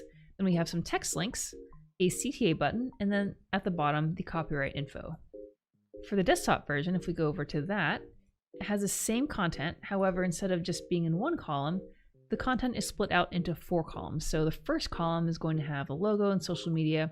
Then we have 2 columns of the text links. And the last column all the way on the right is the CTA button and the copyright info. All right, so now how are we actually going to build out this footer? Well, as in most things, we can use multiple different approaches. We could use flexbox if we wanted to. I think that would be a perfectly fine solution to build out the footer. I think I'm going to use CSS Grid. And the reason for that is I want to show you all different ways that you can use, Flexbox, CSS Grid to do layouts. And we did use Grid last time with the article section, but for the footer, I'm going to try to use a feature of CSS Grid called Grid Template Areas. And it's a really cool feature. It is a little weird with the syntax until you get used to it, but I promise it'll end up being more intuitive as you get along into it. So how Grid Template Areas works is you still sort of designate the template, meaning the rows and columns in your grid layout, but you can use named areas for each of the different areas in your layout, and you can use those names to assign where in the grid you want those areas to take up. But first, let's just get the basic styles in place. And I'm actually not even going to use CSS Grid for the mobile design because everything is simply stacked in one column and then centered. Then when we do the desktop design, we will use CSS Grid as well as the grid template areas. But the first thing we want to do is we want to create our HTML markup. So I do want to keep in mind what I eventually want to be building for the desktop version. So for example, I can't just have, individual social media icons or individual text links just in the footer tag itself. I'm probably gonna have to group them together so we can lay out them a bit more easily when we do use grid later on. So for example, I would probably have to group the logo, or I would have to group these social media icons together in one div. Same thing with these text links. I might group them into 2 different groups. And then at the end, I could group the CTA button with the copyright info. We'll see more as we get into it, but we're just sort of keeping that in mind as we're building out the layout, even though we don't have to use grid for mobile. Let's go into our code editor, VS Code, And in our index.html file, I'm going to start creating the markup. Okay, so I'm going to put everything in a footer tag. So footer. And I also need to create actually a new Sass file. So let's go into our app folder, SCSS subfolder, and we'll create a new Sass file called _footer.scss. So that's open. And then of course, since we created a new Sass file, we need to add it in the main Sass file. So import footer, save that, and looks like, yeah, our live Sass is working. So we'll just close this up. And then I'm gonna just move the footer over to the right side so we can see both index.html as well as our styles. So in our footer tag, we're going to start adding the different content that we need. So the first thing was the logo. So the logo is usually gonna be a link. So I'll say anchor link. I'm just gonna make the href a pound. And in the link, it's actually an image because it's just loading that logo image. So we'll add the image tag and we'll say source is images, and let's see, it's a logo, probably this logo SVG. So that's going to be the logo. And I guess we'll start giving things a class as well. So the first thing I'm going to do is give the footer tag a class of footer. I know that seems kind of redundant, but in our Sass file over here, it makes it easier to sort of follow the BEM or block element modifier approach, because the class of footer will be sort of the root and then everything else comes from that. So for example, for the logo, we're going to give it a class of footer __ logo. So then the same thing in the Sass file will follow that pattern __ logo. And the ampersand again just means that it inherits the root, which is footer. Okay, let's go on to the next section. So under the footer was, I believe, some social media links. So we'll create a div called footer. I'll just say social. So in this div, we need to add all of our social media links. So since they're links, again, we'll add some more link elements. And I'll just, again, do a pound for the href since they don't actually exist. And then again, each link is going to be, I believe, an image. So image. And the source should also be in the images folder. And let's see which one was first. So in our design, so it's Facebook, YouTube, Twitter, Pinterest, Instagram. So Facebook's first. So images, and it looks like icon Facebook. And then we'll give it an alt of Facebook. So then we'll do the same thing for the other links. And I think there were 6 total.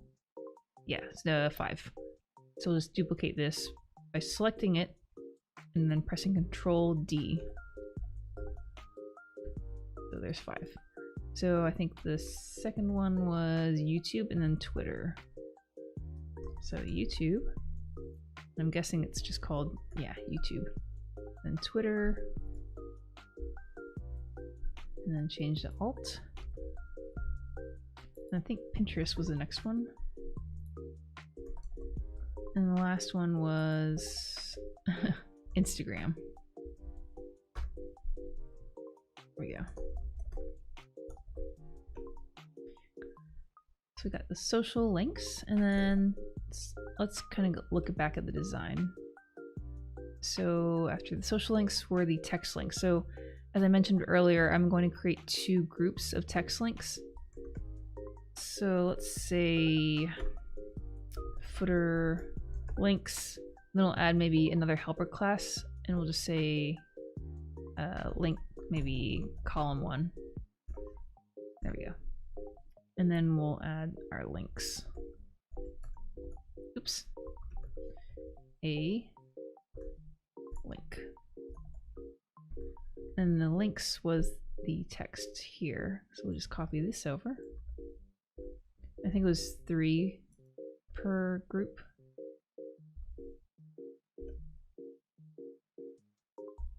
There we go. And then we'll duplicate this.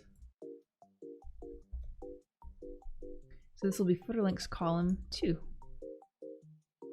And we'll just replace the text.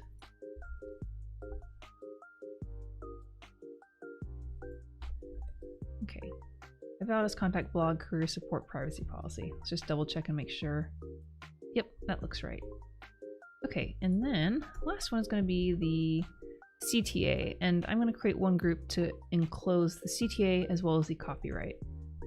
So I'll say footer, I'll just say CTA even though the copyright's in there too. And then the first thing will be the button, so I'll say a class of button. And then the text was request invite. This is basically the same button that we've had earlier in the website. And below that is going to be the copyright info, and I'm going to make a separate div for that. So footer copyright.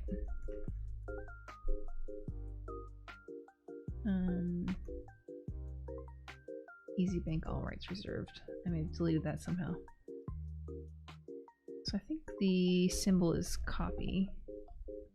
Easy Bank all rights reserved.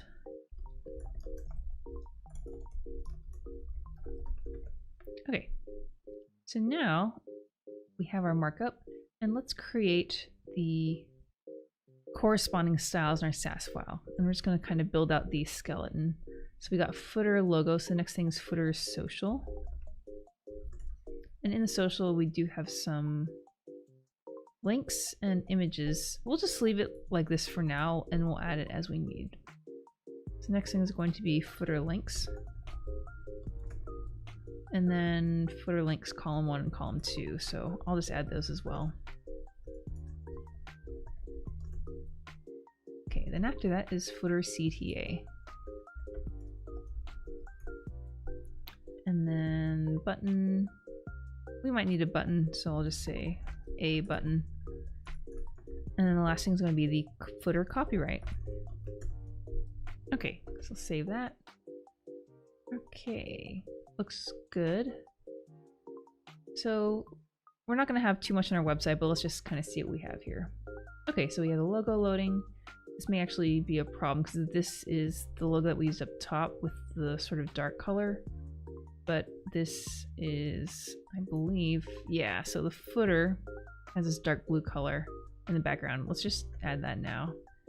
So we're going to have to, I think, modify the SVG. And I think we should be able to edit it. We'll create a new SVG for the dark, for the white on dark, and then we should be able to edit that manually. So footer, we'll give it that background color of that dark blue. And it should be in the variables SAS file. So yeah, dark blue. And then I'll just say color white, just to sort of give it a default. And maybe actually, since everything is a link, we also want to say a color white, just to make sure that all the text links will get that white color. Okay, so let's see what we got now. Yeah, so you can see with that logo, it is not visible. So let's make the new SVG file, because I think we only had that one logo image. Yeah, just that one logo. So we open the SVG, it's actually just like text, so you can, cool thing about SVG is that you can edit colors. So you can see here, these different colors. This is probably the colors of the symbol in the back. So the, you know, the sort of diagonal stripes, but we need to edit the text. And I'm guessing it's this thing, path fill. And this is just the letters of Easy Bank, I'm guessing. So let's create a copy of this logo SVG file. And then I'm going to rename it. Rename logo, let's say dash dark, because we're going to use that on a dark background. So Alt Z to wrap the words. And I believe this is the path fill, and that we want to change that to white. So we'll say F. And we can't use SAS variables in here because it's an SVG. It can't use SAS stuff. Okay, so we'll change to logo dark in our index.html file. Logo dark. Let's see if that worked. Hey, there we go. And let's just double check that that does seem right. Yeah, that seems right. It's just white. Okay, let's add some padding to this so it looks a bit better. And I'm actually going to just turn on the responsive mode so we can see what it actually looks like. So we want to add some padding on all the sides, and we also want to center the text, all the content. So let's see how much padding we need. So using my little rectangle that I created, it's going to kind of estimate it's about maybe 40 pixels on top, and I'm guessing on bottom. So about 40.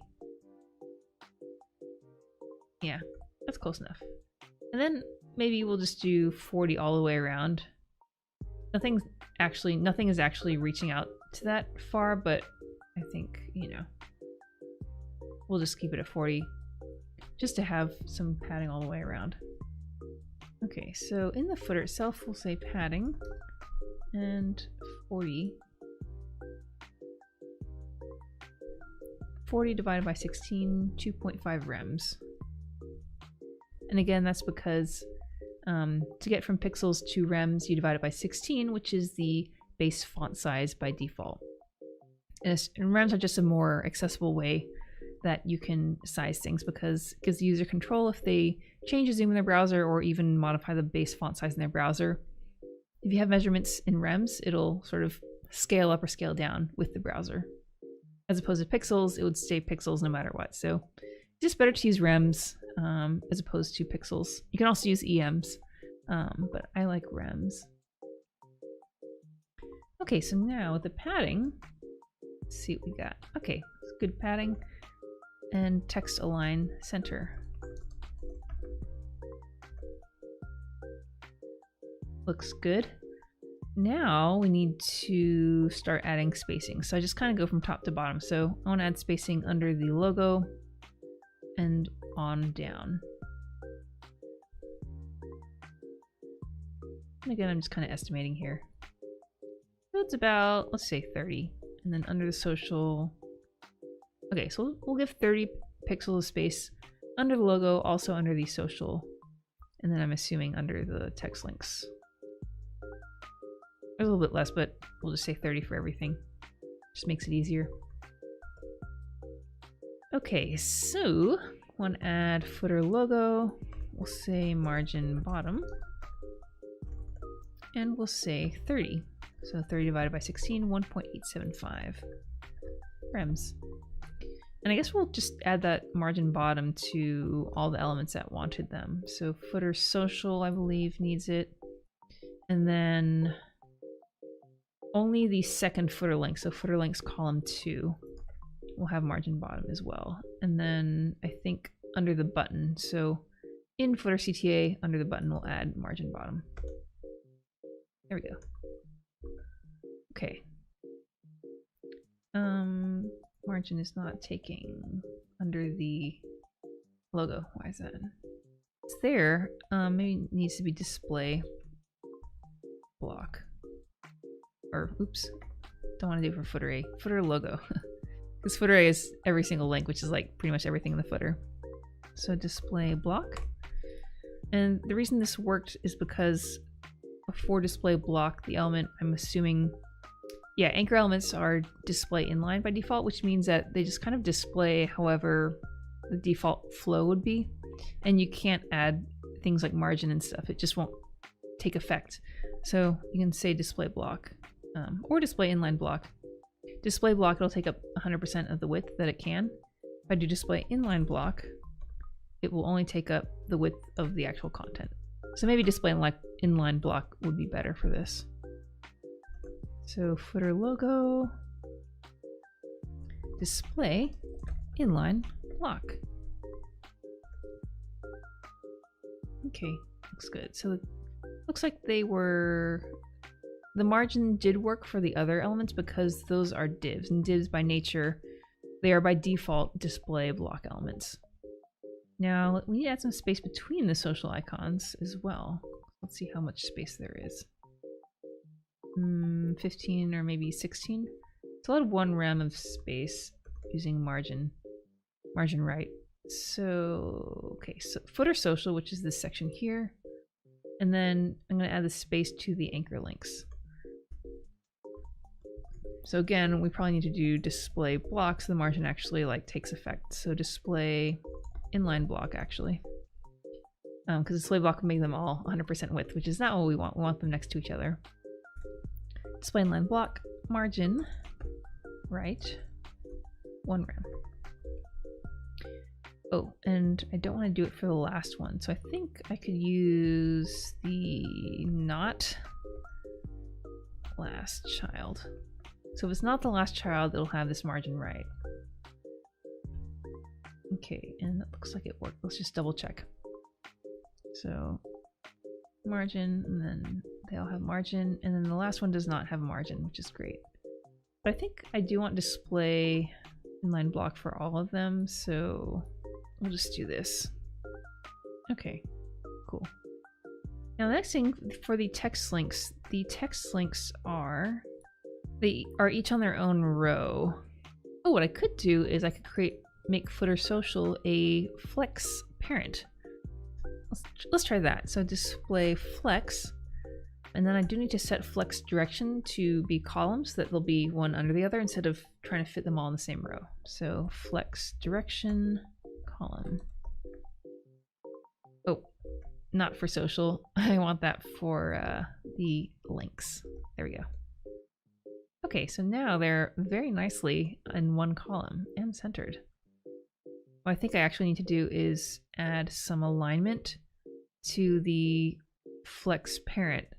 So usually to control horizontal stuff, that's justify content, but because it's vertical, align items should control the width of the children. So let's say align items, and let's just say center just to see what happens. Okay, so there we go. So now we have centered them all, and then it only makes the flex children take up the actual width of the content itself. So let's add that in our style. So align items center. Align items center. This looks pretty good. I think we also want to add some space between the text links themselves. Yeah. Let's just say 20, because there's usually a tiny bit of space from just like line height. I wonder if I could just use line height to make that space. Let's experiment again. Line height 1.5. Oh, so if I do 2, it actually looks pretty good. Increasing the line height makes it take up a little bit more space, which results in there being space between the links. So then I don't have to add a margin to add space between them, which is like sort of nice. So that looks maybe a little bit more. Line height 2.25 for footer links A. And I don't think this is actually necessary anymore since I fixed it with the align item center thing. Yeah, that seems good. Okay, so I think that this is basically the basic mobile styles. Let's move on to the desktop styles. And in desktop, the most important thing we need to figure out right now is what the grid template for CSS Grid is going to be.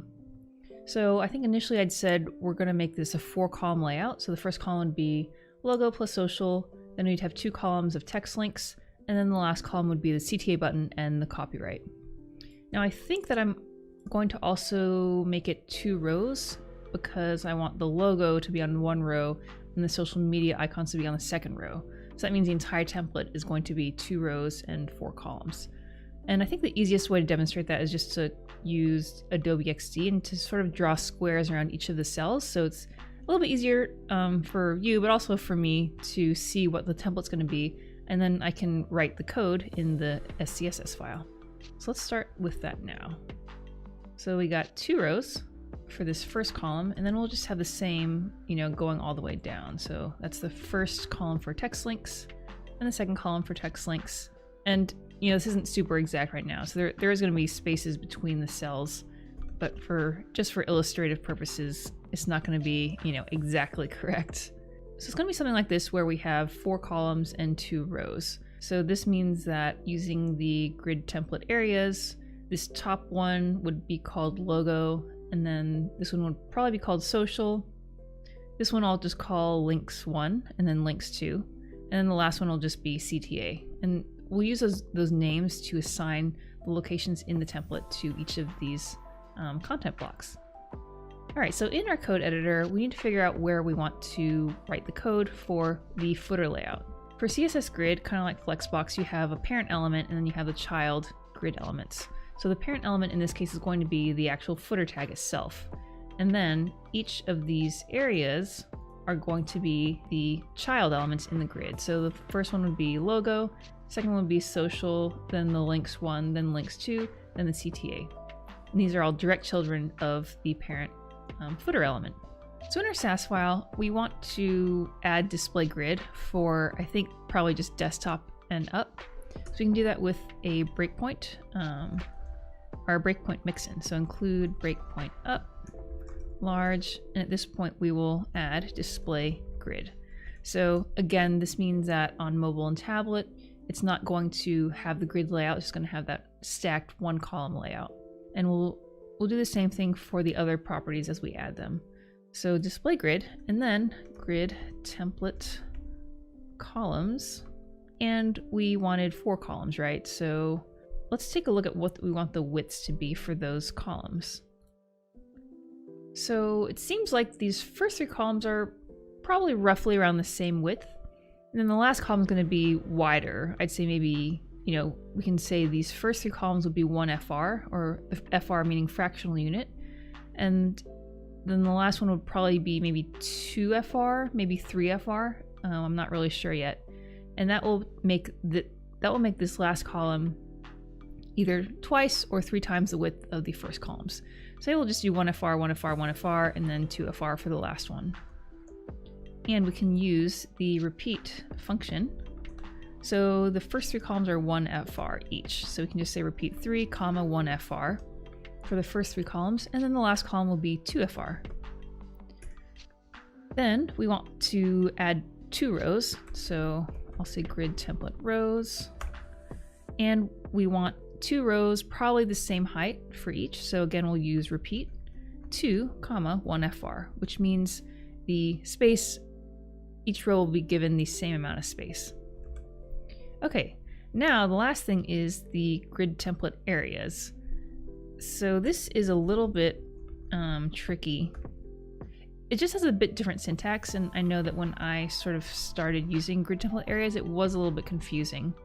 But basically, going back to our design, you write out the names of each of the areas sort of in the place where you want that block to be in the grid. So this one's going to be called logo. It's going to be going across in the first row from column left to the right. It'll be logo, links 1, links 2, and then CTA. And then the second row is going to be social, links 1, links 2, CTA. So using the same name for 2 different cells, it tells the browser that that area is going to take up 2 cells. So the first one's going to be logo. So how this works is we just type in logo, and it is in a string, as you can see here. Then the second column is links 1, then links 2, and the last one will be CTA. So this is kind of the representation of the first row, with each name taking up 1 column. Now we have 2 rows in our template, so we're going to add a second one in a string again, and instead of logo, the social media icons will be the first column, then links 1, links 2, and then CTA again. So this is our grid template. Now you also need to, in addition to creating this in the elements themselves, and I guess I should put this in a breakpoint as well, so include breakpoint up, large. We tell it that the grid area name of this element is logo. And this is part of the slightly confusing thing, but this does not need to be in a string. One place that I look to a lot when I'm confused about grid or flexbox stuff is CSS tricks. So a complete guide to grid, and they also have one for flexbox. So we're looking for grid areas. This is kind of telling you how the grid template areas work. So you can see they have things in quotes. Then the actual element, you just have the name and not in quotes. Again, this grid area property of logo will tell the browser that the footer logo element subscribes to the logo grid template area. So you have to do the same thing for each of these. So I'm actually just going to copy this. And then this is the footer social area, and that's going to be called social. And then for the links 1, we'll put it in the column 1, and then we'll do the same thing for column 2, which will be links 2. And the last area will be the CTA, and that's going to be the entire footer CTA element, which contains the button as well as the copyright info. So that's going to be, I think I just said CTA. These grid area properties, they'll sort of match to what's in the grid template areas. All right, so this looks pretty good. Obviously it's not completely accurate at the moment, but this is a really good start. Let's turn on, in the layout tab, the grid inspector. So I want the footer to be highlighted. This is a super helpful tool if you are working with Flexbox or Grid. Firefox has these special Flexbox and Grid inspectors, and it just tells you a visual representation of what you have. We actually have not only the lines to designate the rows and columns, but it's also telling you the names of the grid areas that we just created. It says logo, social, links 1, links 1, links 2, links 2, and then CTA. And it also tells us that with this dotted line, it's sort of telling you that the area is taking up those 2 cells, whereas for logo and social, there's a solid line between them, indicating that they are separate. I think that, let me just uncheck the display area names so you can see a little bit better. But we need to kind of align these correctly, right? So let's work on the horizontal alignment first. And I think we want the logo and the social icons to be aligned to the left. You can control alignment in 2 different ways. One is sort of global alignment when you set properties on the grid parent. You can also set properties in each grid child to just control the alignment of that cell. So there's a lot of control that you have using CSS Grid. And let's kind of figure out what we want to do here. If you look at the design, we do want the logo and social icons to be left aligned, and we also want the text links to be left aligned as well. And then the CTA and the copyright are right aligned, so everything's kind of like flush to the edge. So I think we could try using justify content space between. Is that doing anything? Doesn't look like it's doing anything. This might be a Flexbox thing. Let's go back into our handy CSS tricks guide. Let's justify items. Aligns grid items along the inline row as opposed to align items, which aligns along the block. So let's try justify items start.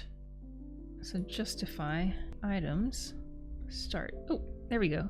I think what I was doing was justify content, which I use a lot in Flexbox, but I think that just controls the child items as a whole. Justify content.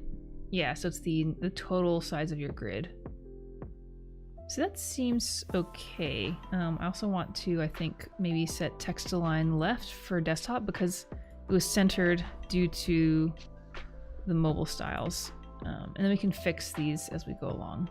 Now, why are these centered? Line item center. I have a few different things going on here. So I have the footer links. It's a Flexbox parent. Let's turn off the grid. Look at the Flexbox. I had done align item center, and I actually want to align items, I believe start? Yeah, start. Because in this Flexbox parent, it's going vertically, so align items will do the cross axis arrangement. So I just need to remember to set footer links align item start for desktop and up. So footer links, and then for breakpoint up large, we're adding align item start, and then I'll make sure that the links themselves are aligned to the left. And the other thing we wanted to do was for the grid template, justify items start. Let's go back to the grid inspector. So now we can see that the text links are aligned to the left, the logo and social are aligned to the left as well. And then for the CTA, we want to align that to the right. I think we can say justify items end. Oh, this is not a grid thing, so I can't do that. I guess I could try text align right. No, that's not right. Oh, it's because I did justify items to the left. So I think because this is an individual, this is the grid child item, I can't do justify items. I have to do justify self because that applies to the individual child itself. So I think if I do end, there we go. So if I do text align right and justify self end for the footer CTA desktop styles, so under the breakpoint area, Okay, so it looks pretty good for the horizontal stuff, right? Let's just double check and compare that with the design. So yeah, we got the logo and social media icons on the left. These are aligned left. This is aligned to the right. And that does seem like what we have. So now we need to figure out the vertical alignment. You know, it looks like things are a little bit all over the place. So if we go back to the design, let's just draw a box around the entire footer area just to see how things kind of line up with each other. Looks like things are kind of extending out to the top and the bottom. They're like pretty much almost flush. So if we go back to the footer parent itself, I think what controls the vertical alignment is align, justify content and align content, just control the grid in like the greater parent. So if I want to control the alignment inside the grid, I have to use items. So align items. Okay, aligns grid items along the block axis. So the values can be start, end, center, and stretch. So I think I want stretch, so it goes all the way to the top and the bottom. So we'll try that. It didn't seem to do anything. Something else is adding this extra space. I wonder, I might have some margins actually. So let's look at the links. Oh, there is a margin in the social. So let's just cancel that out. So margin bottom 0. And then I guess the logo also, there's a margin there. Okay, I might just need to go back and move all the margins that I added for mobile into a breakpoint down media query, because I only want it to take effect on mobile and tablet. So let's see where, here we go, margin bottom. So include breakpoint down. So I want this to apply to tablet and down. Oh, medium, I mean, medium and down. And then we'll add the margin bottom there. Let me just copy this media query. So same thing here. Margin bottom here.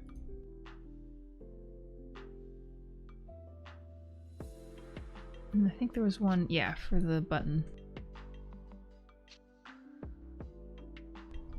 Okay. Now that we've removed the margins from desktop, let's see how the site looks. Did that help at all? See, the social icons are still like really, they're too high. I want them to be flush to the bottom. What happens if I do an align self for footer social? I'll get rid of the height thing, turn on align self to the end. Does that seem right? It seems a bit tall.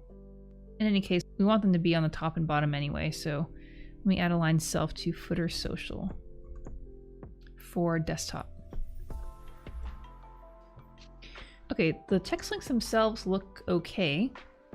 Now I need to do this, the aligning for the CTA section. So in the CTA section, we have this, and then we have a copyright. So I think if I do align self, is stretch an option for this? Oh, it is. Stretch not working. This is kind of annoying.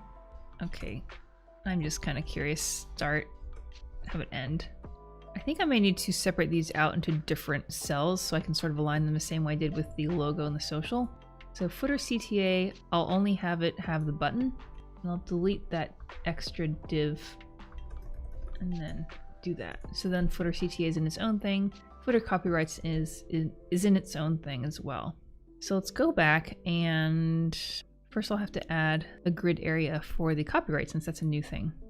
So include breakpoint up large grid area, and I'll call it copyright. Then I'll need to add the copyright name to the grid template. So before we had the CTA and copyright in one thing, now we're going to have CTA on top and then copyright on the bottom. Okay, much better. So now we can sort of try to, we'll add another rule for align self end, and then justify self end. Okay. Okay, that looks pretty good. I do feel like things are a little bit taller than they should be. You know, I wonder if the font size should be smaller for the text links. You see that? This should be 15 or so pixels. How big's the font size right now? It is, if we go to computed, font size is 18. And where did that rule come from? It's just from the body font size. Okay, so for the footer links, I need to set a font size of 15 pixels. So that should help with making the content less tall. I'm guessing it's going to be the same font size for mobile as well. So font size, 15 pixels divided by 16 is 0.9375 rems. All right, let's give that a shot. Okay, looks shorter, which is great. Maybe the Easy Bank text itself needs to be a bit smaller too. It's probably about the same, 15 pixels. So we'll copy this property and add it to the copyright as well. Okay, maybe there's just too much space. Because I had initially added all that space using line height, so if I reduce line height, it's still a bit tall. Interesting. Let's just say line height 1 just to make it really short. Oh, you know what it is? It's because I set the row. I set the rows to be 1 FR, which means the top row and the bottom row have to be the same height because that's how I set it. But obviously the bottom row, the social media icons and the copyright doesn't need to be the same height as the top row. And the top row looks like it's getting its height because of the button, which is making everything be too tall. Let's fix this row problem first, and then we'll figure out if we need to decrease the line height for these. So instead of 1 FR, I think the second row should be something less. Where is it? Here, grid template rows. So the first top row should be 1 FR. If I do auto, it'll just, oh, if I do auto, it just sort of does that. Let's try that. So in the parent, we'll change grid template rows to 1 FR and auto. Here we go. So instead of this repeat thing for the rows, we'll just do 1 FR and auto. Okay, so this is shorter. Now the line height is kind of what's limiting it. So let's try 1. Okay, see, now it got really short, which is great. Maybe 1.5. You know, maybe I don't want to use line height because that's kind of like making it a static distance. What if instead, in the footer link, since I know that is a flexbox parent, I could say justify content space between, and that will sort of auto stretch to fit that. So I think that's a much better way of doing that, at least for desktop. We want the line height for mobile because we're not using grid for that. So footer links for desktop, here we go. I think I personally just do justify stuff before the align properties. Okay, so this looks closer, which is great. Now I'm guessing that this button might be a little bit tall. I am kind of curious where this height is coming from now. Oh, I forgot to take out the line height. Okay, that's no problem. So maybe I'll just remove line height for the footer links A for desktop. So I just want to use this on tablet and mobile, so I'll use my breakpoint down. And I know that I usually use the breakpoint up, meaning I use min-width media queries, but I think in this case, because we're adding styles for mobile, I would prefer to use the breakpoint down using max width media queries. Otherwise, I would have to cancel out all the margins and line heights for desktop. That looks a lot better. So I think maybe this button is now what's kind of making it a bit tall. Okay, how big is this button? Oops. It is 46 pixels tall or so. And how big is it on the website? Okay, so it is 46. You know, I'm not going to split hairs here. I think this looks pretty okay. So even though it's taller than it is on the design, I think it's okay. And I just kind of added some space here so I'm not blocking it with the picture of myself for you all. It's kind of weird. It even looks like there's more space in the design. I think the logo and the social media icons actually might be a little bit too tall. So let's just tweak that and then we'll sort of consider this complete. The logo should be 23 pixels tall. And about the same for the social icons. So let's see what we got. 20. And the icons look like they're 25. Okay, so yeah, they are a little bit big. The image itself says 20, which is good. And then for some reason the thing is 25, the anchor link. Maybe I just need to set a height. If I set a height of 20 pixels, will that help? Oh yeah, it does. Okay, we'll just say height 20 pixels for the footer social A. Social A, here we go. And I'm assuming the same height will be for mobile as well, so we don't need to use a media query for that.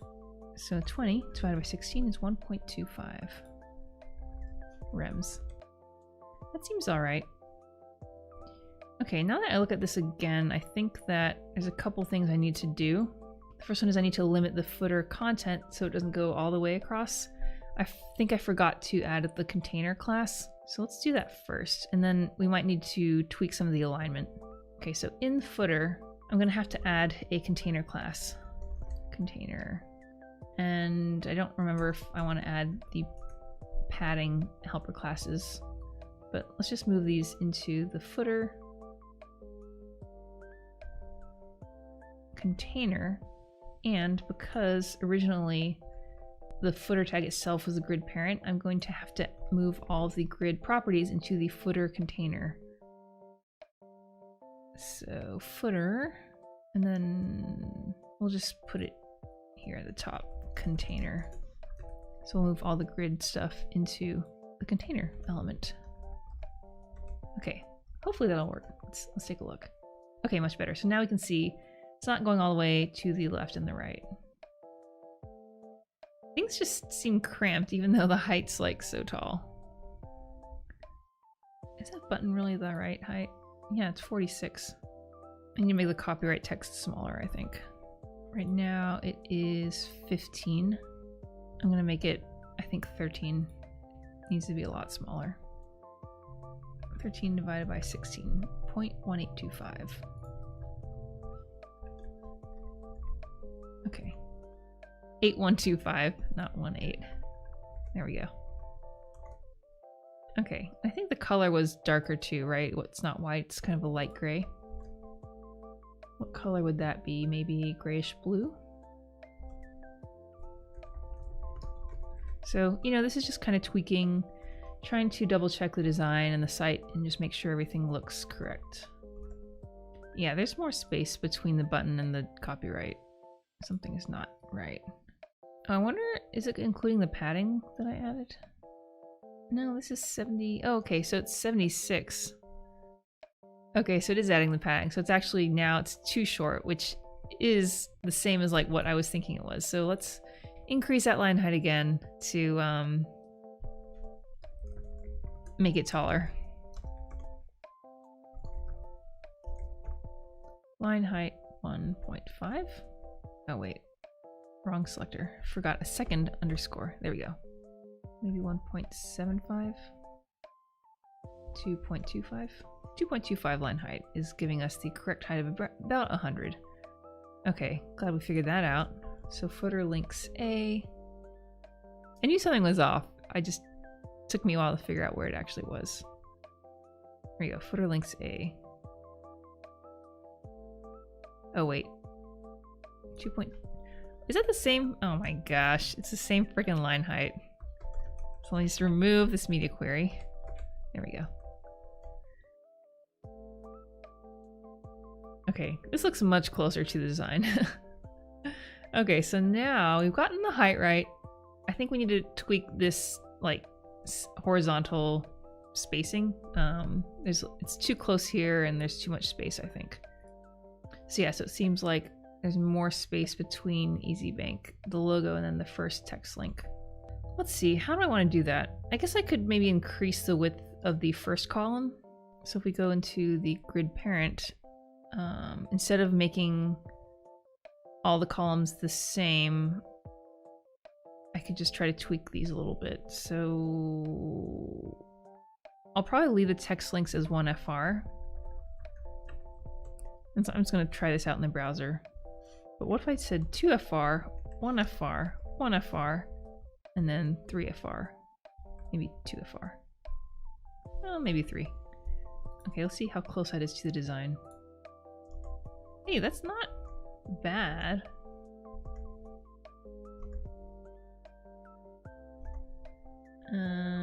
There's a few things that look like they're off. So there's just a tiny bit more space between these. I think I also forgot to add a grid gap property, so let's try that. gap of maybe 1 rem, 2 rems. Let's try 1 rem. So that gap property, let me just show you how that looks. So it's adding space of 1 rem or 16 pixels between all the cells in the template. So I think that's probably good to keep. So I need to add gap of 1 rem, and then I need to change the template itself. It'll be 2FR, 1FR, 1FR, 3FR. Okay, so grid template columns. Place this. And I know I could use repeat to 1FR, but I mean, it's kind of the same at this point if you're only repeating it once. And then what else did I wanted to add? Oh yeah, the gap of 1. I'll add the gap under areas, I guess. 1 rem. Okay, that looks pretty good. Let's compare with the design again. That looks fairly close. And I'm actually okay with, like, I have a little more space between the social icons, but I think that's okay. Alright, now moment of truth. Let's see how this looks on mobile.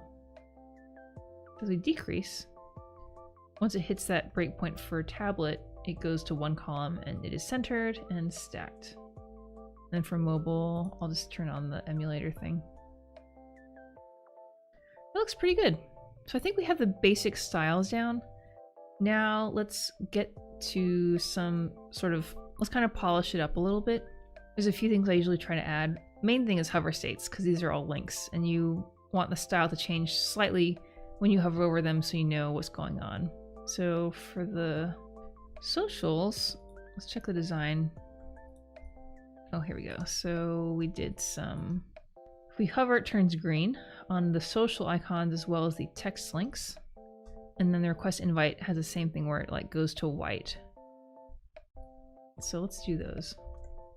The social icons, that would be social icons, the images, they're SVGs, and we want to change them from the white to the green color. Now, since I loaded these SVGs as image tags, I might actually change that, because what I want to do is change the fill in the SVG itself. Let me show you what that looks like. So icon Facebook, if we look at that, so it tells you the fill is FFF, which is white. And there is actually a way that you can alter that in CSS, but only if you're loading the SVG as an SVG tag and not the image tag. So I'm gonna have to change this. So I'm gonna copy this. So we're actually just using inline SVGs at this point. And then I think, can I just move the alt? No. Huh, there's no alt for that. That's interesting. I'm just curious about this alt tag for SVGs. Accessible. It's purely decorative. It doesn't need alternate text. I think we do because they're like social icons. Inside the SVG, add title. Oh, must be the first child of its parent element. It'll be used as a tooltip. That's helpful. Okay, so let's do that. So say the first child here. So path is the first child originally, but now we're adding titles and we'll add Facebook. That's pretty good. And we'll have to do the same thing for the other ones. So YouTube,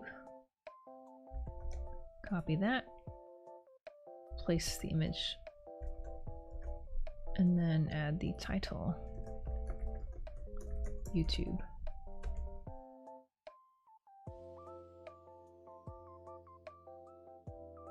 So now, let's load it up. Everything's the same. Let's just double check. Yeah, so it is actually loading the SVGs, which is good. If we hover, it tells us the title, which is great. So now, to adjust the color, to adjust the hover, we want to, in the SVG, alter the path fill. And we can do that in CSS, which is pretty awesome. So if we go down to social A, so in the A tag, it's going to be SVG path. That's going to be the element. Social A, hover. And I could nest it under the A element, but okay, maybe I'll do that. Under the A, hover. SVG element, and then the path element is going to have fill of the green color, lime green. And then we also want to add its transition so it's a little bit more nice looking. Hopefully this works. Fill, and then how fast we want to be, maybe 150 milliseconds. Ease in, out. Oh, hey. Very nice. Cool, so we were able to add the transition and the hover fill color for these social icons. We want to do the same thing for these text links as well. So that's going to be in the footer links A. So footer links A, hover, color, lime green I think it was, and then of course we're doing the same thing. So transition, color, 150 milliseconds, ease in, out. Oops. Okay. There we go. Nice. And the last thing we want to do is this button hover state. And you can see it's losing opacity when you hover over it. And that's because when I first coded this button, it was just on a white background. So I could simply reduce the opacity and make it sort of look like there's a white overlay. Obviously it doesn't work with a dark background, so I'm going to have to build a semi-transparent white overlay over the linear gradient color. So I think I can do that with a pseudo element. So let's just sort of try. So in our global Sass file, going down to the button styles. So right now the opacity thing, I'm just going to comment that out because it's not really working for us. And I'm going to have to add a pseudo element. So let's just try the before. And content is blank, so it shows up. You have to have a content property set for your before and after elements. Then I'll say background, color. I should just do background since it's using a linear gradient. I think background is actually, linear gradients actually apply to the image, if I'm not mistaken, background image. Let me just see if that's correct really quick. Yeah, so yeah, background image. And unfortunately background image does not transition nicely, so we might have some issues when we do this, but okay, going back here. So we're making an overlay. I'm going to have to position this absolutely, I think, because we want it to be on top of the rest of the button. Right, 0. And this is just to make it go to, you know, all the different edges. And because it's positioned absolute, I just need to make sure the parent is position relative, which it is. That's good. And I'll make sure the position absolute child will sort of remain inside the parent, which is relative. Then background, color. And because we want it to be RGBA, so it will be semi-transparent. So white is 255, 255, 255. And transparency, let's just say 0.25. We don't want to go full white, otherwise you won't be able to read the text. Okay, now let's just see. Let's see how that looks. And it's not attached to a hover state right now. I just kind of built it to sort of test and see how it'll look. Ooh, that looks pretty close to what we had before, actually. So we'll set opacity. So opacity 0, it won't show up, and then it'll show up when we add, when we get rid of the opacity 0. So I'm going to use that for the hover state. So this actually was a pretty easy solution. I thought it was going to be a bit harder than that. So by default, we'll set this opacity to 0. And then on the hover state, we'll set opacity to 1. So we want to transition that so it's nice and smooth. We'll use 150 milliseconds like the other hover state speeds.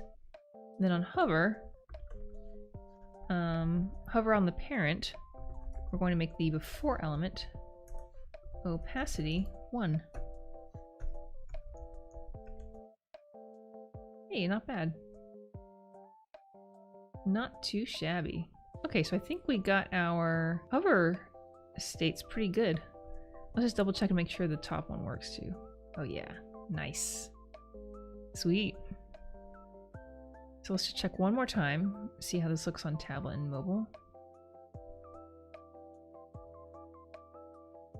Good.